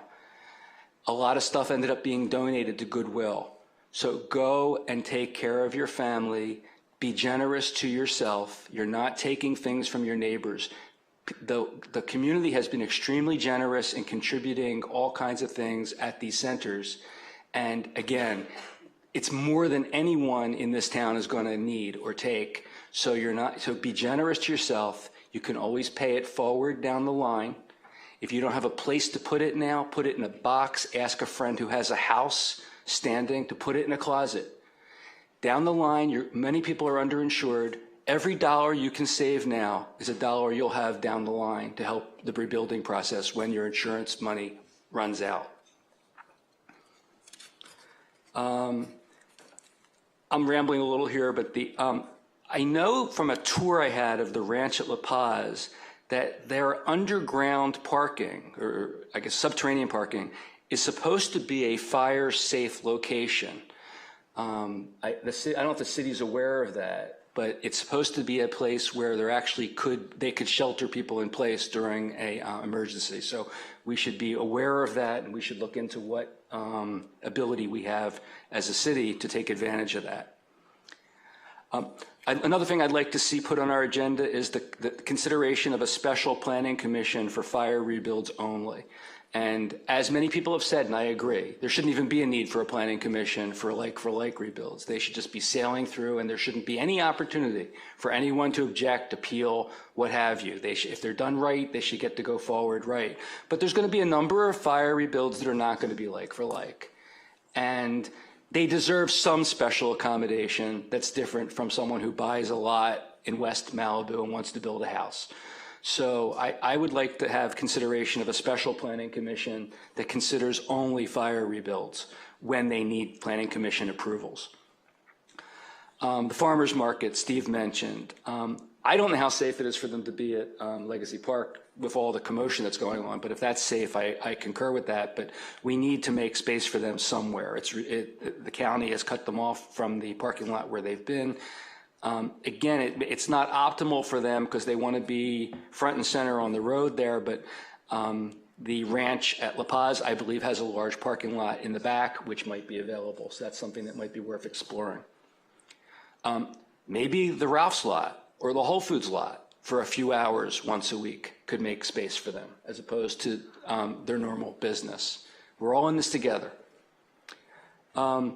we heard it tonight, and I've heard it from residents that the EPA is not yet doing phase 1 hazardous cleanup in Malibu. I was not aware of that. I thought they were doing it, based on people giving them the right of, I guess they don't even need a right of entry. That one's just being done. But I don't know why they're not doing it in Malibu. That's something we need to be looking into, and we need to be putting pressure, That's not correct. It's not correct? Okay, because we've heard it from residents, both privately as well as spoken tonight. So it's not true they're doing the phase 1 hazardous cleanup in Malibu? Yeah, they're doing it. Okay, that's good to hear. I've also been told that that there's a portal by planning for submission of plans for plan check, but that it closes down at the end of business hours, and submissions cannot be made during non-business hours, which is, if that's true, that's very odd too. I don't understand why people can't make submissions if it's true 24/7. Obviously, there won't be a person there to respond to them, but they ought to be able to put it into the line. Almost done. Before I get to my last comment, I'll say also, gentleman John that spoke about the Franklin fire, I've got a personal interest in that too. We've been asking the governor to include at least in the state declaration of emergency. Will not do it. At least as of now, will not do it. And the reason given that I was told was that the state has no ability to cause FEMA to include the Franklin fire. And to me, that's okay, so what? We're not asking the governor to do anything about FEMA, but there are certain benefits available under state law if the governor declares the Franklin fire an emergency as well.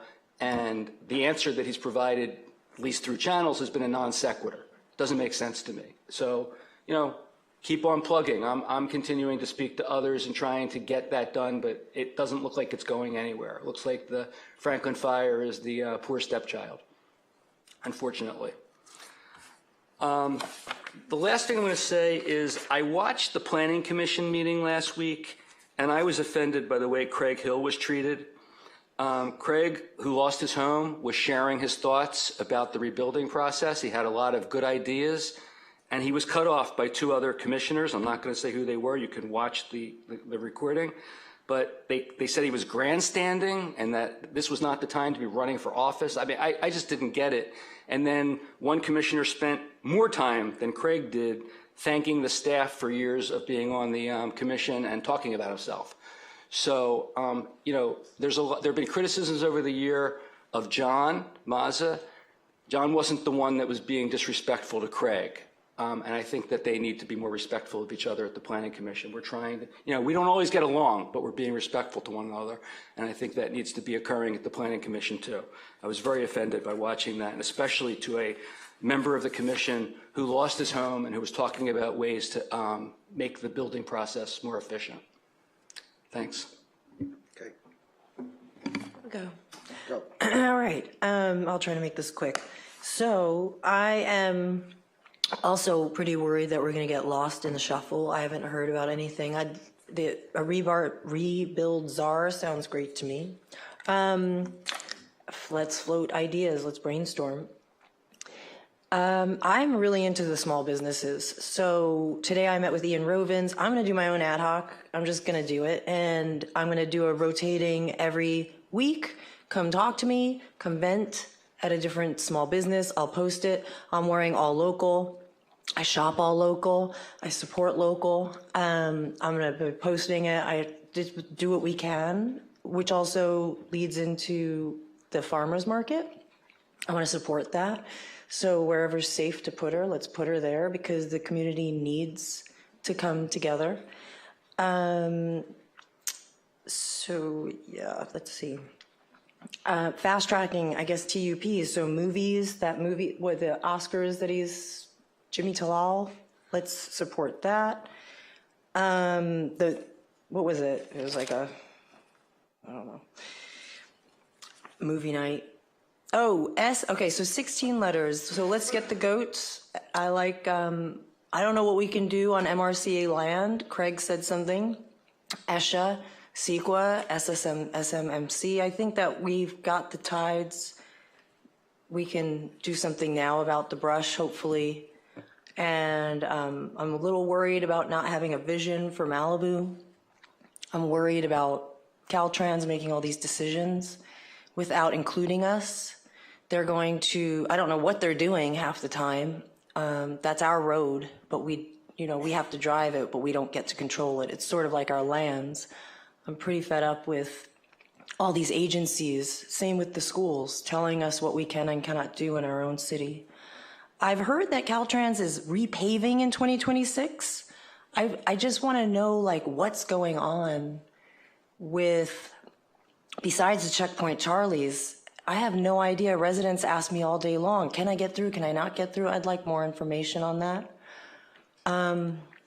Basically, I agree with everything. I want to rebuild as fast as possible. I think, like, Big Rock is it's a great example of residents knowing what they need.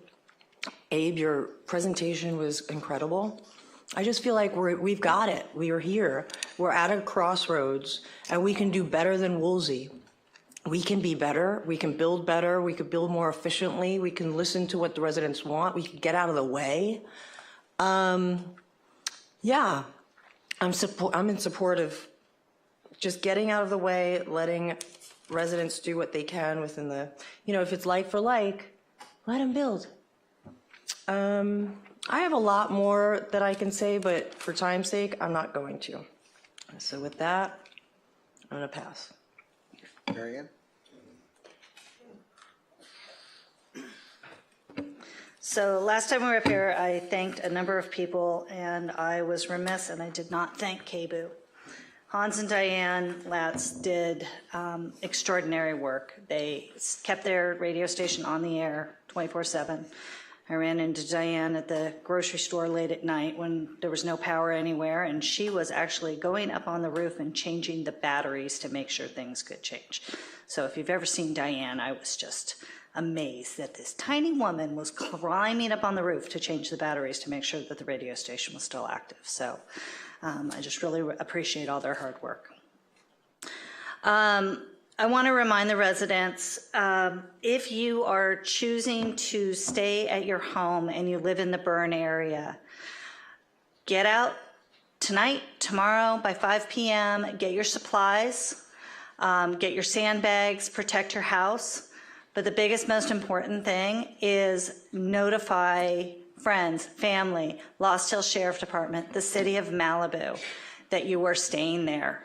I don't want our first responders, our community brigades, any of our volunteers or our paid professionals to have to rescue somebody that stayed behind because they didn't want to just go stay at a friend's house. So if you're there, be prepared and make sure that you have taken steps to protect your house, but you also know when to get out. And if you get trapped, I don't want you to put yourself in danger, and I don't want anybody else to be put in danger. So please really think about staying behind.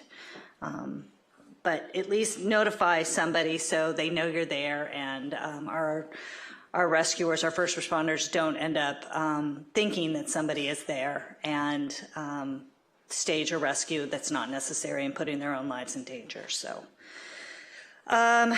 with regards to fire rebuilds, I'm going to say this at every meeting. If you're rebuilding, stay involved with your team. Go to every city meeting. Read every single piece of correspondence that the city sends you. It's really, really important that you know what's going on and you're familiar with the tactics and you're staying on top of your experts on getting things turned around. That's just as much of a success of rebuilding as the city providing what they can to process your review.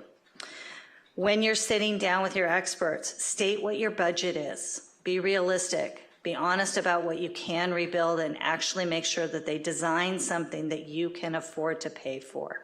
It's a terrible shame. I saw too many people that worked with people and they got their dream house only to find out they couldn't afford the dream house and then they had to restart. So please make sure that you are honest of what can be rebuilt with the money you have. Reach out to neighbors who rebuilt from Woolsey. They have a lot of experience. They have a lot of knowledge. They've been through this. They've been through the debris removal. They've been through the household hazardous waste. They've been through fighting with their insurance company. They've been through going to the city and getting their plans, hiring contractors, going through the rebuild process. Ask them what they did that worked. Ask them what they did that didn't work, and use them as a resource. I know that they are out there and they're willing to help, so please reach out for that.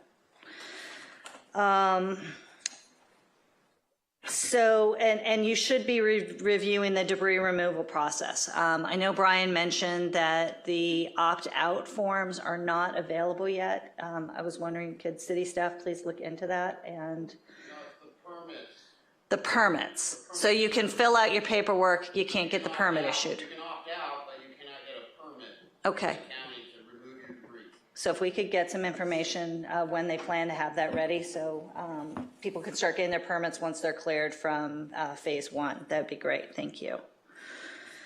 And so homeowners that haven't made that decision yet, that's what you should be reviewing. Are you going to opt in or are you going to opt out? Check your insurance, check friends, check neighbors. A lot of people are choosing to band together to opt out. Make sure that's the right decision for you and you understand what it means. Somebody said about getting a rebuild in 30 months. 30 months is possible. I saw it. Plenty of people did it in Woolsey. You have to be disciplined. You have to understand. You have to ask questions. You have to make decisions. Decisions fatigue slowed most people down. So make sure that you are thinking about it. If you need a timeout, take a breath, think about it, but you have to make decisions. That's the only way you're going to move forward in a timely manner. Rob, you talked about the Big Rock pumps. You said they are working up there, and so water is being contained, so I won't add to any additional rainwater. Pools are allowed, and you can get a pump, a hydrant to fight fires. You'll just need to talk to LA County Fire about what they require. And if you can, if you've got the room for a pool, if you've got the money for a pool, they can be very expensive depending on where you're located, but that is another water resources that you can do.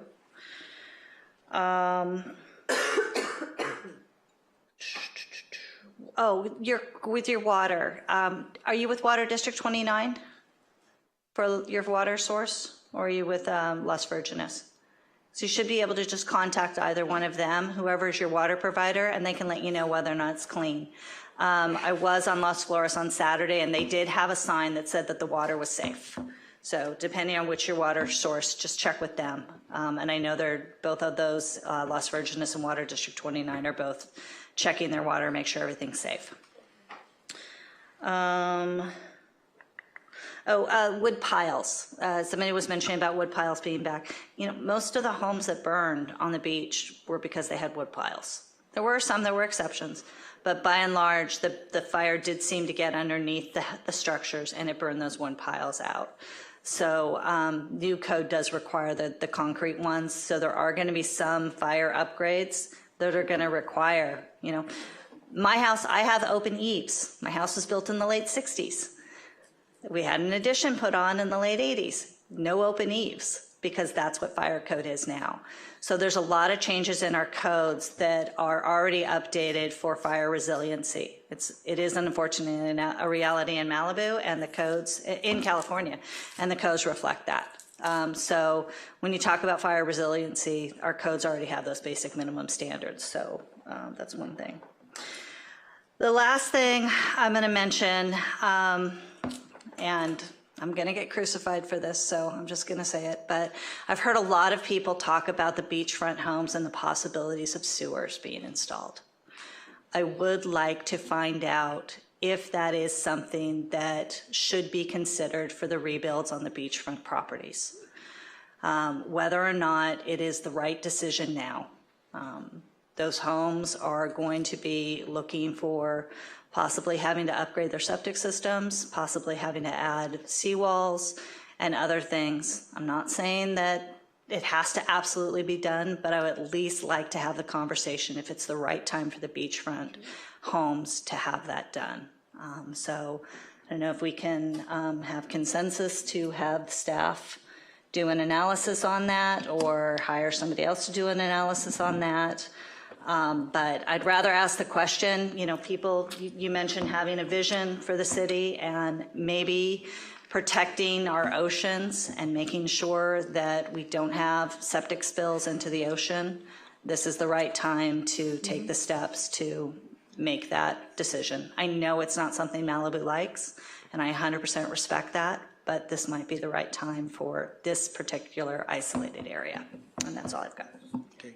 As far as the consensus items, I've got a list here at the end. Let's decide how we want to handle those.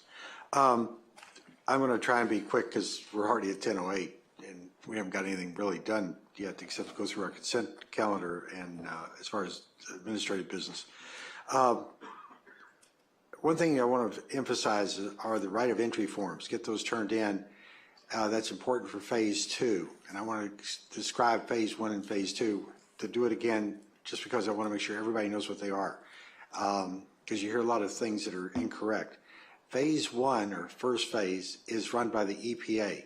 Phase 2 is run by the Corps of Engineers. Phase 1 is where they go around and have hand-picked the burn sites for household items like propane tanks, paint cans, and lithium batteries. There's about, I think there were 70 cars that they really had to get lithium batteries out of in the Palisades fire. That's all they are. But the Tesla wall batteries were also an issue. Not as many as you might think, but that's how many they've identified. And the process is that they bring those back to a sorting area. Now, the reason why I bring this up is, and you heard some mentions about we're not getting political contact and I don't know what's going on. Do you know that on Saturday there was a Brown Act compliant tour offered to everyone on this dais to go visit the 2 sorting areas, one at Topanga and one at Will Rogers? Guess how many people went? 1. It's me. And you know who you got to be with? Lindsay Horvath, Tracy Park, the mayor of Santa Monica, the EPA and Corps of Engineer leaders to ask them all the questions that you wanted. Could have had all the interviews, all the times. You could have spent all the time in the world on it. We had all this conversation, Brown Act compliant. 1 meeting at 11, 1 meeting at 1. So, you know, if you're not getting the information or you don't know what's going on, you got to be there. And I've tried to roll out, and anything I've been invited to, I know Cyan Roy, I saw him at meetings. I've seen some of the other people here. You can go to them. It's just a matter, you got to roll out, get to them. Now, we talk about having political insight. I've tried to do that. I have an advantage. The mayor's title does get you an invitation. And I've tried to represent Malibu as well as I can and to listen and find out what everybody wants. And I think that's the role of the mayor. So that's what I'm doing. Now, as far as the site at the EPA site at Topanga and Will Rogers, yeah, we got it moved. We got Will Rogers moved. And you know how we did it? We have political contacts. And I've laughed and said we know people in high places and we know people in low places. But they heard our story and they moved it around and we got the National Guard in exchange here. That was the deal that was made. All right? And I know Andy Lyon will go, I've been out making deals. Those are the kind of deals I make, not the ones that he talks about. Now, at the EPA site at Topanga, we toured it. And it's a very interesting site. It's the whole area there, and it's all cleaned off. It's all, they got all the debris out. They protected the lagoon. They got the steelhead trout out. They've done marvelous things in order to get that cleaned up, and they did it first in order to protect the environment. EPA's been doing this apparently for years. And the way it's set up, you see this, if we ever get to drive by it again, you'll see this big area that's all open, and there's one tent that looks like a tent for a party in your backyard. The rest of that space is for parking the vehicles and storing the equipment. The only thing that's being done is in the tent, and it's all being done above ground. They've got everything raised up, and it's all in sealed barrels. Nothing touches the ground, and they bring it in every day from the sealed sites where they pick it up at the burn sites, bring it in, they sort the barrels, sort the goods, package it up, and it's shipped out truck by truck. There's virtually nothing stored there except as we might wait until they get enough to load up a truck. So it was a very interesting tour, got a lot of hands-on knowledge, and I would have encouraged other people, I did encourage other people to go. Would have been a good thing to do. Now, Franklin, I want to talk about the Franklin status for a minute. This meeting we have with Coastal.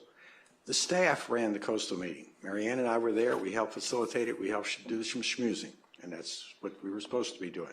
Tyler and Trevor did almost all the talking, along with Deputy City Manager and the City Manager.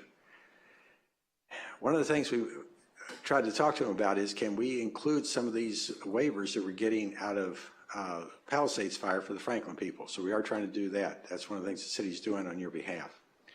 The czar. It's interesting where he talks about Soborov. You need to follow the news and listen to the other politicians. Soborov has been remoted to the point that he's now only in charge of commercial rebuilds in the Palisades. And there was a consulting company brought in by the city of Los Angeles, and they also appointed a person that's going to work with the consulting company. But the consulting company, guess what they're supposed to do? They're supposed to hire the people we just approved tonight. It's a contractor getting all the subcontractors, and the subcontractors are who we just approved on that list that we talked about. Those are the same people they're going after. So we needed to make sure we got those people lined up too. So, you know, it's not this idea of this czar. They're on the third version of it in the city of Los Angeles. We're on the first version of getting things done. And I think that's one of the things I want to emphasize to you. Yeah, we may not be having the most disciplined discussions because of Brown Act, but at the end of the day, you're looking for results, not our conversations. And I think we're trying to get, the city staff is trying to get you to results. The other thing I'll mention to you is when you look back, we were asked by the LA Times, tell us about the Woolsey fire. Had an interesting statistic that the staff brought up. Most of the rebuilds that got done early on were like for like. When you started getting the 40% and the merging of lots and all like that, those are the ones that most of them are still hanging out there. Yeah, there's some people with insurance money and so forth, but the quickest ones that got rebuilt and the ones those numbers were done were like for like. When you talk to people at Paradise and these other places, you know what they did? Like for like. That's how you get it done. And I think that's what the city needs to be pushing for when we get together to talk about this. You want to get these ones quick as you can. Same house, same foundation, same basic footprint. Get you rebuilt and get you back in your house. That's how you get your 30 months or quicker. Go over some other things. In one of the meetings that we had, roundtable meeting, open to the public, with the state Senate people. I think the budget issue is going to be important. And I was concerned until I had this meeting with the state Senate leadership that I attended, where they started talking about how we're going to fund to protect the cities and the schools. And yes, the city of Malibu does have over $100 million in reserves, and that's what it's for. It's to make sure that we don't have to say we can't afford to do something. We have all the cash we need. We just need to apply the resources to get it focused. But we also have FEMA has been guaranteed at 100% reimbursement. And if you notice, if you had gone to the Emergency Operations Center, you would have seen one of the key areas in the EOC is financial management. They're sitting there counting and calculating and getting receipts. It's an expense account like you can't believe. So that's being set up to make sure we get the reimbursements. You talk about a verbal commitment from FEMA. These are written commitments from FEMA. I think the city's in good stead in order to get that money. And it's an integral part of the emergency management system that you use when you're in an EOC. And you can thank Joe and Alexis and the other staff members for working their buns off. There's 15 to 18 of them in there for all these days, making sure we had all these things in place to make sure we got reimbursements, things were operational. And by the way, that was open to the city council members. Not everybody went. You could go down there. They didn't want you roaming around a lot, but you at least go down and look and visit. One of the things they said on the Senate is they're going to get backfill money for us. So, for instance, on property tax, just to give you an example, let's say your house is worth $3 million and it burns down. $2 million of that on your property tax bill is for improvements. $1 million is for land. This is just a gross example. The county assessor said, we're going to immediately wipe off all the improvements on the burned out lots. So your tax bill automatically goes down. You're down to $1 million now because it's the land. But what does that do to city taxes or city income? Well, we just lost that income. But the state legislature is going to do backfilling to make sure we get compensated for that until an unknown amount of time. They've still got to get the bills passed. So we're going to get reimbursed for that. Now, it also went to the schools, and this was a critical part too. If you're a school that's on average daily attendance, and Malibu, Santa Monica is not, I'll explain about that in a minute. The average daily attendance people are losing students, so now they're losing income. And the people that are picking up the students now have more students but no income. So they're going to make sure that they balance both of those. The people that are losing students will get a backfill, and the ones that are picking up the students will get an infill. Now, for schools like us, where we have lost money, we're called basic aid. We don't lose money. We have a set amount of money, but we've lost students. Well, that doesn't affect us as much, but it does affect you when you're picking up students. So, for example, Santa Monica School District is picking up the Pali High kids. So they now are on a fixed income because they're basic aid, and the state's going to make sure they get reimbursed for that. So that's going to benefit them. So there's things going on to benefit, make sure that we have money to cover all this. And FEMA is also a good backstop to make sure we have the money. You've heard me talk about this before, kind of an MBA mindset. There's three things you need to get strategic results. You need cash, resources, and focus the resources. Well, we know we've got the cash. Now what we got to do is get the resources in line, and that's what we're talking about tonight. Let's see. I'm going to propose that, and Bruce talked about coming back with strategies and so forth. I think one of the things we want to talk about are fee waivers. That's going to be an important part of this.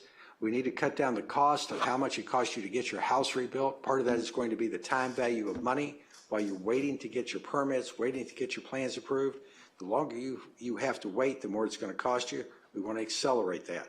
But also we want to make sure that if you're doing something that we find favorable to the outcome, we're helping you support it. And I'm going to be supporting the idea of giving fee waivers for people that are doing rebuilds for the original property owner. Notice I didn't say the people that bought the lot and not for the people that are going to do something other than a rebuild. So let's try and focus on rebuilds is what you're going to hear out of me over and over again. By the way, on talking about the budget, one thing the city is not going to do well on, we're not going to get sales tax. Our sales tax numbers are going to go down. So that's going to be a divot. And we're also not going to have hotel transit occupancy tax. That's going to be a divot too. So yes, we're going to be protected on property taxes, but we're not going to have as much income as we had. We're not going to be as flush as we were, but we are going to have the money between the reserves and what the backfills and the FEMA reimbursements are to make sure we support what you want to do. It's going to be my goal while I'm here on City Council. So with that, I think that pretty well covers all the things I've got to cover. Yes, Bruce. Yeah, one thing, we forgot to answer George's question. My understanding is that the green pass will not be adequate. You need to get a yellow pass, and that's available at City Hall from the sheriff's. Till tomorrow at 5 o'clock. Yeah. One thing also I want to mention, I've got it on my notes here. People have asked, how do you know if PCH is open? There's a website for it. There's a website for everything. Not only the prop bets for the Super Bowl, but also how Caltrans doing with PCH. The app is called Cal Road Report. It's a free app, iPhones, Androids, and it's got every highway that Caltrans has in the state. We'll give you an instant update on it, and it's real time. So I use it for snow, I use it for PCH1. All right. Can I add one more consensus request? Which is, I think we need to schedule some more town halls specifically to deal with the rebuild issue and insurance issues. Okay, we already have a town hall scheduled for the contractors and building professionals, and I think the insurance would be another group or two. We need to do an insurance issue. Yeah, I think we need to get insurance. And whether to deal with public adjusters or not public adjusters, whether you need a lawyer, not a lawyer, those kinds of things. I'd like to suggest on these consensus items that we've got 1, 2, 3, 4, 5, 6, 7. One of them we talked about was security on the streets. I think we already had an update from the city manager that we're attempting to get the National Guard for that. And I think that makes, they've looked into doing security, and it isn't practical financially. It'd be a lot better if we could get the National Guard, I think much more effective. And can you quickly say where we are on that? Yes, we are actually working with the Sheriff's Department. We should have some more information tomorrow. We have to identify through vehicle, there's some different wranglings we have to do with the state, obviously, to be able to make that request and do it formally. So we're working with the Sheriff's Department to make sure we do that. It may be a declaration that I have to sign and then ratified here that says that we are closing certain streets. Then that allows the sheriff to enforce that. They then say that they need resources, National Guard, so on and so forth. So we're working through that right now to try to make sure we do that while we have them in town. Yeah. And There's no guarantee that we'll be able to have them. No guarantee, and no necessary approval. And one of the things you mentioned to me when I asked you about this is one way it comes from the Sheriff's Department, one way it comes from us, if I understand it correctly. So there's two pathways for it. We prefer the sheriff to do it, if I'm saying that correctly. No, I'm not. No, our understanding is we have to work through our Sheriff's Department to do that. Yeah. Always the sheriff. Yeah. All right. I'd like to suggest, instead of trying to have each one of these be a consensus, let's put them as a group, and in your protocol meeting, let's just discuss them all there. And Mayor, before you get to, I just wanted to clarify something on the passes. I believe what we heard from Sergeant Sutherland, he can speak to it, is that they need to call the Lost Hills station. For the add-on people. Yeah. For the, I don't know if you wanted to clarify, Sergeant. Just very briefly, so the distribution of certain passes did end today at City Hall from the Sheriff's Department. So to answer the resident's question, you would need to contact Lost Hills Station in order to arrange if it was any additional support in terms of sandbags or storm preparation, or to obtain that before 5 p.m. tomorrow. You would need to obtain that at Lost Hills Station. It's not taking place here at City Hall tomorrow. Okay, so the activity today was canceled, is closed out? They were yes. Doing? Okay, all right. All right, I've got the following items that I think we'd like to have just as a list, and I'm not asking for staff on this or anything like that. It's just, I don't think we want a staff report. We just want a list that we'll discuss if we could. That would be supporting our local businesses, the consideration of a czar, security at city streets, environmental study for resident property, special planning commission for fire rebuild only, sewers, and insurance. Is that the consensus of the group? Right, but that would be put on the agenda as each of those things is subject to the potential for an action item? Right. Yeah. Okay. For us to discuss. Yeah. Is that okay? Yeah. I said, let's do that. I got one last question. Sure. All right, we're okay with those items. Just add them to a list, and it's not like we want a staff report, not like it's a lot of time. This is really for our discussion. Can we do that? Yes, we can. Can you just repeat or clarify the intent of each of those, just so we make sure we grab them properly? It's just for council discussion and review. It's an open. I'm sorry, I meant the eight. I got czar businesses, security at streets. czar, security for city streets, environmental study by for residential properties, special planning commission for fire rebuilds, sewer review, and insurance review. Right, but no, but the proposal was not that they be put on an agenda for purposes of a discussion. Should the council reach a decision that any of them are beneficial to have and should be done, the proposal is that they each be on the agenda for purposes of deciding whether to go forward with them should we choose to do so. So that's more than just discussion. Well, okay, I'll consider the discussion leads to that. How do we phrase that? Maybe that's what Trevor can do. Whether to do those things, right? Yeah, I mean, I think each of the items have sort of a separate action, like a community meeting would be something you could just set. Creation of a special planning commission, I don't think you'd be able to create that the same day, but you could take action to initiate it.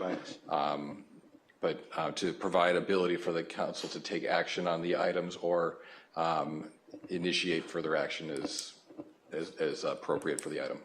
Okay, is that all right? Yeah. All right, and I've got the list here if you need to go over it later, okay? All right. We've got that taken care of. Steve, you had a question. You know, why are we not handing out permits in the city tomorrow? I mean, I was here Saturday when they were handing them out, and people loved it. I mean, they were lined up in the parking lot. I mean, Georgia's going to have to go from Big Rock up the canyon to Lost. I mean, it's going to take her 2 hours to do all that stuff. The passes expire tomorrow, so if you're a resident that needs access to their property, call Lost Hill Sheriff Station and ask for the command post, and we'll take it on a case-by-case basis. But do they have to go there to get a pass, or can they just be loaded in at the? No more passes will be issued, but we'll try to make accommodations. So they call Lost Hills and they say, I got to go, and will they have to drive to Lost Hills, do you think? Okay, No, as long as just that's call. cool. Just call. That's good, as long as they call. Got it, thank you. All right. Okay, it's basically 10:30. We have a rule that says at 10:30 we have to. Call next item. Pardon? Call next item. You're good. All right. Next item is item 7A, Council Policy Number 42, Dial a Ride. We'll make the 10:30 cutoff. Good going. All right, this is Kristen. We kept you all the way to 10:30. Thank you very much. Good evening, Mayor Stewart, honorable members of City Council. Tonight we are presenting for your consideration the proposed revisions to City Council Policy Number 42, which governs the Dial a Ride program. The program provides essential transportation services to residents, particularly seniors and individuals with disabilities. The original policy was adopted in February 2000 and has been amended twice in 2013 and 2016. The adjusted fees and expanding geographic service area. With the recent release of the request for proposal for the new Dial a Ride provider, we recognize that the policy itself needs to be updated to reflect the current operational standards and to better serve our community.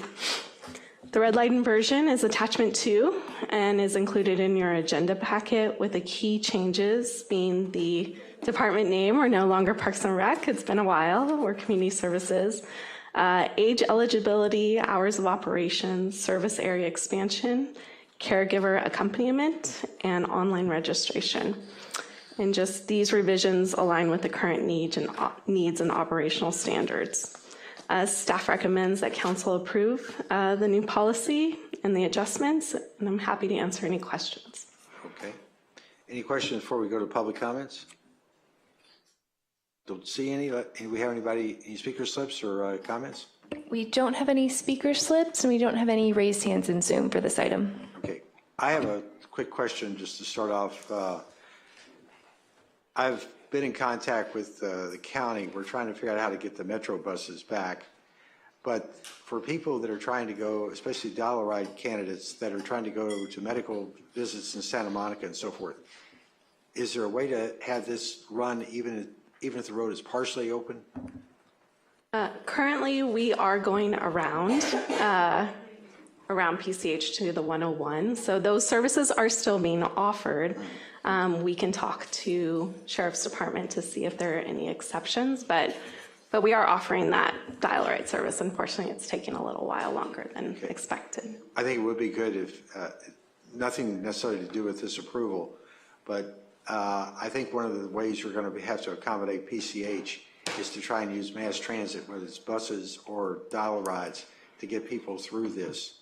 And the part of the logic is we didn't, when we had the road closures in 82 where we had the ferry, we didn't have Uber and Lyft.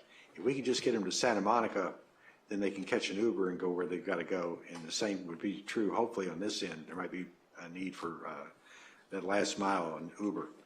Does anybody have any other questions or comments? I'll make a motion to approve it. I'll second. Second. Have any other discussion? If not, all in favor say aye. Aye.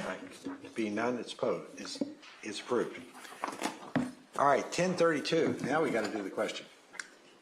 What's the interest in doing one more? I move that we go ahead with 8A. Yeah.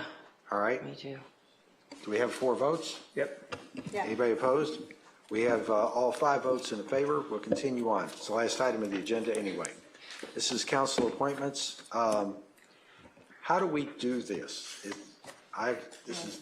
Just go down in order? All right. Well, Mayor, if I could just give you a little brief intro to this. It is council appointments. We do this after each election. It has been postponed due to the fire, and also to give us time to bring back the resolution we added to this item to interpret the residency requirement for commissioners. So specifically, the resolution proposes allowing residents who have been displaced by the fire and who own their home to still be considered a resident for the purpose of serving on a commission for 2 years, and that can be extended up to 4 years if they have approved plans and active construction is underway. And then residents who were leasing in the city and have been displaced could still be considered a resident for 1 year. So that's all subject to council's approval. Other than that, it's your typical appointment item. So after the council hears public comment, the council members elected in the last election, Councilmember Conrad, Silverstein, and Uring will make their individual appointments.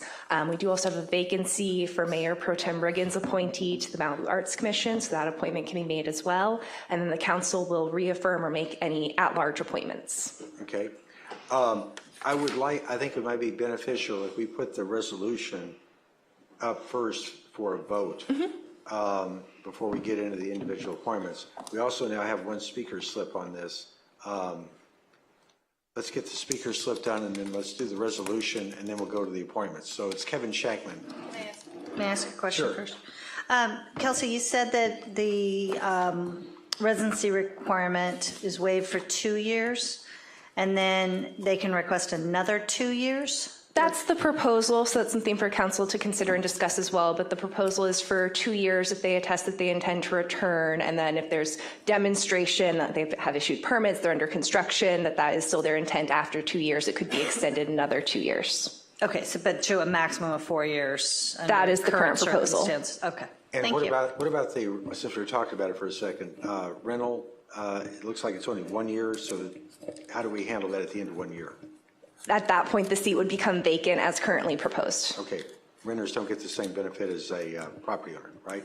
Got it. Okay. Subject to discussion. Subject to discussion.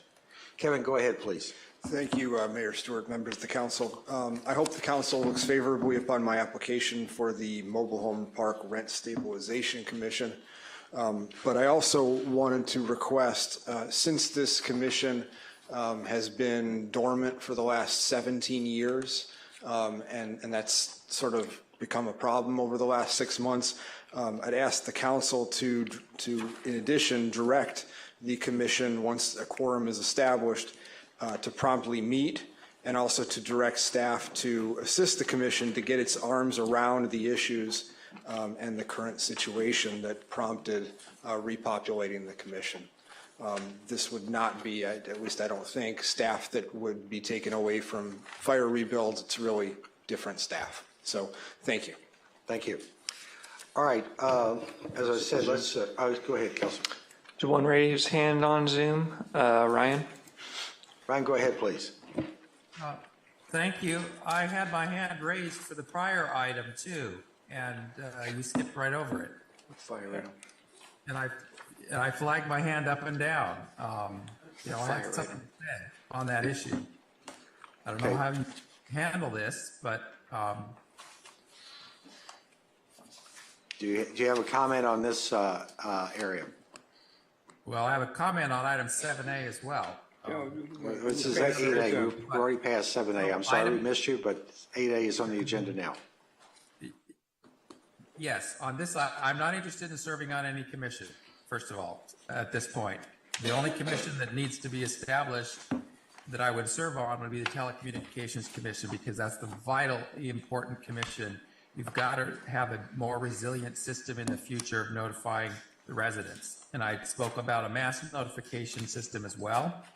That would fall under the Telecommunications Commission.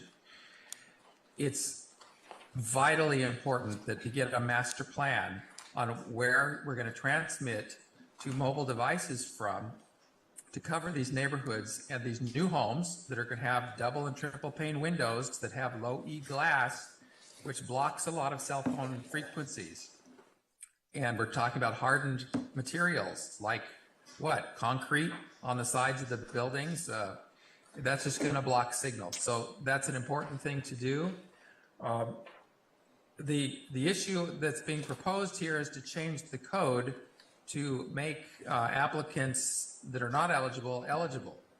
I believe that it's the date of appointment, which would be now, whether or not you're a resident of the city.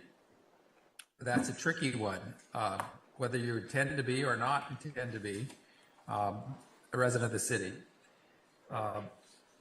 That's great, but that's not the way the code is, and you can't change the code immediately tonight that I can think of, because I don't think it's an emergency. I really don't think it's an emergency. So that being the case, I'd actually suggest that you either wait to do some of these appointments and bring back a reconstitution of the Telecommunications Commission as its duties were prescribed at the time it was disbanded. It was very succinct and spelled out.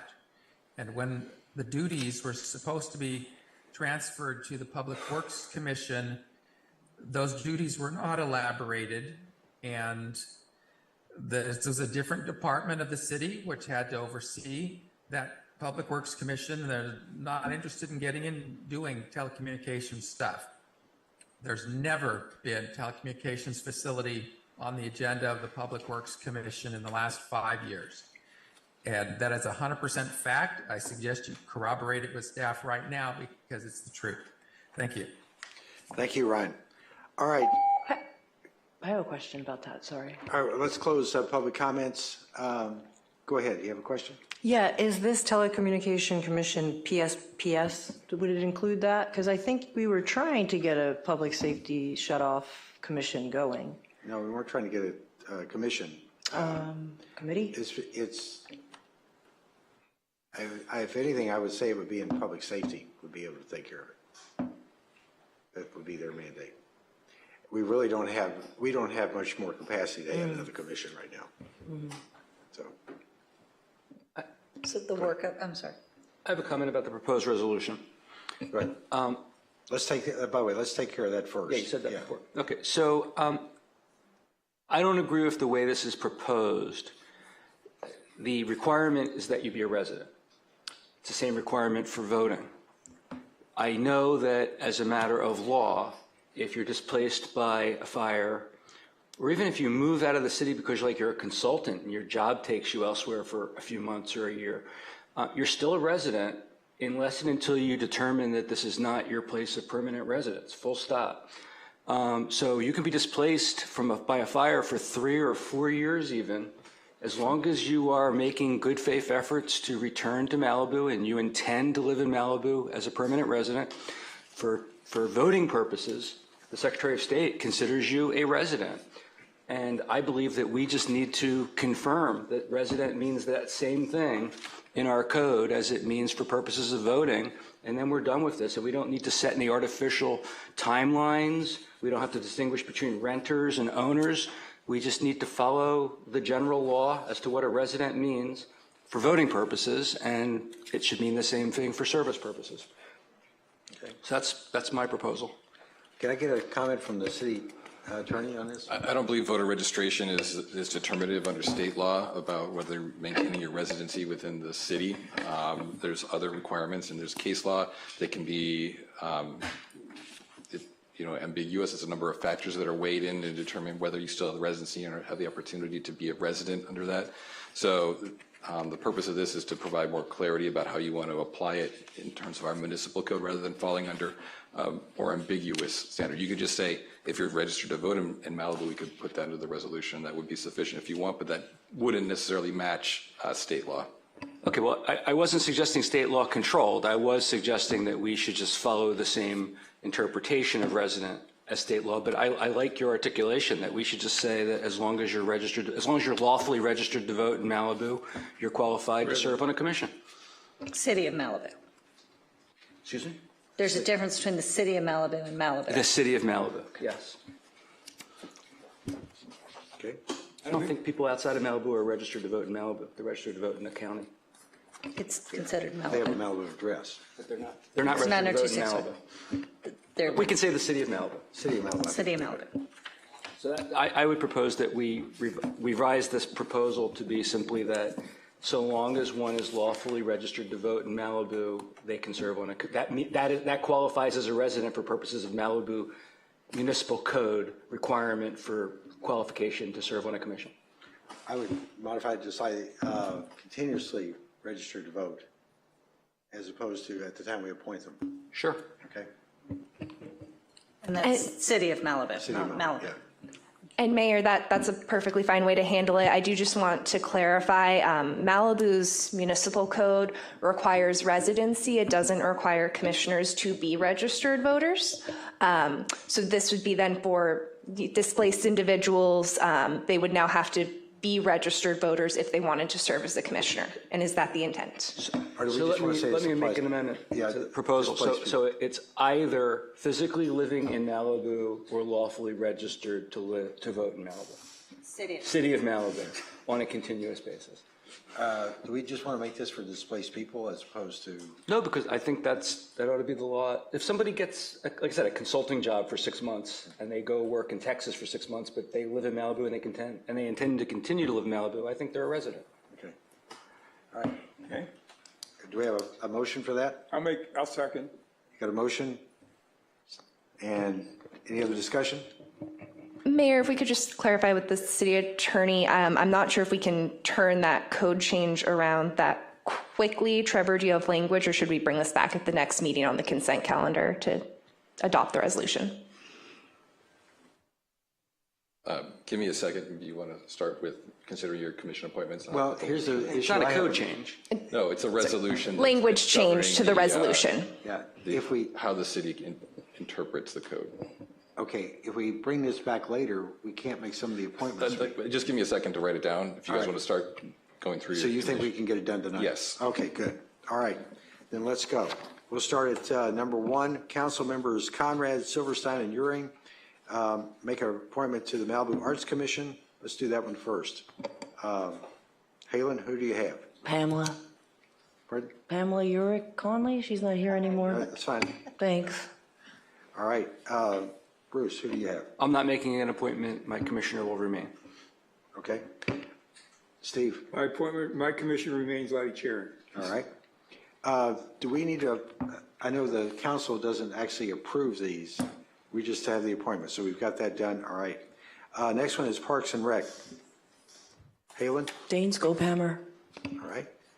No change. Steve? Julie Villablanca replaces Suzanne Goulden. All right. We got that? All right. Next one is Planning Commission. Halen? Elizabeth Riddick. All right. And Bruce? I previously said that Joe Drummond was going to become a planning commissioner, but we're going to take a little time and wait for that, so no change at this moment. All right. And by the way, so everybody knows you could change any time. It's not like this is one for 2 years or so. No change for me. All Lots right. of stays. Public Safety Commission, Halen. Josh Spiegel. All right.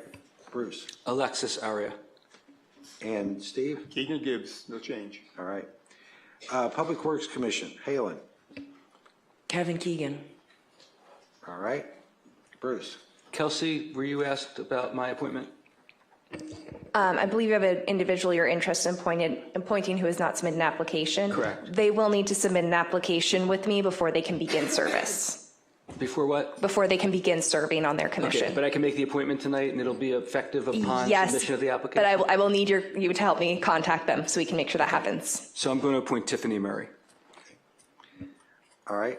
And Wastewater Advisory Board, Halen. I'm going to keep Kevin Poffenberger. Okay. Bruce? Whoever's there is fine. Steve? Andrew Sheldon's going to stay on for another 30 days. I want to talk to a gentleman who applied, Dr. Lou. Yeah. Oh, I sorry. do not know him, but I want to meet with him because he may replace Sheldon. Okay. He's a friend of mine. All right. Well, that takes care of item number 1. All right. Item number 2, Mayor Pro Tem to make appointment to the Malibu Arts Commission. At this time, I'm not ready to appoint anyone. Okay. We'll take a pass on that one. Number 3, council may appoint or affirm appointments to ex officio members to the Cultural Arts Commission. And Mayor, just before you discuss ex officios, we did have an application from Michelle Shane, but before he left tonight, he left me a note that he is going to be withdrawing his application. Okay. All right. So Cultural Arts Commission. Do we have anyone for, we don't have to appoint anybody for this. Ex officio? All right. Parks and Rec. Public Safety Commission. I'd like to appoint Brent Woodworth. Isn't he already Well, ex officio member? his term expires. Oh, I didn't think it expired unless you're not reappointed. Yeah. I think that's for the council. Got it. Everybody okay with Brent? Yes. Yes. Brent, you've done an exceptional job. Your fingerprints are all over the community brigade, so congratulations and keep up the good work. All right, council appointed or affirmed 2 at-large appointments to Wastewater Advisory Committee. I'd like to appoint Madeline Glickfield as an at-large. Anybody else? Sounds good. We have 2 spots. Anybody got a second? The second was Dr. Arnold, but if he's going to talk to him about. Yeah, I mean, Yeah, talk to him. We don't have to appoint anybody. Yeah, I'd like to get, Andrew'd like to leave, so I'd like to put Dr. Lou in his place. Okay. So you got Dr. Lou as the second at-large. I'm gonna come back. You may shuffle. I want, Sheldon's gonna go, Lou's gonna go in. Okay. Do you want to put him on now for wastewater? Sure. All right. So that was, Councilmember Euring, that was your individual appointment to the Wastewater Advisory Committee. I thought we were gonna appoint him as an at-large appointment. That's what Doug's. Yeah, we're doing the Okay, at-large. if that's the intent, I just wanted to understand. Okay. And then Madeline Glickfield for the other at-large. We need to all indicate our affirmation of that? I guess. Do we have, anybody object to those 2 names? No. No? Consensus is that's approved. All right, next council to affirm 5 appointments to and alternate appointments to the building boards of appeals. I say we hold for the ones we have now unless you want to make changes. I don't think that board is constituted, is it? It is required under the municipal code and the building code, although I don't believe it's ever been required to meet. Yeah. We've got. Do we even have people on there now? Yeah, you got 6 people. Yes. Yeah. 5 people. Do they still want to serve? We don't ask. Well, you got some people like Lynn. It's our version of don't ask, don't tell. Lynn Hecox lives down in San Diego or something, so. They are not required to be residents of the Yeah, city. I'm just saying, if you wanted to, we're gonna make it work, you may want to get some. I don't think this has ever met. in Right, my lifetime. I was not gonna spend any time on it tonight, I agree. All right. Don't ask, don't tell. Right. All right, number 6, Mayor Stewart, Mayor Pro Tem Riggins, and council members Conrad, Silverstein, and Euring make appointments to the Mobile Home Park Rent Stabilization Commission. Let's go down the line. Steve, do you have someone? Bill Sampson. All right. You gonna Bruce? do? Kevin Schenkman. Cool, okay. Halen? Rob Blackman. Those are the only 3, I'm sorry, those are the only 3 that submitted applications. We got one, Paul Gersani is mine. Okay. He put in an application. Oh, okay. Okay. I don't have anybody at this time. Okay. Does anybody have, if there's somebody who would like to serve on the mobile home rent stabilization, if somebody's got ideas, please contact me, mriggins@malibucity.org. I'll be happy to discuss with you. But with 4, that'll at least be a quorum, providing that they. And I think to take Kevin's recommendation, I think we do need to have them assign a meeting date so at least they can organize and go from there. So is that Kelsey, is that something you'll do? I'll coordinate with the city manager's office. All right, thank you. It looks like we don't have anybody else except for the resolution, which Trevor has crafted. Let me see if this reflects the direction of the council. And it would be to modify section 2 of the resolution. And then it would read, the above recitals are adopted by the city council and hereby finds and resolves as follows.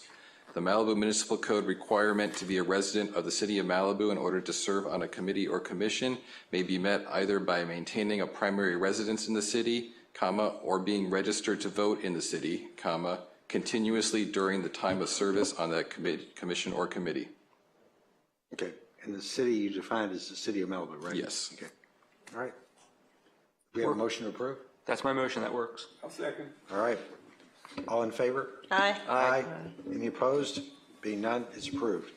And this is that magic moment when we say all items on the agenda have been completed.